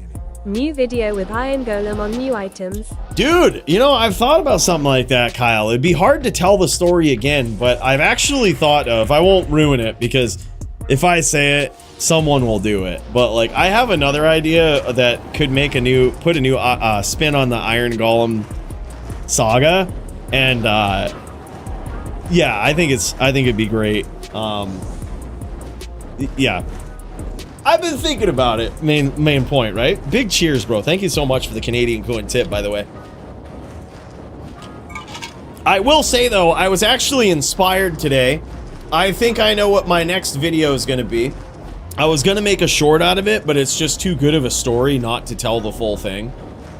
And, dude, it's going to be fucking savage.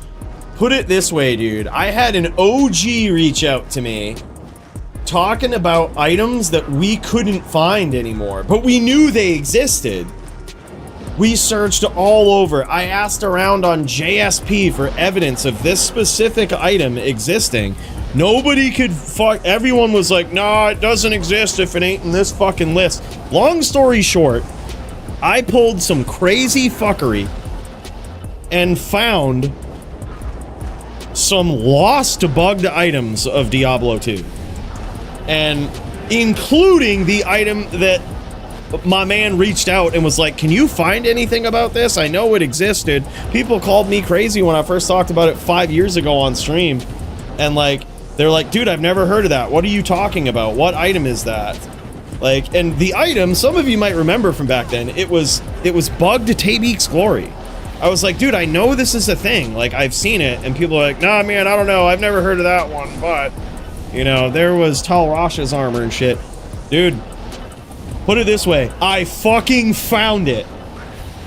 I fucking found it. I scoured corners of the internet that many would never think to scour. And even then it was hard because I needed a lead. I needed to know where to go. And fucking, I finally got it. I like happened upon it today as I was like searching another one. I was like, well, let's check this site from fucking 2003. And then just like, boom. I was like, no way! No way! I was like, I fucking found it. Holy shit. Yeah, it was crazy.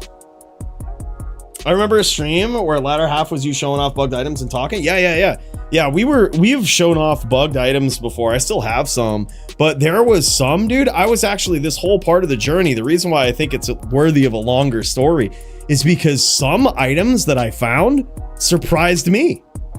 Like, for example, did you know there was 3 versions of bugged belt? I didn't fucking know that. 3. Like, and one of them I've never seen anybody talk about. It was very cool. I had no idea that it even existed. It just caught my eye when I was like surfing through. I was like, what? What is this? This is obviously bugged belt, but this doesn't look right. And put it this way, the things I was seeing were primary source. Like, it wasn't like someone's rendition of it. It was primary source.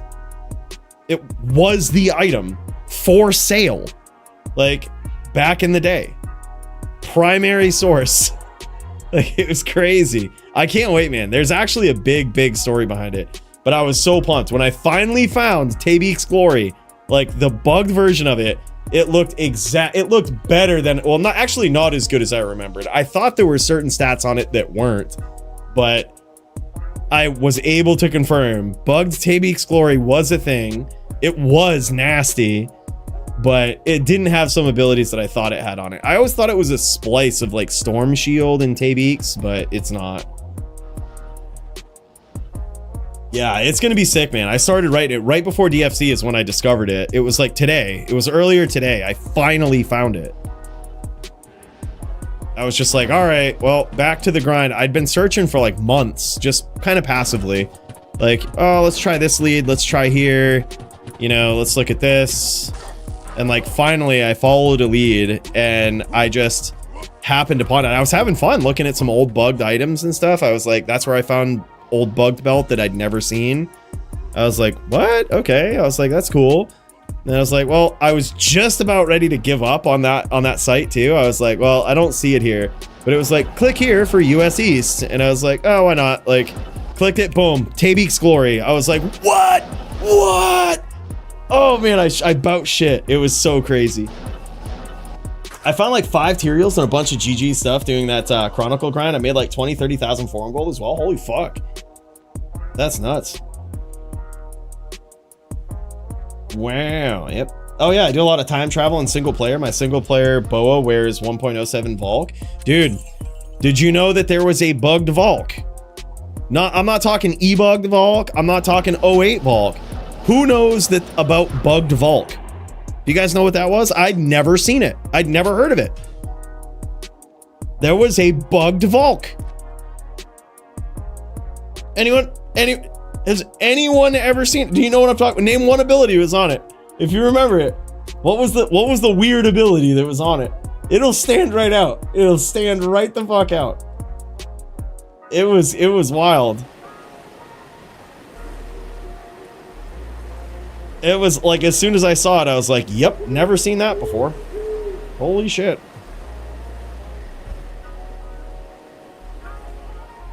Yeah, Bug Volk was disgusting. That was 08 Volk severity. That was 08 Volk with faster run lock, FHR, and FCR. That wasn't bugged. That was legit just 08 Volk. That was a legit item.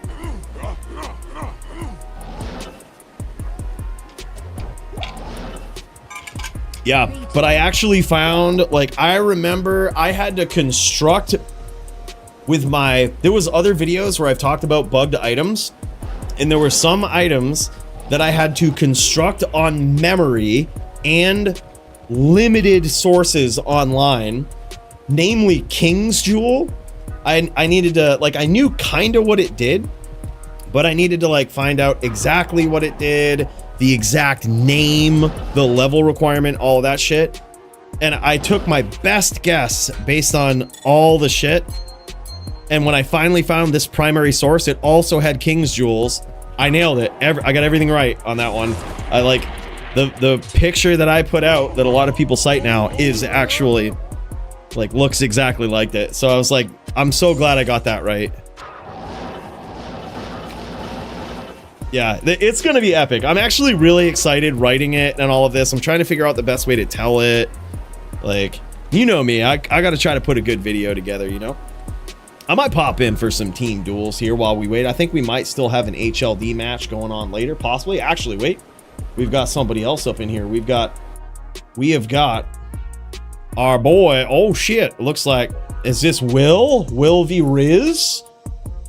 I think that might be what's going down here.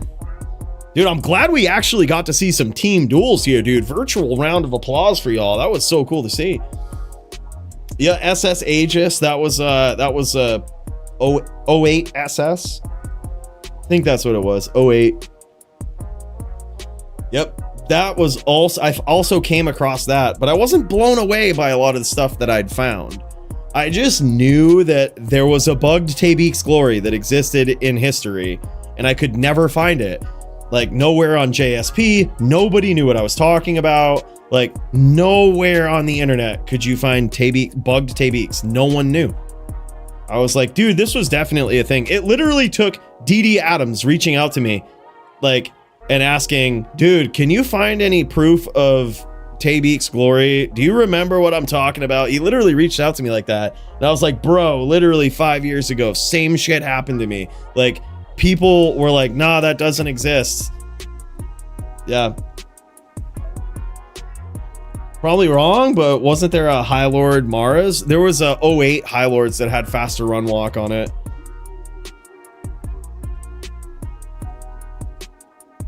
Oh, word, he said 30 minutes or so, he should be ready. All right, GG. Yeah, right now we're just kind of peeking in on Will here. He's on his sin, I think. Yeah, he says, waiting on the Rizzler. Waiting on the Riz God. He says, should be ready soon. Yeah, no worries, man. No worries at all. Yeah, we'll be here, brother. We'll be to chillin'.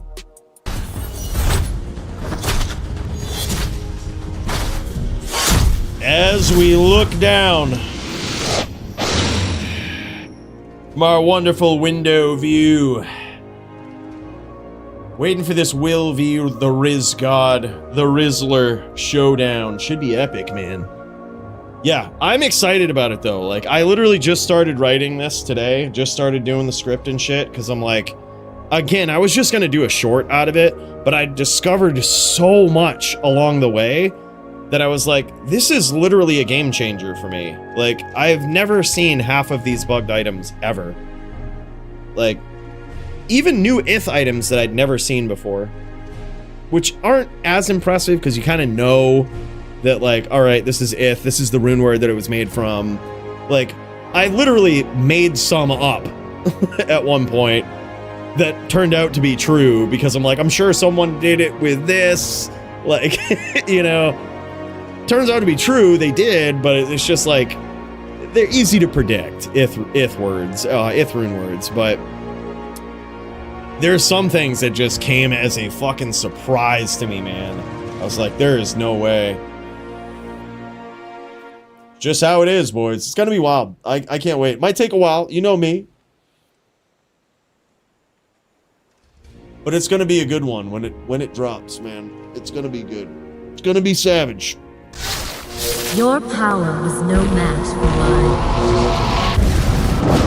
mine. Hell yeah.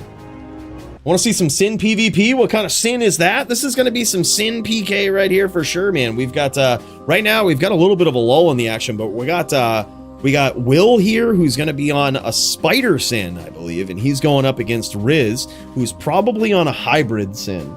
So we're going to see some Sin v Sin showdown, and it's going to be epic, man. Oh, wrong one. Oh, shit. Sir, what's his name? Coming into Fondle.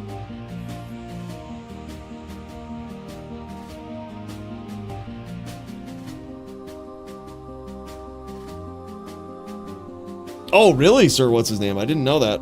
Weird. Never heard of that. That's strange.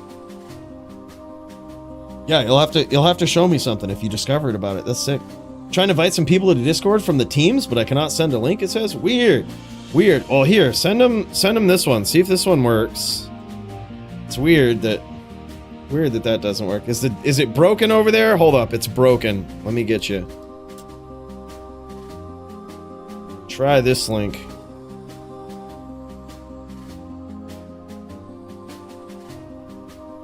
Hold on, I fucking mistyped it. There we go.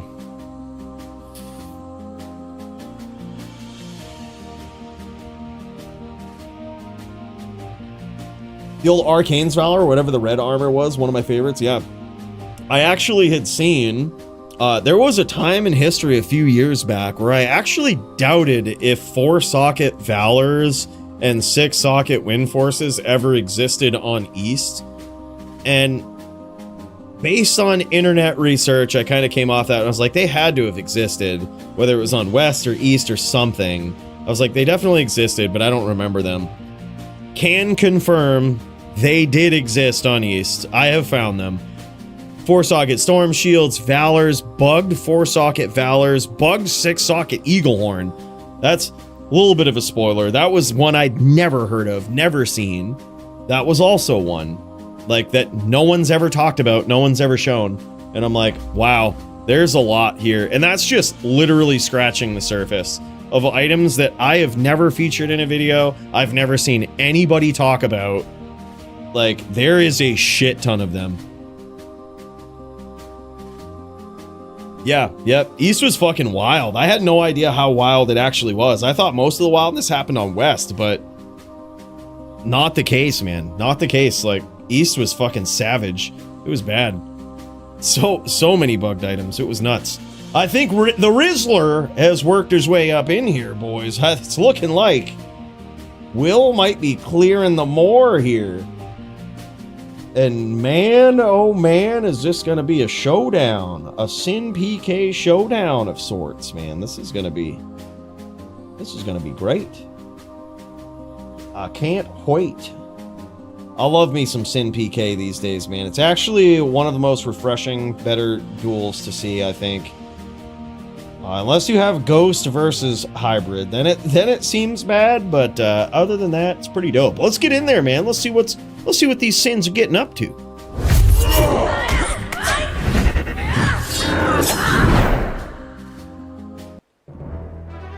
Hell yeah.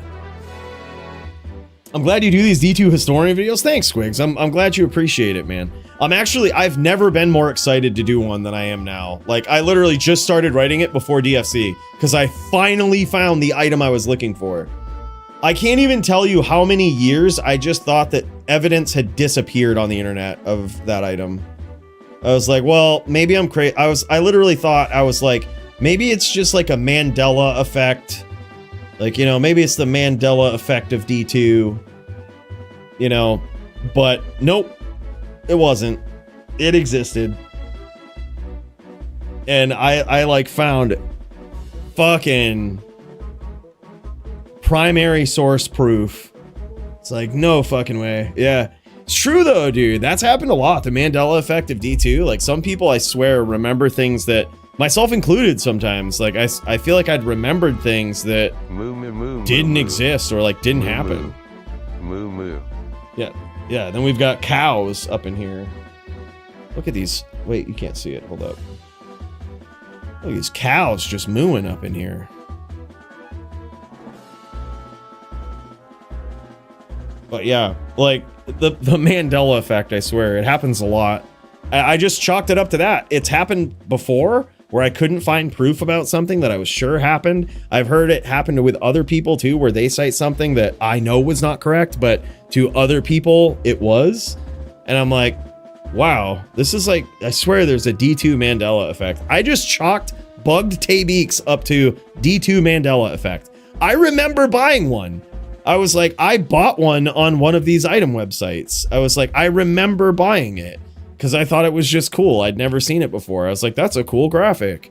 And it was like bugged Travix. It was so busted. And fucking, I remembered buying it.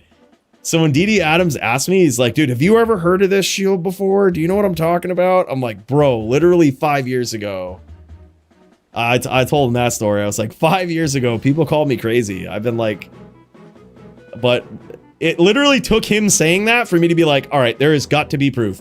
I asked around JSP. I looked all over JSP. Nobody knew what I was talking about. No proof, no evidence. Like, I said, does anybody just remember the stats of the item? I can like recreate it.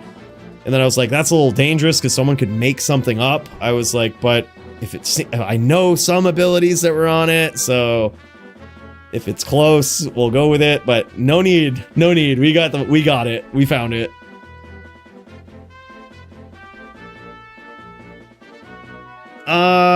I'm not sure. I don't remember anyone in particular by that name, aka BCZ, but there was a lot of people that made hybrids. It was like a third-party program, basically, that you could do it with. It was kind of like, it was pretty secretive, but there was a few people that could do it. I reinstalled LOD, so let's break out the hacks again and see what we can remember. Yeah, might as well fire it up and play it on 1.07, or what's his name?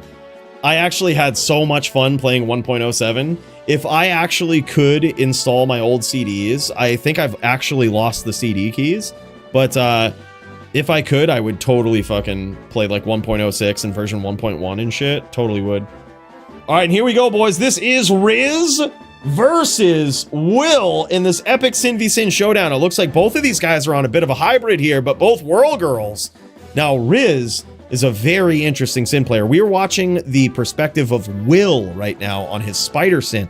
Riz is an incredible decorated Sin player who in recent history used to be very, very heavy on the Ghost, and in recent history has switched a bit to the hybrid. And now you can see, man, this guy, just constant pressure. He is all over the place. He is wild.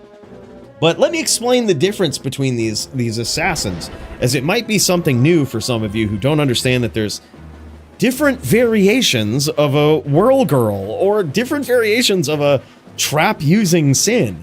This is probably one of the most intricately complicated PvP classes, possibly of all time, the Assassin. even in this build, which on its face is similar across many different builds, it uses the Chaos Claw, right? To use Whirlwind, to appropriate the Barbarian skill Whirlwind, right? That's the main thing. That's what these Whirl Girls do. But there's so many different variations of a Whirl Girl Sin that you can have. Will is on a Spider Sin, where he is just going to be utilizing open wounds, probably from Chaos and Fury, maybe even a Trap Claw that has 2 runes in it. There's a few different ways you could go. But the point is, if he hits you with Whirlwind, he's not going to be doing a lot of damage. It's just going to be damage over time, right? Mind you, all of these builds that I'm about to talk about also use Lightning Sentry, right? Lightning Sentry, some go heavier into Mind Blast as well, but all of these tricks are up their sleeve. It all comes down to their Whirlwind and what they do with it, and that's what makes the difference. Now, Riz is on a Hybrid Sin, and this guy has been collecting Assassin Claws since D2R came out, and he has some pretty vicious ones. When he hits you with Whirlwind, he is trying to do a lot more damage than just damage over time. He's actually trying to get up in there with some decent physical damage on those hits. Of course, these guys also might use Venom to add some poison damage to their attack, but a Hybrid Sin has a different claw base, a different claw setup, and is actually trying to deliver some rather big KO damage with those Whirlwind hits as well.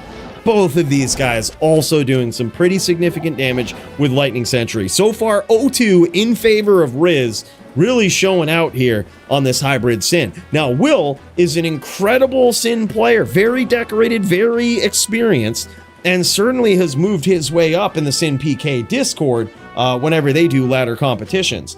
Now, this guy, he has said this is his first duel tonight on a Spider Sin, so he's kind of feeling it out as he goes.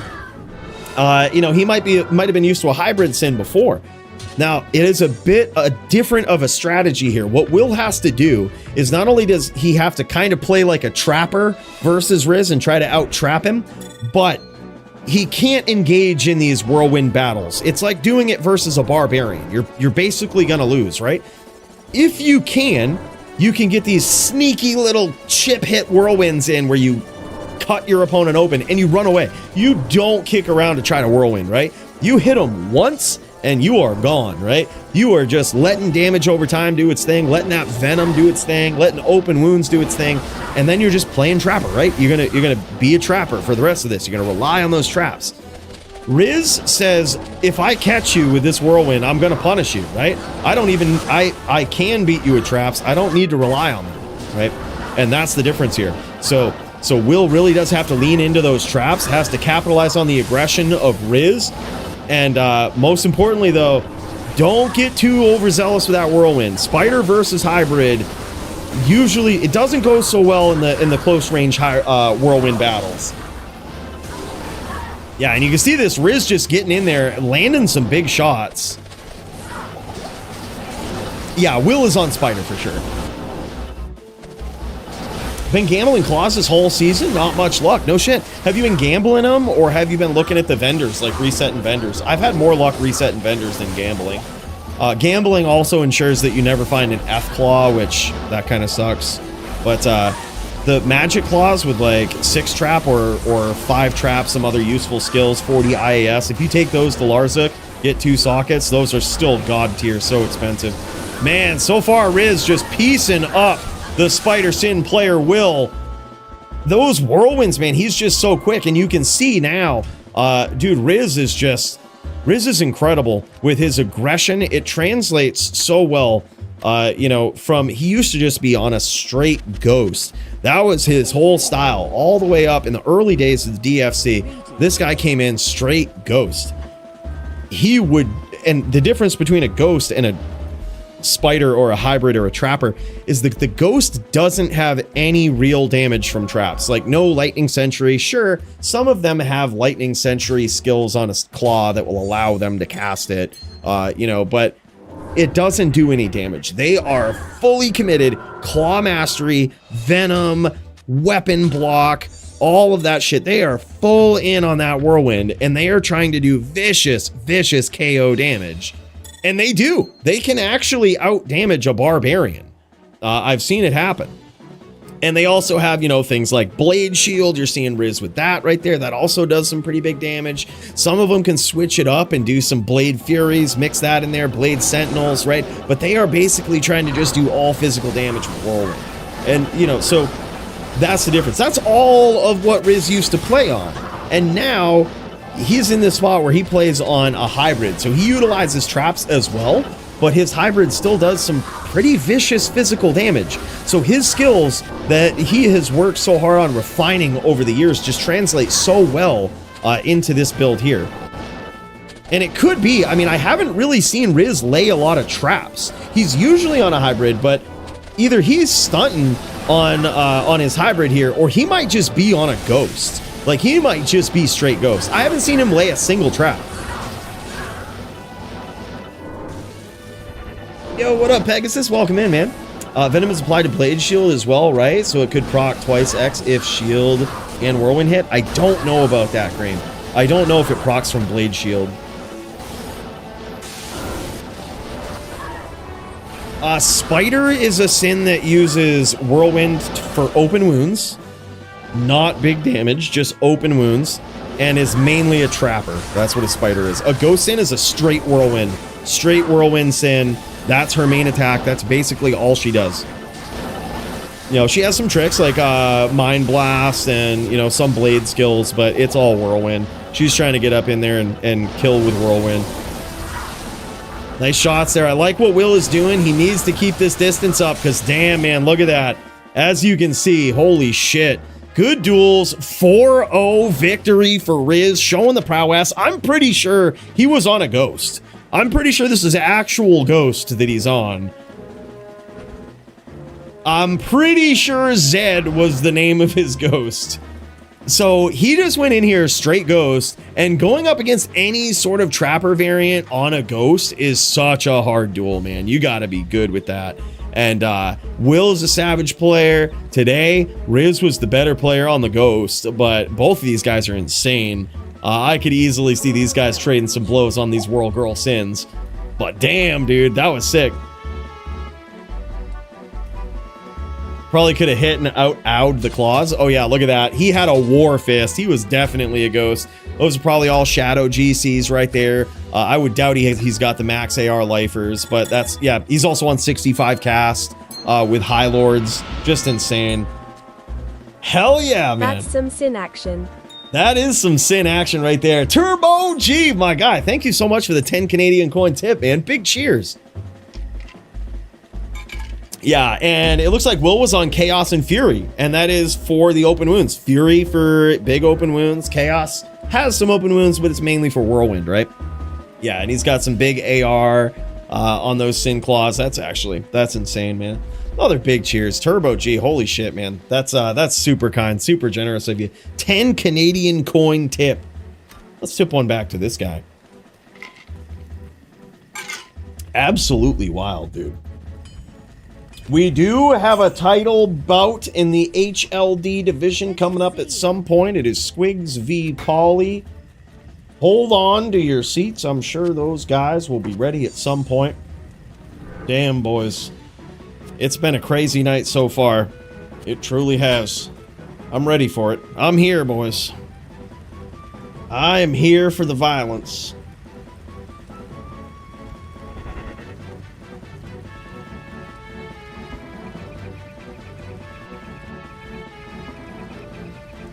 Yeah, big cheers. We might actually be able to get some duels going in the interim as well, man. We will see. We'll give these guys some time.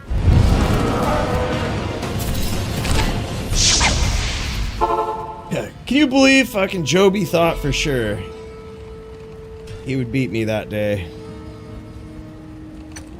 But how quickly the student has become the teacher.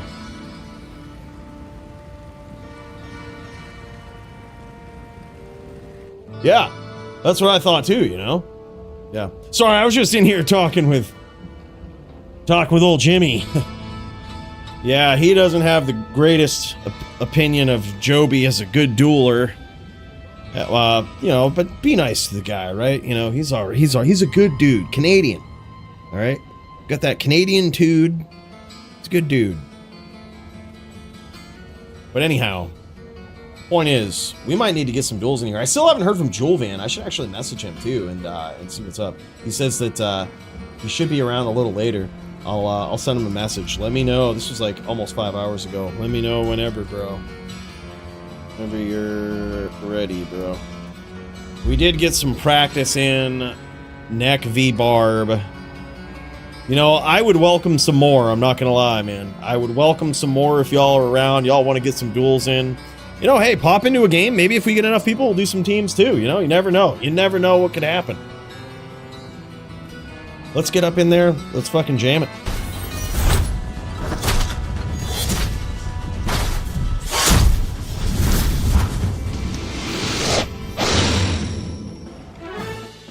Hell yeah. I have a PC from 2009, just seeing this by the way, that has screenshots of all the hacks and ladder items I had. I just have to drive 19 hours to pick it up. Holy shit. That's a if you ever do, let me know, man. Yep, so you screenshotted everything because you didn't know the print screen? Yep.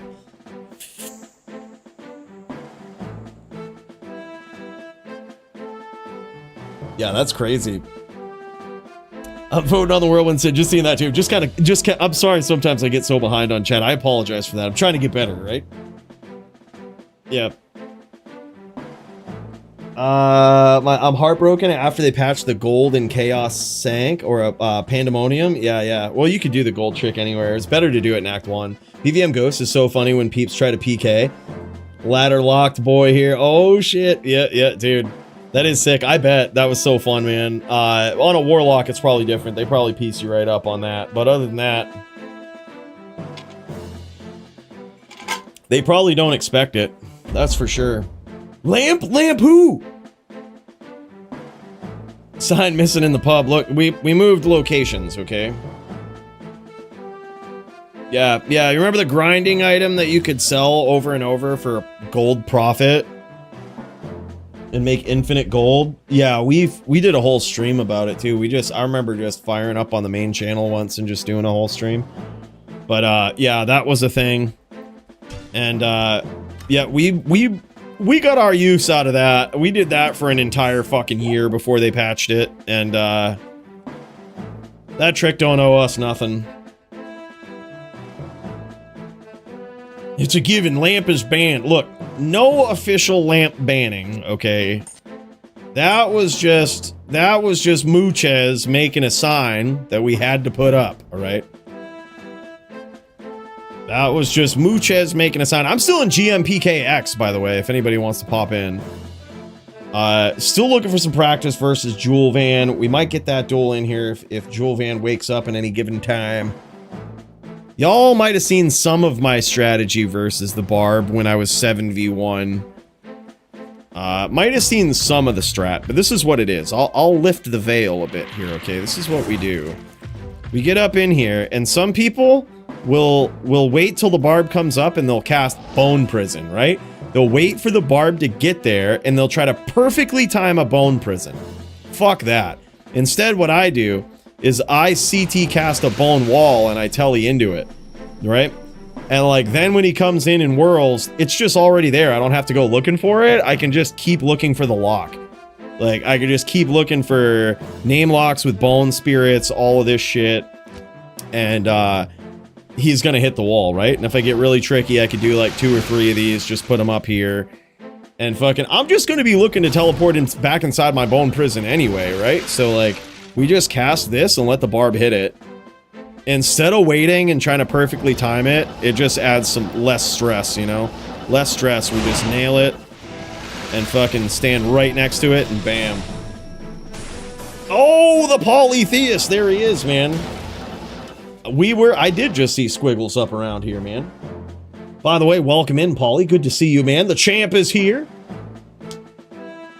Yeah, I do kind of miss the mass gambling. I think the Melee community kind of shut that down as I think it was threatening a lot of the item prices, but also bots started to take over, so it was just going to drive the price of items down substantially. People were going to lose out on investments, but also bots were getting fucking wild with it. That video that I showed, like that clip of video that I showed in one of my videos before of like the bot actually gambling, they packet gambled, bro. And that was both impressive and scary. That was packet gambling. Fucking clients taking their sweet ass time today. No worries, man. No worries. That shit happens. It crashed servers a few times too. Yeah, it was making them super laggy. Too much gold on the ground. Actually did a number on it. It's actually the main reason for the ban. Yeah, there was people that popped in, and there was people that popped in and fucking just would fill up games. I remember they did it to a couple of Polytheist games on stream. They popped in, fucking filled up an entire game with gold and pieced out. It was like seconds. It took them seconds to do it. It was crazy. All right, do some good old NVD. Good old NVD. Now look, I'm a way better Necro player than GoGators, I warn you. All right, way better than that guy. So some people are calling me the best Necro player.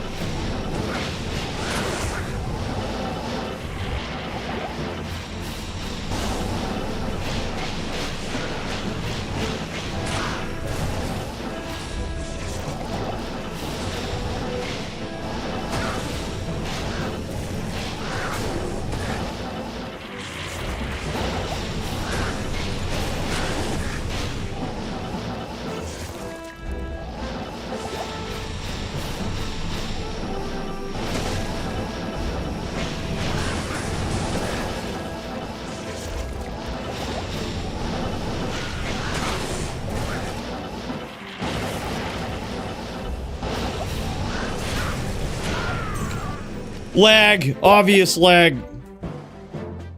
Alright, we gotta get in the fucking zone. I thought I had way more damage on him than that. Alright. Yeah. Yeah, obviously you could see, though, there from the setup. Way better. I was way better than GoGators if I wasn't lagging. So, just now that we've cleared that up through evidence...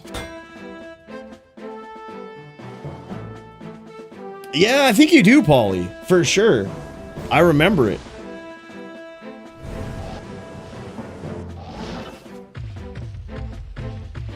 Yeah, I remember we used to, like, abuse ladder starts with that shit, too.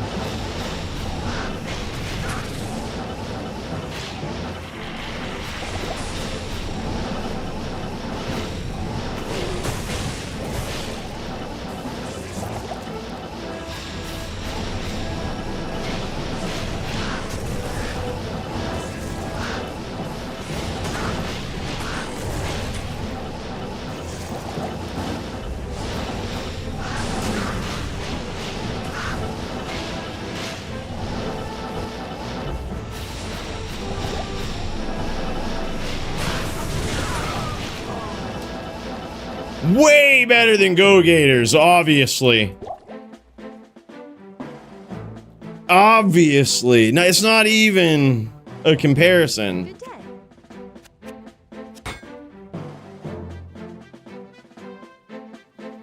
Yeah, oh, for sure. I remember that, dude. It was literally seconds, Paulie, that, like, this guy filled up the entire moor. Or not entire moor, but the entire, like, town. It's crazy. Some good old NVD here. This is good. I need practice like this against some savages. Because if I am going to be the true top Necro of all time, which I actually don't think it's too far away, we got to be ready.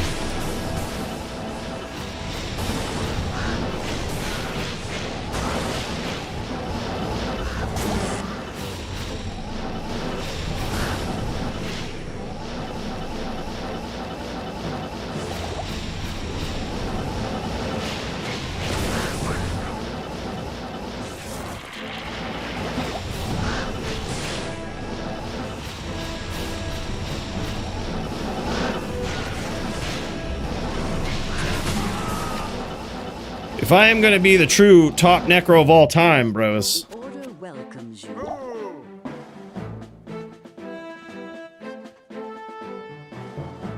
You might end up for top streamer D4.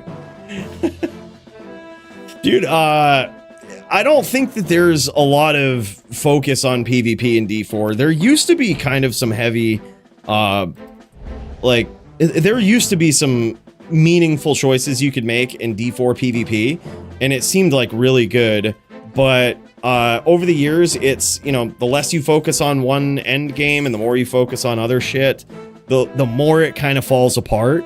And that's sort of been the case with D4 PvP to the point where, like, it just doesn't exist. Like, it's no longer a thing.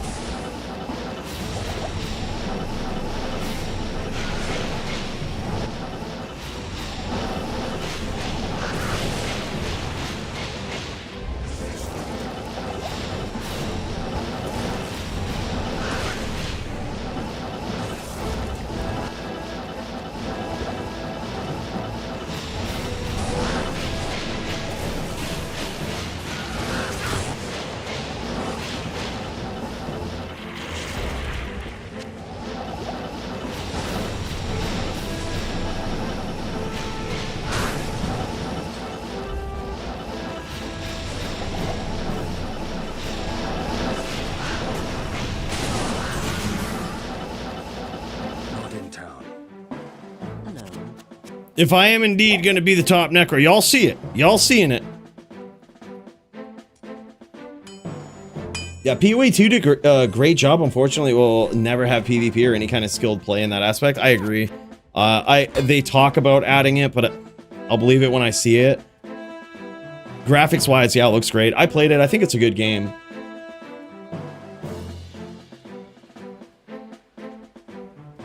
If you notice how the mythics are designed, they seem to be designed for PvP, like it's direction the devs are headed. I hope so, but I think until they literally haven't even so much as recalculated the cost of PvP seeds for items in the town, in like those PvP towns. Like they haven't even recalculated or updated that in any way. So it tells me that they probably aren't headed that way with PvP unless they really start focusing on it in some big way.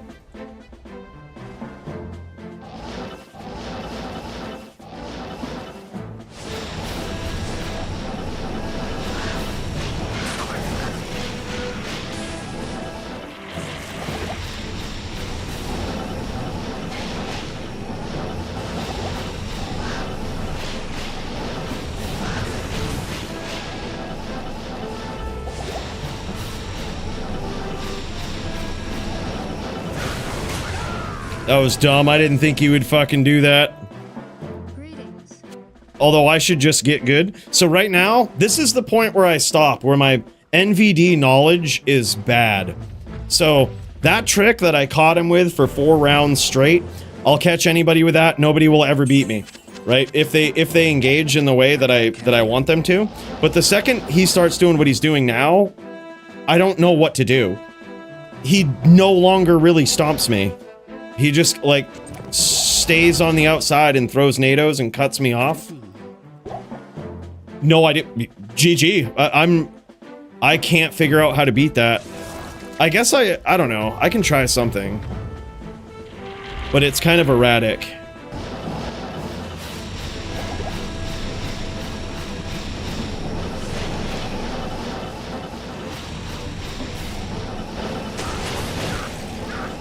Yeah, see, like, I can't beat it.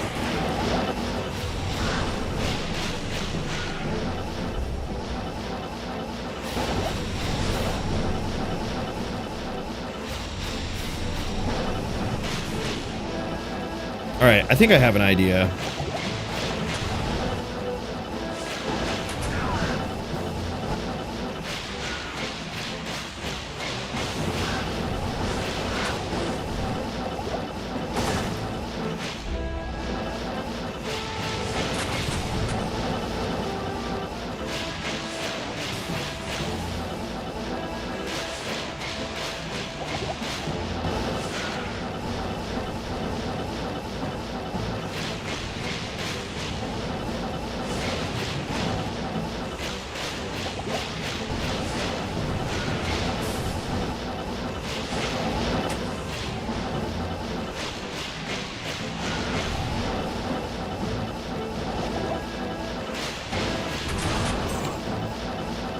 Just straight spear. Just don't throw bone spirit anymore, huh? If they cut you off, just throw spears. All right, all right. Greetings. I've leveled up as a necro, boys. I have now leveled up. I hope they do in some way. I think that would mean a lot to... I think it would mean a lot to me. I think it would mean a lot to the previous PvP community that existed in D4, who has kind of been... They've kind of lost a lot of steam because it just keeps getting worse.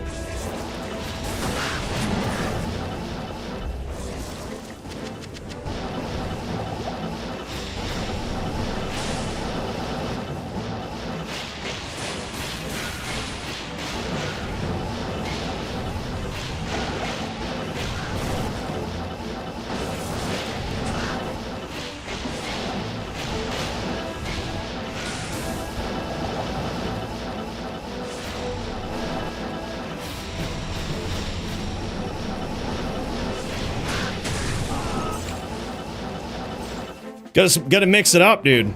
Good duel. Gotta mix it up, you know? Yeah, IBS time, yeah. Exactly, dude.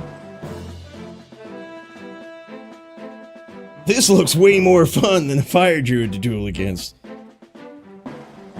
Yeah, it's a different duel, man. I think the Fire Druid definitely has a...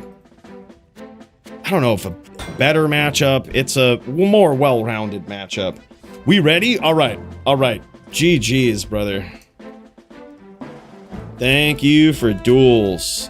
It's time for the champion himself. Polytheist. We're going to pop in on this guy's duel as he tries to defend his title. Oh, I can hear him out there. Hold up, boys. It's just about time for the title bout of the evening, HLD. Boys, here we go. How's this one gonna go? Is Alucard, aka the Squigs, gonna take the title back? Or is Polytheist gonna throw down and hold on to it, ending the cycle of passing the title back and forth? Let's see, boys. Let's find out who's gonna win it here tonight.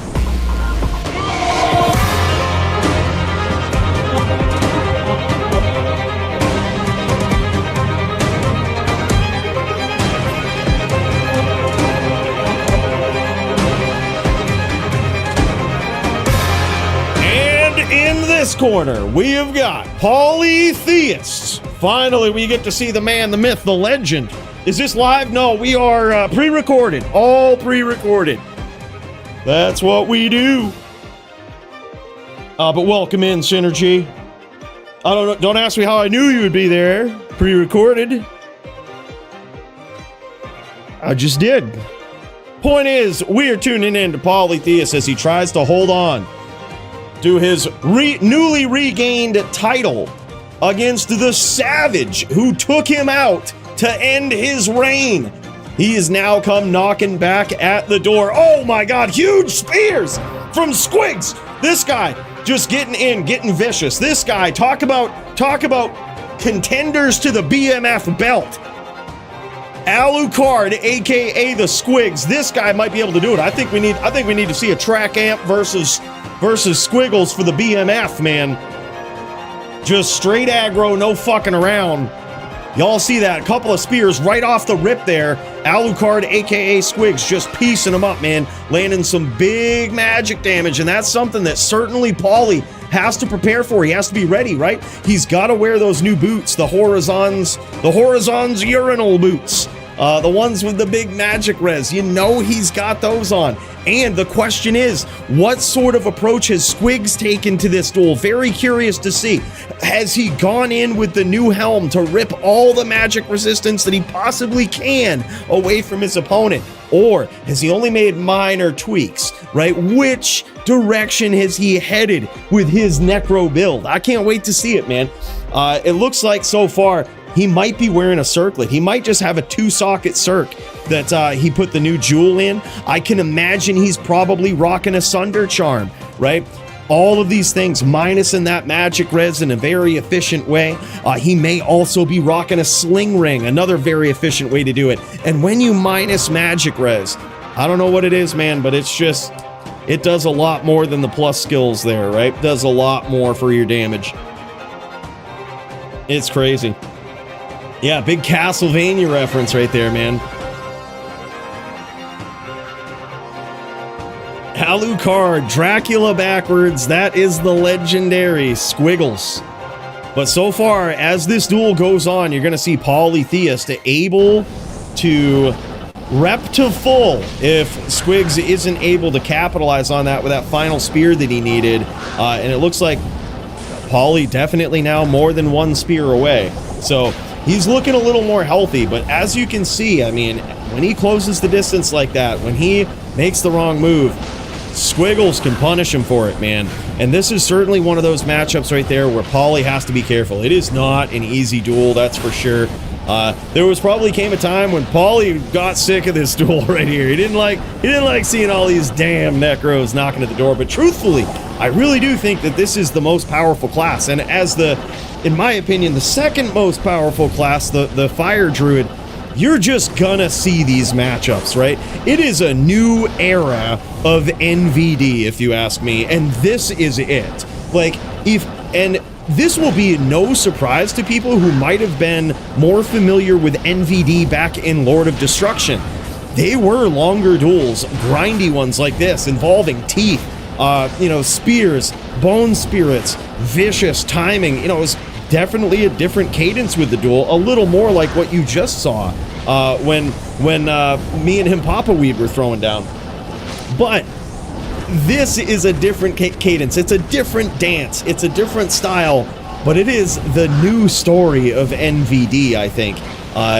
Because these are, let's face it, the most powerful builds. In my best opinion, I think these are the most powerful builds in PvP right now. Assuming that we just delete that shitty Warlock that should have never been added into the game.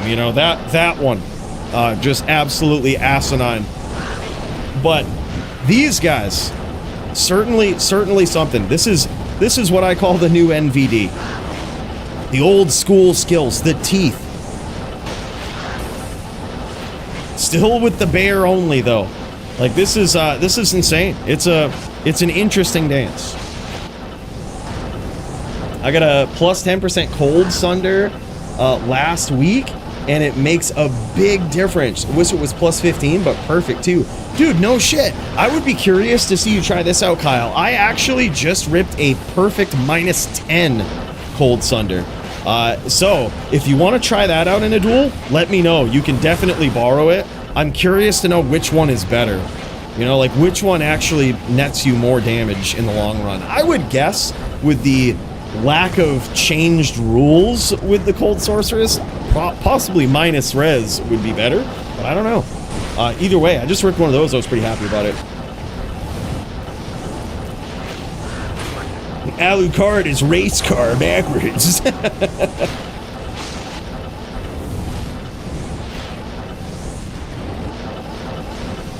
No, there is no change in rules, Doombringer. There's been no addressing of the Cold Sorceress new rules at all with the new items. So they're the same. I said with the I think I said with the lack of change in rules. Like there's been no change around it, and there's way more ways to sunder now. Open to having that broken, you know, and you know, considering changing it, but until we see more Cold Sorts tearing up like Lamp and Doombringer, and now Kyle is up in here. Until we see it, you know, it's if it ain't broke, don't try to fix it, you know. Yeah, that'd be sick, Doom. That'd be sick, man. I think the path is paved, that's for sure. Cold Mastery, too good. Yeah, cold damage, presumably way better. I don't know, dude. Doombringer used to say that he was like, and he's right here to confirm, too. He used to tell me that, you know, if they ever make it so that the Cold Mastery skill works like other Mastery skills on the Sorceress, I'm going to be happy as Peach, because it's going to do way more damage than you think. So perhaps the added damage from the Sunder Charm is better. I don't know. But there are other forms of mastery damage in the form of Nightwing or Defathom, cold facets, all of this. So it's not a new thing with cold mastery damage, but minusing more to your poor enemy's cold res is certainly something, right? I think if anything with the new cold sunders and shit, like if anything, again, we haven't even touched it because no one's come in and broken anything, but like there's obviously a minus 20% possible difference now, or what is it, minus 15. There's like a potential minus 15 difference. So if anything, it might be like plus 7 or 8 more to the cold res, but certainly not the full thing, I wouldn't think. I mean, but again, we're not doing anything until, if it ain't broke, we ain't gonna fix it. Holy shit, man! Close range exchange between those guys. That was a nice boulder setup from Poly. He actually landed a really nice boulder there, and Squigs tried to make a trade as Poly was coming in. And who won that trade? Hard to tell, but Squigs is quite low now. Quite low. That boulder that Polytheist literally drew back from Arkansas somewhere and chucked that boulder right up on Squigs, and damn, that thing connected.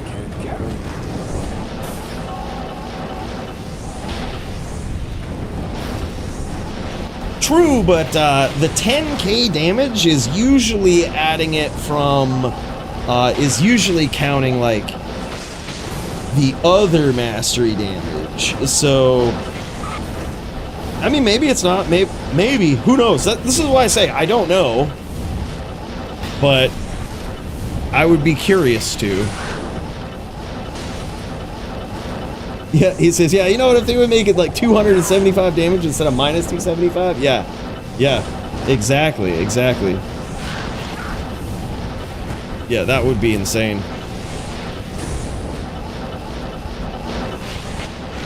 Yeah, so I always remembered that, Doom, when they came out with this new Sunder Charm. I was like, wait, so is that just really good for the cold damage? Or I was like trying to figure it out, but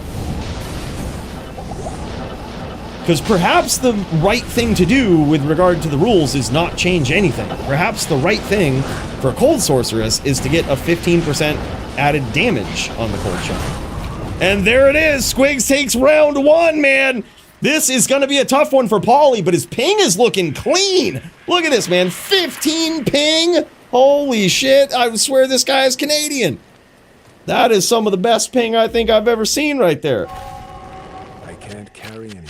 Damn, son. Alucard getting there in round 1. This is going to be a tough match for Poly. This is always one.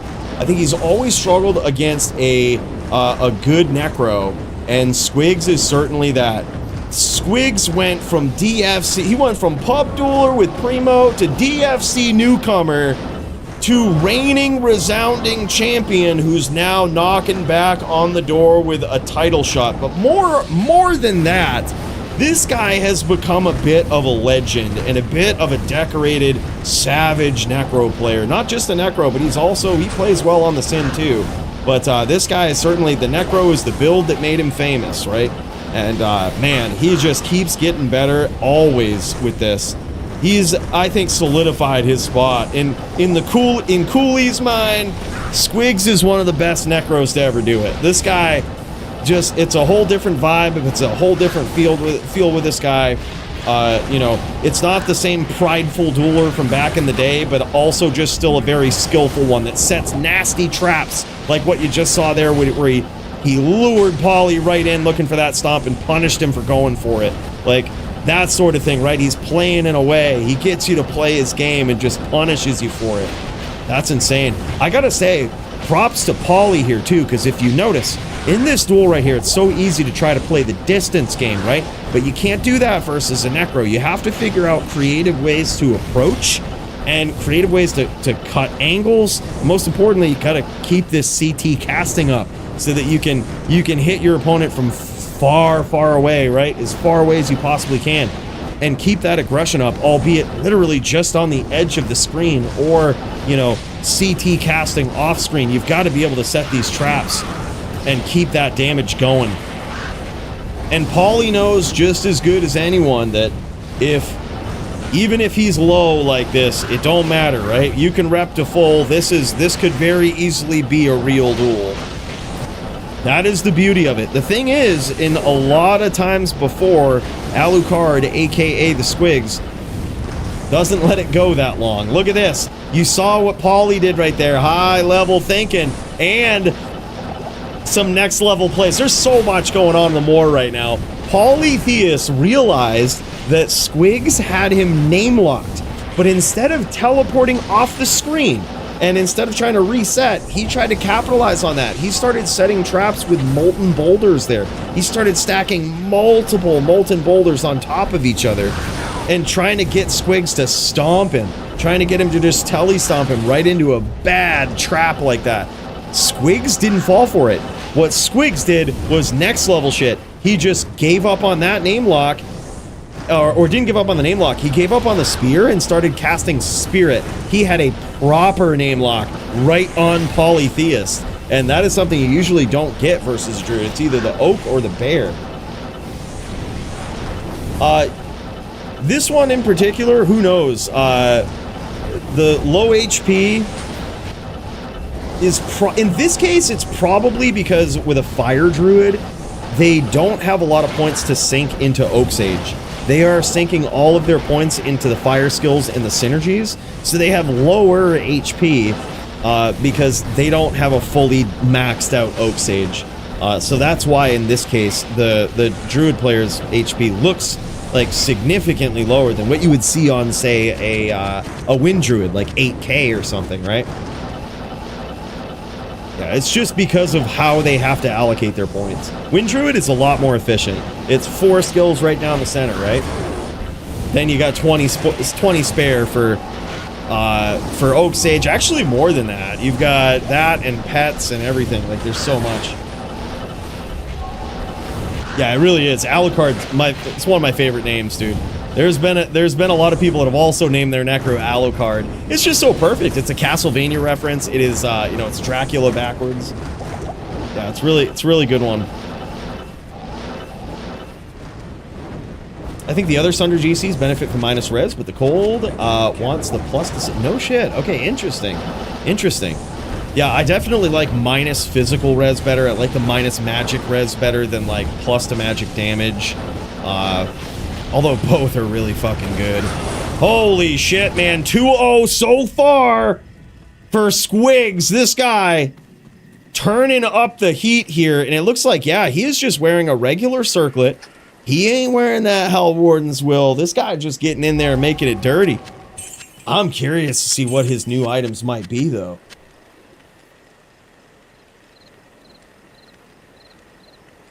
Yeah, and if you get 99 on a Windy track amp, you can actually start putting more points into Bear. Yeah, it gets crazy, man. Or if you really want to be BM, put some more points into Wolves and shit, give them more life. I can't carry anymore.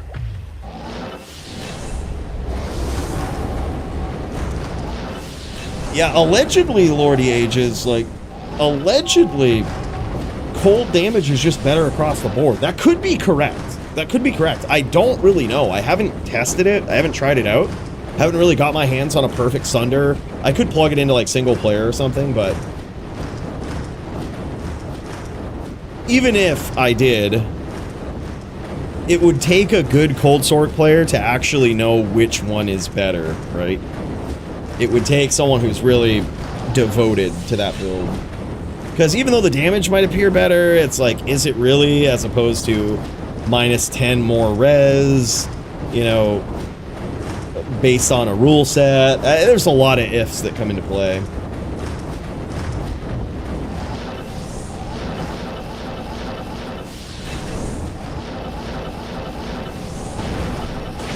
Holy shit, boys. All right, let's pop over here. Let's see if we can get the Squiggles perspective on this Necromancer. Look at this. He's always going in, looking for this name lock. This is what I mean. And he's doing a great job of staying out of the way of a lot of these skills. Nice stomp there from Squigs. Holy shit, man. Look at this. It is just constant pressure. You see that side stomp there? Or just tellies to the side. Oh my god. The Bone Prison almost got him there. Holy shit, Polytheist is in trouble early. And now Poly's going to try to capitalize on that aggression. Oh my god, that bear form just saved Poly right there. This is that high-level Shaman Druid player right there. He knew that he was going to engage in some close quarters combat, needed to stack up that damage on Squigs, and he needed to survive a spear. That bear form allowed him to survive a spear when he was otherwise dead. And now Squigs is in trouble. This is crazy, man. This is some high-level play from Poly. He literally, from one life, has kited... He has kited Squigs down to being in danger here. I thought that prison was gonna get him. I thought it was all over with that prison. I guess he did take boots off? Interesting, dude. Because the jump in damage for every few percent you pierce past the GM cap of res is huge. Damn, son, and there it is. 3-0 so far. Or is that 4-0? Oh my god. Holy shit, man. They might have agreed to a 3-0 just because they tend to be longer duels. Oh, that's probably what Poly said. I might have missed that. Yeah, they tend to be longer duels, but bros, holy shit. This was quick. I gotta say, this might have been... That... Squigs looked better than ever. In any of their matchups ever. I think Squigs just looked clean here. Like, that was absolutely wild. Holy shit, boys. Squigs, the man, the myth, and new and once again champion. That is wild, man. I thought for sure Poly has, we've seen some new tricks up Poly's sleeve for his gear, for his setups. I was really wondering how much that might pay off. But look at this. He's got a bone shade with the new wand. Oh, there it is. He passed the DFC belt. There it is. To Squigs, just like that. That is crazy. So good to see, man. I'm so happy with this tradition. This is just really cool to see. He has a perfect F bone shade with the new magic jewel in it. That was the spice. Why, you might be asking, why would he use that wand? Anybody who knows. That is the best wand, the only wand where you can get a decent damage on spear and also +7 to teeth, which is an important skill for this. Very, very important skill for this. And, you know, there it is, just like that. Perfect 10-10 jewel right there. He had 2 bear runes in the helm. That was wild, man. So many. He actually overstacked his bear runes here. He's got 31, 49, and then another one in the shield to counteract. Wow, is that a Dark Force spawn? This is what I mean, dude. Squigs ain't slowed down at all, bro. Yeah, he's got, I guess 47 DR. I thought he overstacked, but I guess he didn't. It's, that's insane. Yeah, 16 there, 31. Okay, yeah, but still 47 DR. the Bone Shade, Dark Force Spawn. This is just so wild. He was really looking to maximize both teeth damage and spear damage. That is an incredibly crazy setup right there. I gotta say, that is nasty. Gotta be taking notes here, man. I gotta go get me a Bone Shade now. Gotta go fire up that Bone Shade now. Holy shit, he didn't put the Sunder Charm in there though. I didn't see no Sunder Charm. Fight back against those boots. I'm wondering if a Sunder might be good in there somewhere. I think it's probably better damage than an actual skiller, but you know, that's crazy. Wild, man. Great duel. The once again champion, Squigs. He done did it, man. Wow. Yeah, he just did. That was a quick duel, man. That was quick. I thought for sure it might be a way more epic duel today. I thought for sure that like in ROT dubs, it might be way different. But damn, dude. This just goes to show we've got a lot to learn from that boy right there, the Squiggles. This guy is a legend, an absolute living legend, man. So wild. Holy shit, boys, what have we got? Damn, son, what's going on? We got anybody else up here in the Discord ready to jam, ready to slam, ready to Alabama? Oh, I just got a message from Joel Van. He says, all right, 20 minutes. I'm ready, bro. After the title, we jamming? Let's do it. Let's do it. We've got ourselves a duel. We've got ourselves a duel. Let's get this set up. He's in BVN 5. All right, here we go.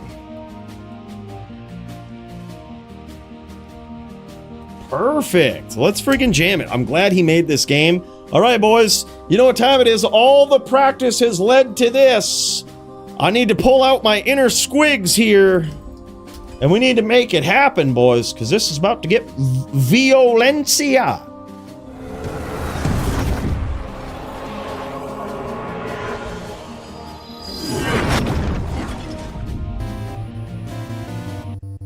All right, here we go, boys. You know what it is. Oh, okay, that was what it was. FT3 of straight aggro. Dude, yeah, that's crazy. That's crazy. Y'all need a BMF belt, man. That was wild. Bro, you know me, I would never cry about time. I know that duel can go on forever, dude. I know how it is. I know how it is, dude. You take all the time you need. That's what I say. We're here for it. If we got something else, sometimes we swap back and forth in between, but we fucking know, right? Yeah, that was insane.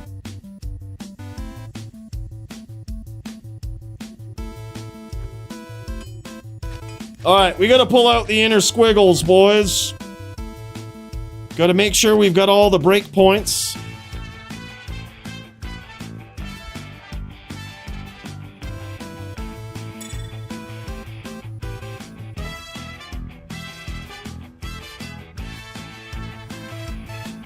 I think we Reds to go.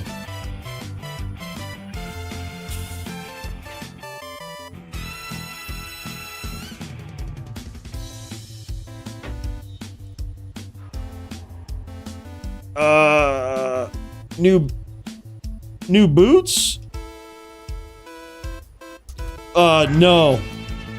Zerk away. His Zerk, if he does it, it will fucking hurt. Cause I might have to take that off. His Zerk is gonna be big payoff for him. Well, good luck hitting me. You're gonna need to. You're gonna need to get that Zerk up in there. I'm gonna get fucking one-shotted by it. But it is smart. It is indeed smart. 1 point Zerk, yep. That'll still hurt.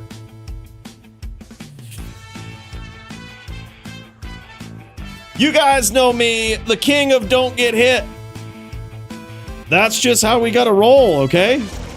You might laugh, but some person on the internet, at least one person, has called me the best necro of all time. All right? Don't I don't need to hear arguments about Squigs or Vamp the Champ. Save all your negativity. Alright? At least one person out there, and it will be more someday. Alright, we gotta fucking lock in. This guy is fucking good.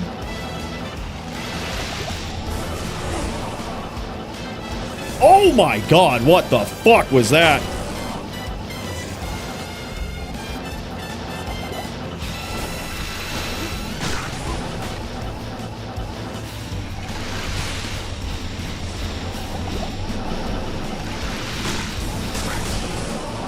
Ooh!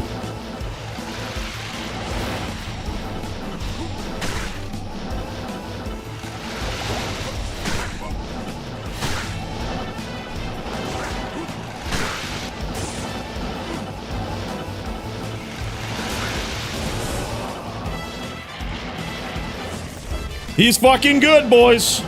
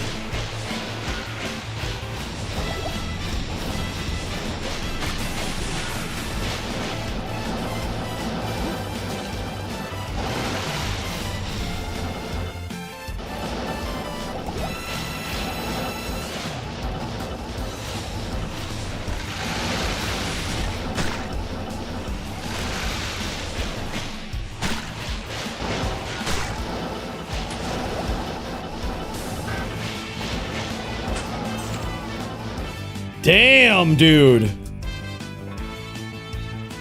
You're the best barb I've ever dueled. That is fucking scary, bro. What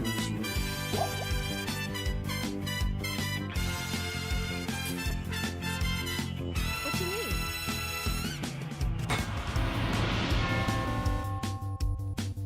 Coooley, just start the chat PK and let it flow through you. Channel your inner elite. God damn it, you're right. What am I doing channeling Squigs? We need to be channeling the elite. Like, look, don't play like a douche. Alright, Jewel Van. No Latson. That's what, yeah, we'll just start the chat PK. By the way, Kyle, big cheers to you, man. Thank you so much. Nah, Jewel Van is a savage.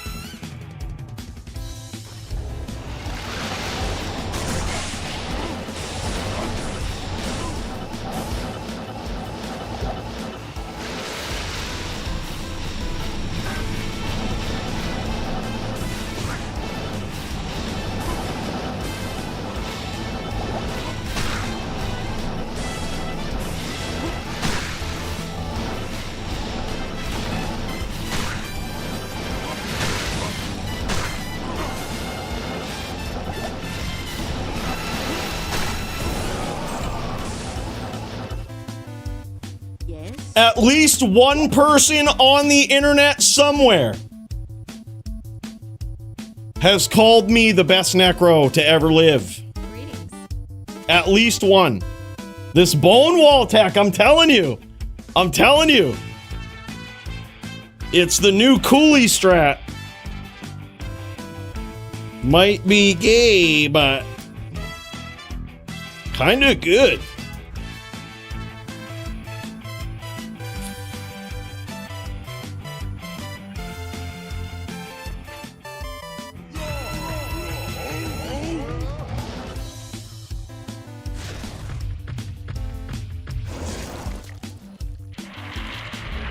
All right, here we go.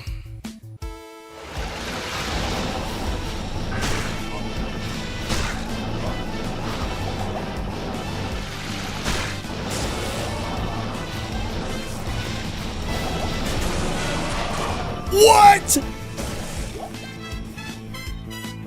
Bruh. No hacks. Dude, a fucking one-shot Zerk, bro. Alright, we gotta take this fucking Magic Sunder off. Or do we? Just don't get hit.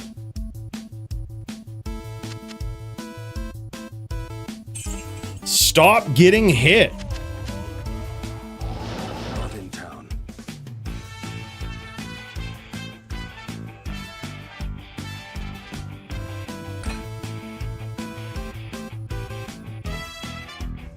Yes?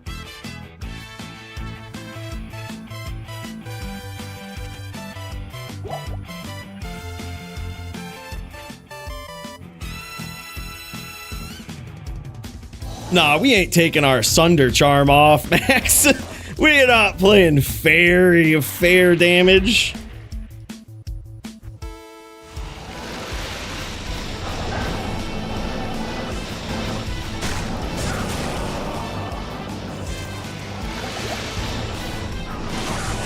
No fucking way. I'm still 2 Zerk anyway. No matter how you slice it, I'm 2 Zerk. So, at least I'm not 1 Zerk. Alright, 2-2. We gotta lock the fuck in. He ain't shutting down this Coooley hype train like that. You know how fast I'm climbing up the ranks? He ain't shutting down this Coooley hype train like this. Not like this. Good day. Alright, whatever. We'll take this fucking Sunder off. God damn it.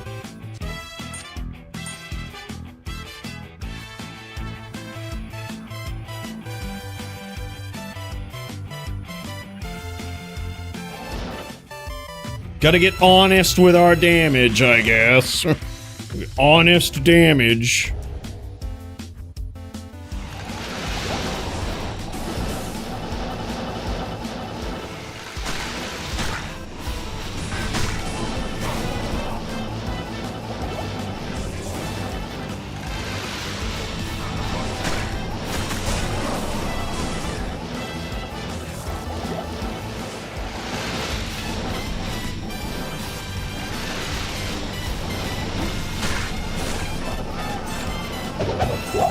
Gotta do honest damage.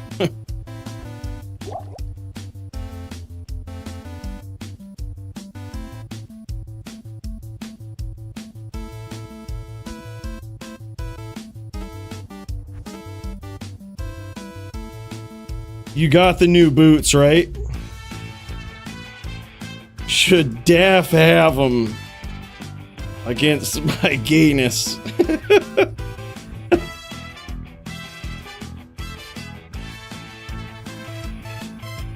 Took Sunder off, but the helm and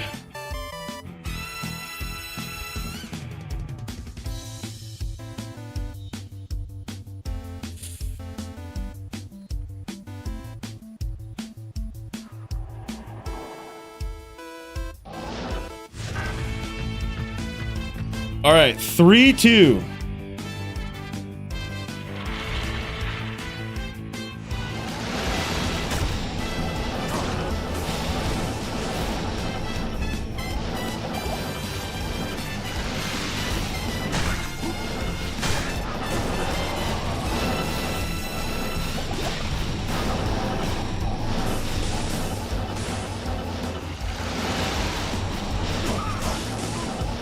All right, maybe we 3 Zerks.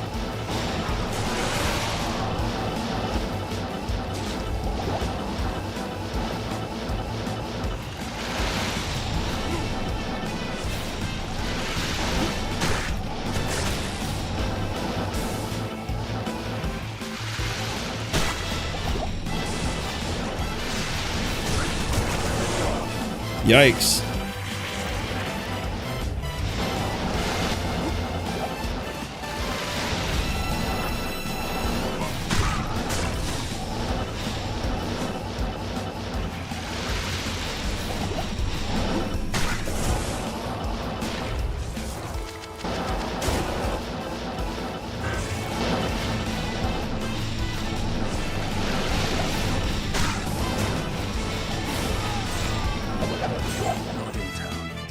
Phew! Holy shit! GG, brother. Got my revenge. The Coooley hype train is real, boys. The Coooley hype train.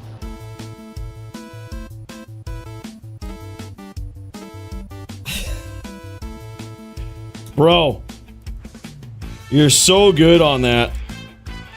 No one I practiced against could even get close. Not even Matty, because he's really bad.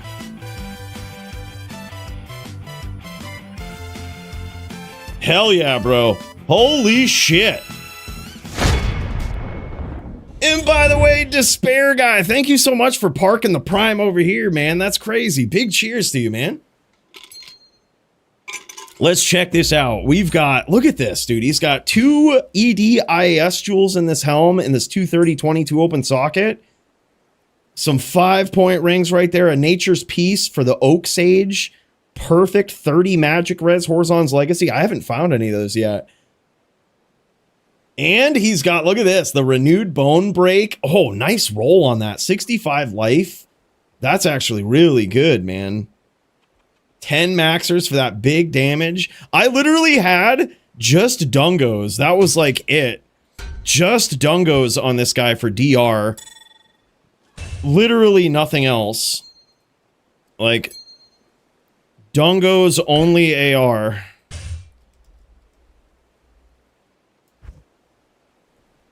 He says, no physical jewel yet. It would be interesting to get it in there. It'd be hard to work it in, I think, for most barbs, but probably versus Necro might be a little easier. Thanks, man.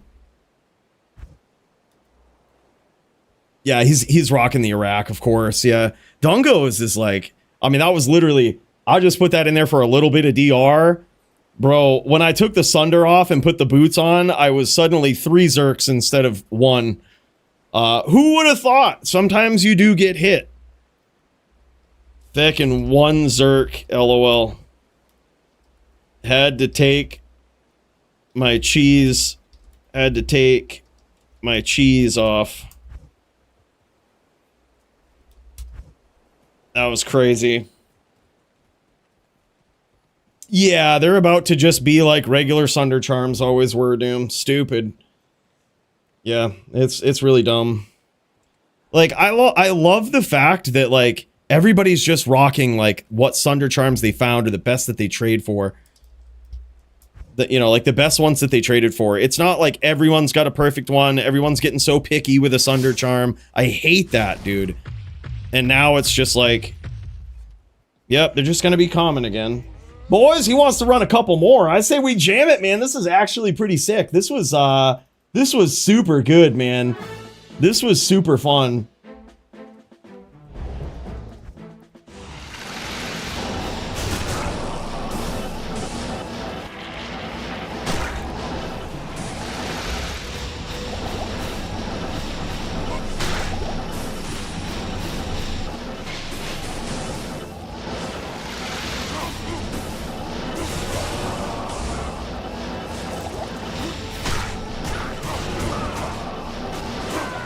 I went for the up spear. He nailed it. Oh, I knew he was going to chain and I went for the up spear. I shouldn't have kicked around in that the bone wall. Dude, bone wall tech is so good.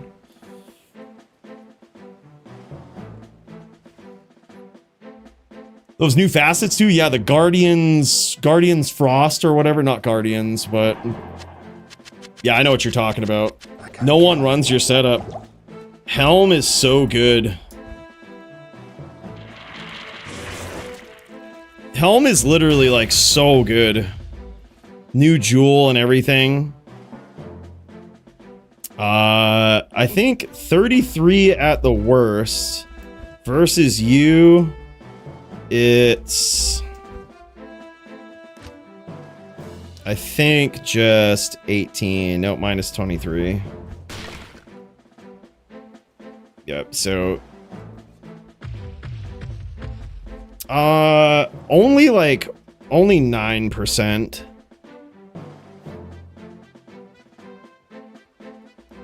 Yep, just that.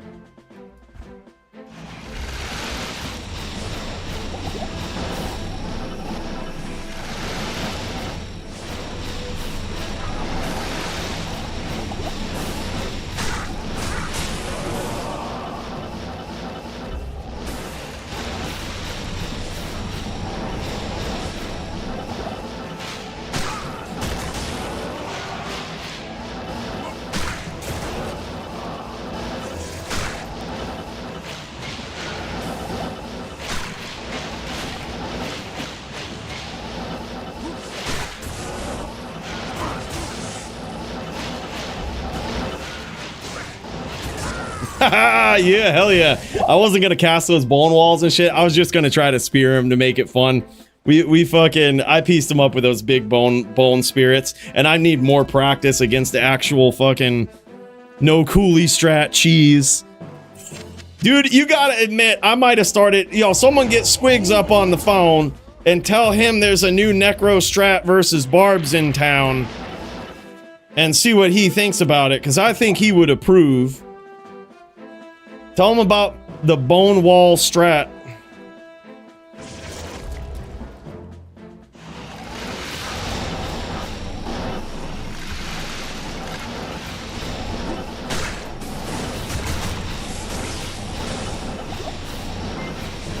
And by the way, Ghost of Dead Cell, my guy, what is this? Well, thank you for parking the Prime over here, man. That's wild.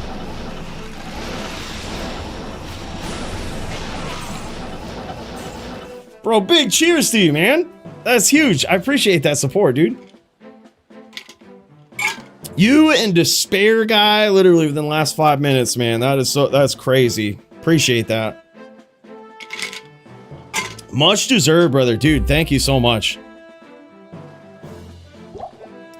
Yep. Do you watch my YouTube videos at all, man? If so, I was just telling people earlier, I'm so excited about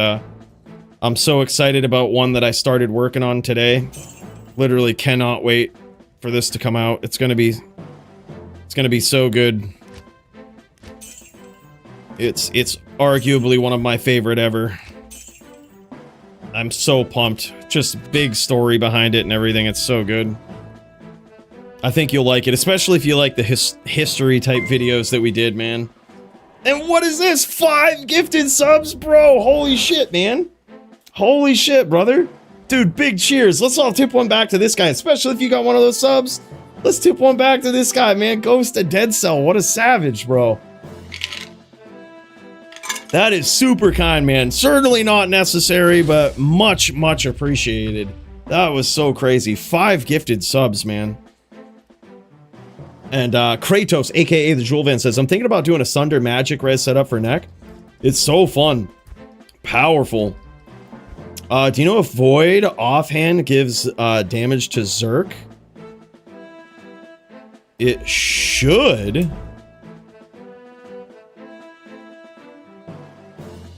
It should, theoretically. Yeah, that'd be nuts. Keep doing what you do, man. Always enjoyable watching your streams and YouTube vids. Bro, that's awesome. I'm so glad you enjoy it, man. I'm so glad. Makes me happy to hear that, because sometimes you put so much you put so much of your heart and soul and stuff. And man, the internet is a rough place. You never know what people are gonna think, and it means a lot to hear that, dude. So I'm glad you like it.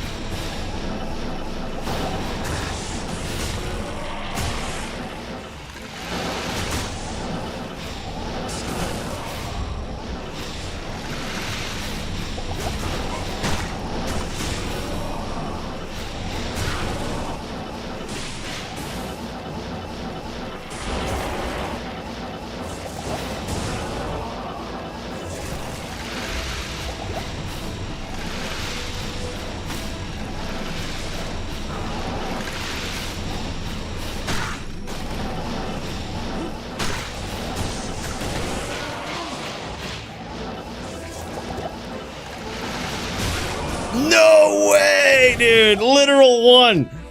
Good duel. Good duel, man. Holy shit. Literal one. Yeah, it's nice seeing that. I've been a die-hard D2 player since the very beginning, so it's awesome to see others appreciate the game the same way I do. Bro, you are definitely gonna love the project I'm working on, man. I gave people kind of a heads up about it earlier, but it was basically for the longest time, I had remembered a bugged item that existed, but there was no evidence of it anywhere online, and it took someone else years later being like, do you ever remember this item? For me being like, so I wasn't fucking crazy. This was the thing. It started a huge investigation. I checked everywhere. Nobody on JSP fucking knew anything. Like, and finally, by searching the four corners of the internet, we found it. Not only did we find that, we found other crazy bugged items that I never knew were a thing. And I've never seen anybody talk about.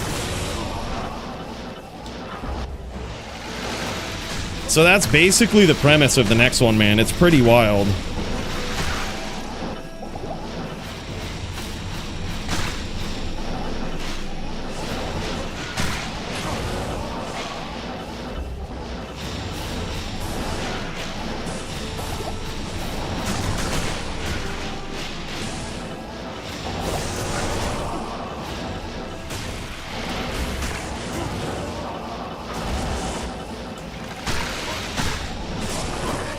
Oh man, what? That Zerk too good. I was going for the spear. I was just gonna tank the Zerk.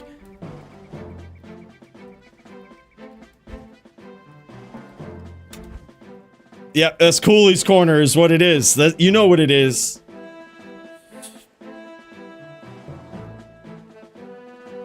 I did, but I didn't play much on open BattleNet duels. I did play on D2GA a little bit, but never really like open BattleNet. It was all just a bunch of hacked horse shit. Like, wasn't really up my alley.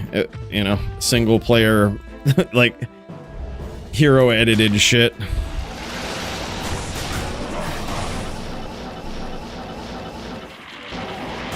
No, he's too quick. Too quick. And by the way, Kyle Crazy Fox, the man, the myth, bro, big cheers. 9 months over there on the Twatch. And he says, forgot I had the Prime sub. My guy, thank you so much, dude. I really appreciate that. Always so kind and generous. Yeah, it's gonna be wild though, man. It's gonna be wild. I'm getting better every round. Glad I got it in early.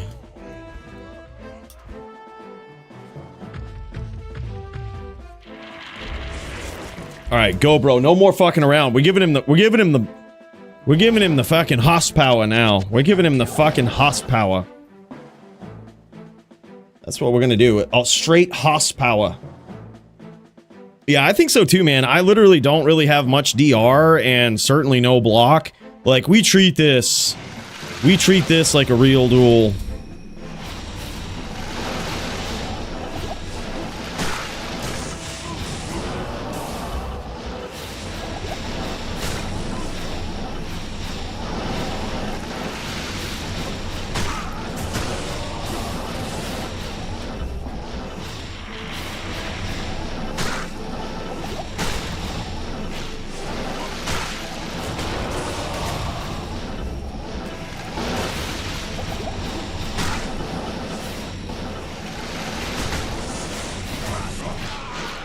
Alright, we tanked it that time, but barely. Yes. We tanked it that time, but barely. Bro, you were gonna love... Yeah, constricting ring was a thing. You want to know another thing that I never knew existed? Another little bit of a spoiler? There was another constricting ring. I had no idea. But there was another constricting ring. Looks nothing like... Well, it looks a little like the first one, but... Bro, I had no idea this shit existed. Like, I was blown away. It was legit, like actually existed on the realm. Like, not only the shouldn't exist version, but then the really shouldn't exist version.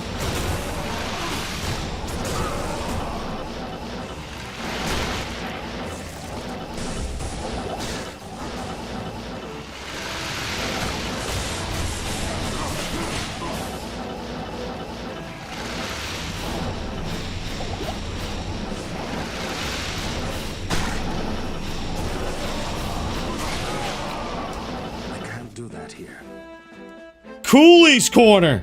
I told him we're giving him the horsepower. I had bug barb boots with like 400 ED poofed after 2 games. Guess I forgot to perm. Damn, son. More broken than the right ring?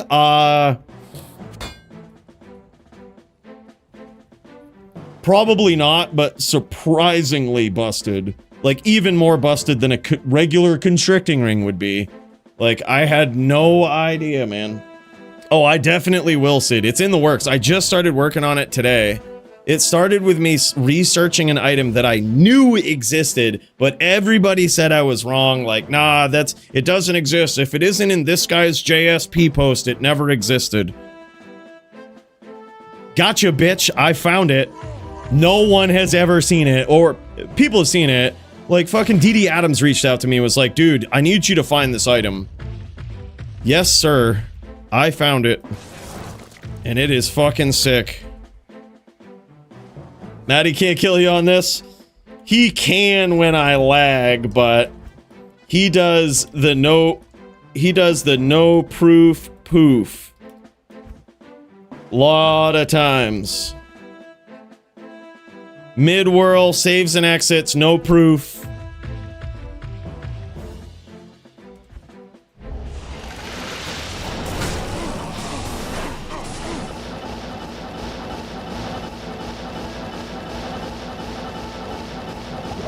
Oh man, look at this chin.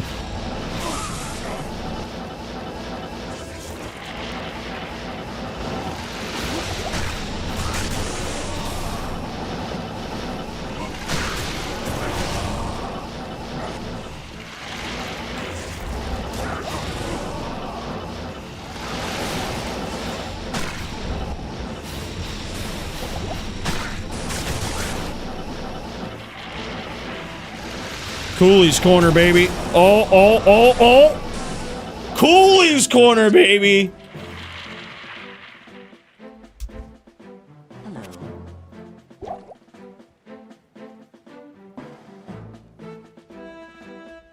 Who's the current HLD champ? Squigs. Squigs just took it here tonight. Yep. Armageddon slippers, those were also a thing. I did find some picture of those. People knew about those. Those were very well known. The item was bugged Travix glory. I knew it was a thing. People called me a liar. They were like, this doesn't exist. It doesn't exist in this guy's JSP post. It was never a thing. I was like, dude, I fucking bought it. I know I did. At first, I actually did think I was crazy. I was like, maybe I just made it up in my head. I was like, but no, bugged Travix was a thing. Oh, it was savage, Titan. You just wait, bro. You just wait. I didn't even show it to DD Adams. I told him I found it, but I did not show it to him.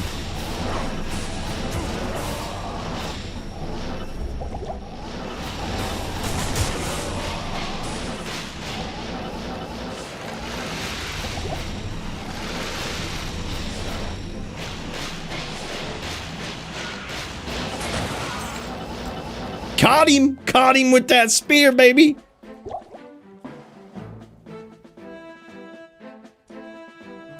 GG, man.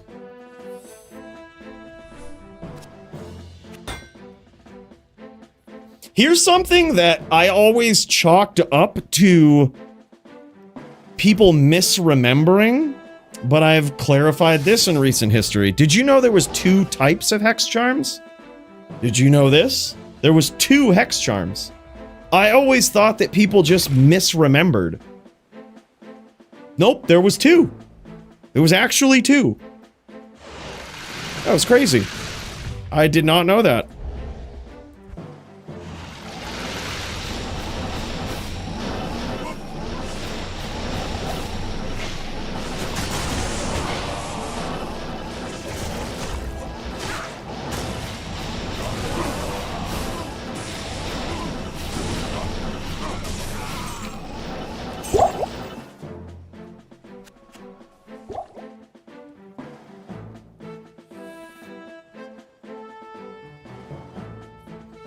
Yep, there was ones with energy and there was ones with Vita. That's what it was. Yep, that's what it was. Energy and Vita. Strength, Dex, Vita. Strength, Dex, Energy. Yep. Yeah, I always thought people just misremembered. I was like, one of these is incorrect. I was like, maybe it was East-West thing. I was like, I couldn't chalk it up to like, what? Why are there two versions of this? There just actually was two versions. Okay, my inner punch. My inner elite. With a bit of gay.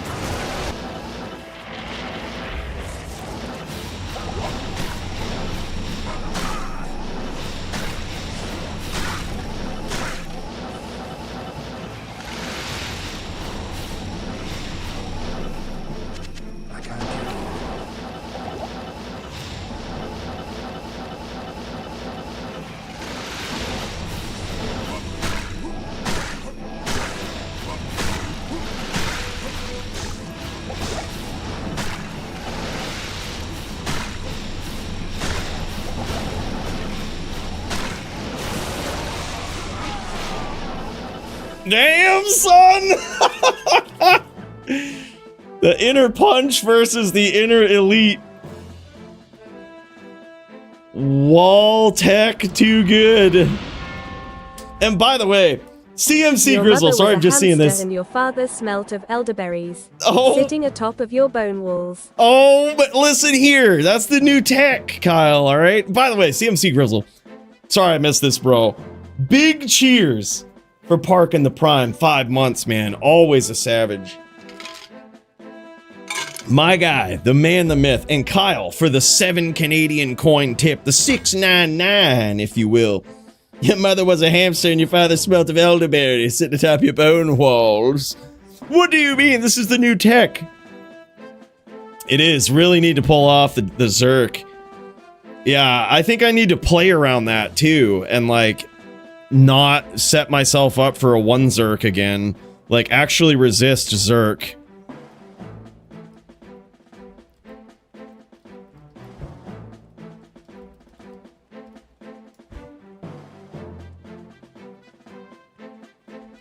Not where Sunder and... Not where Sunder, basically. Crazy, dude! Yeah. Yeah. Would be cool if they brought back Soul Spurs as a unique that only drops from Herald or something. I mean, they would just be better. Soul Spurs are why they brought these in. It's just because like they knew that people needed something for faster hit recovery, but they would just be the best boots ever. There There would be 2 boots. There would be these, and there would be soul spurs. No one else would wear anything else. GG's, brother. Good duels.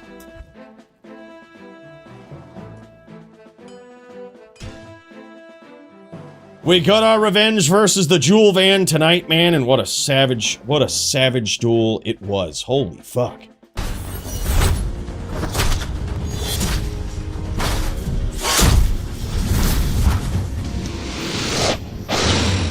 What an epic night of duels, boys! Can you believe it? Another DFC in the books. This was nuts. So much violence. So much craziness, man. This is what a great night. Guys, thank you so much for the support too, man. Kyle, Ghost of Dead Cell, Despair Guy, big one to Ghost of Dead Cell, man. Huge. CMC Grizzle, of course. He's godly. I have nots. The G-Man Crib, Sam Ale the Poet, and friggin' everyone. So much kindness and generosity. On the YouTubes as well. All over the place, man. Means a lot. Boys, with your help, we have done it. We've built an arena of digital violence in Diablo 2. Damn, it feels good. Bros, let's bring it out of here in style, shall we?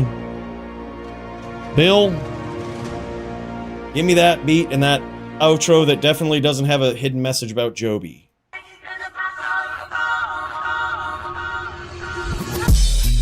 That's the one, man. Bros, we'll see you guys next week, man. Dry your eyes.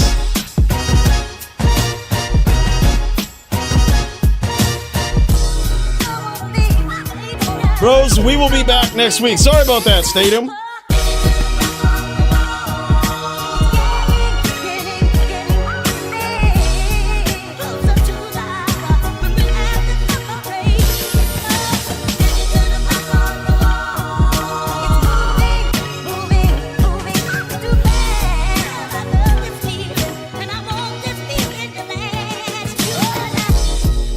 Bros, every week, it means the world to be here with you. Are we is Barricade even live? I was like, hey, let's just raid this guy. Is he even live?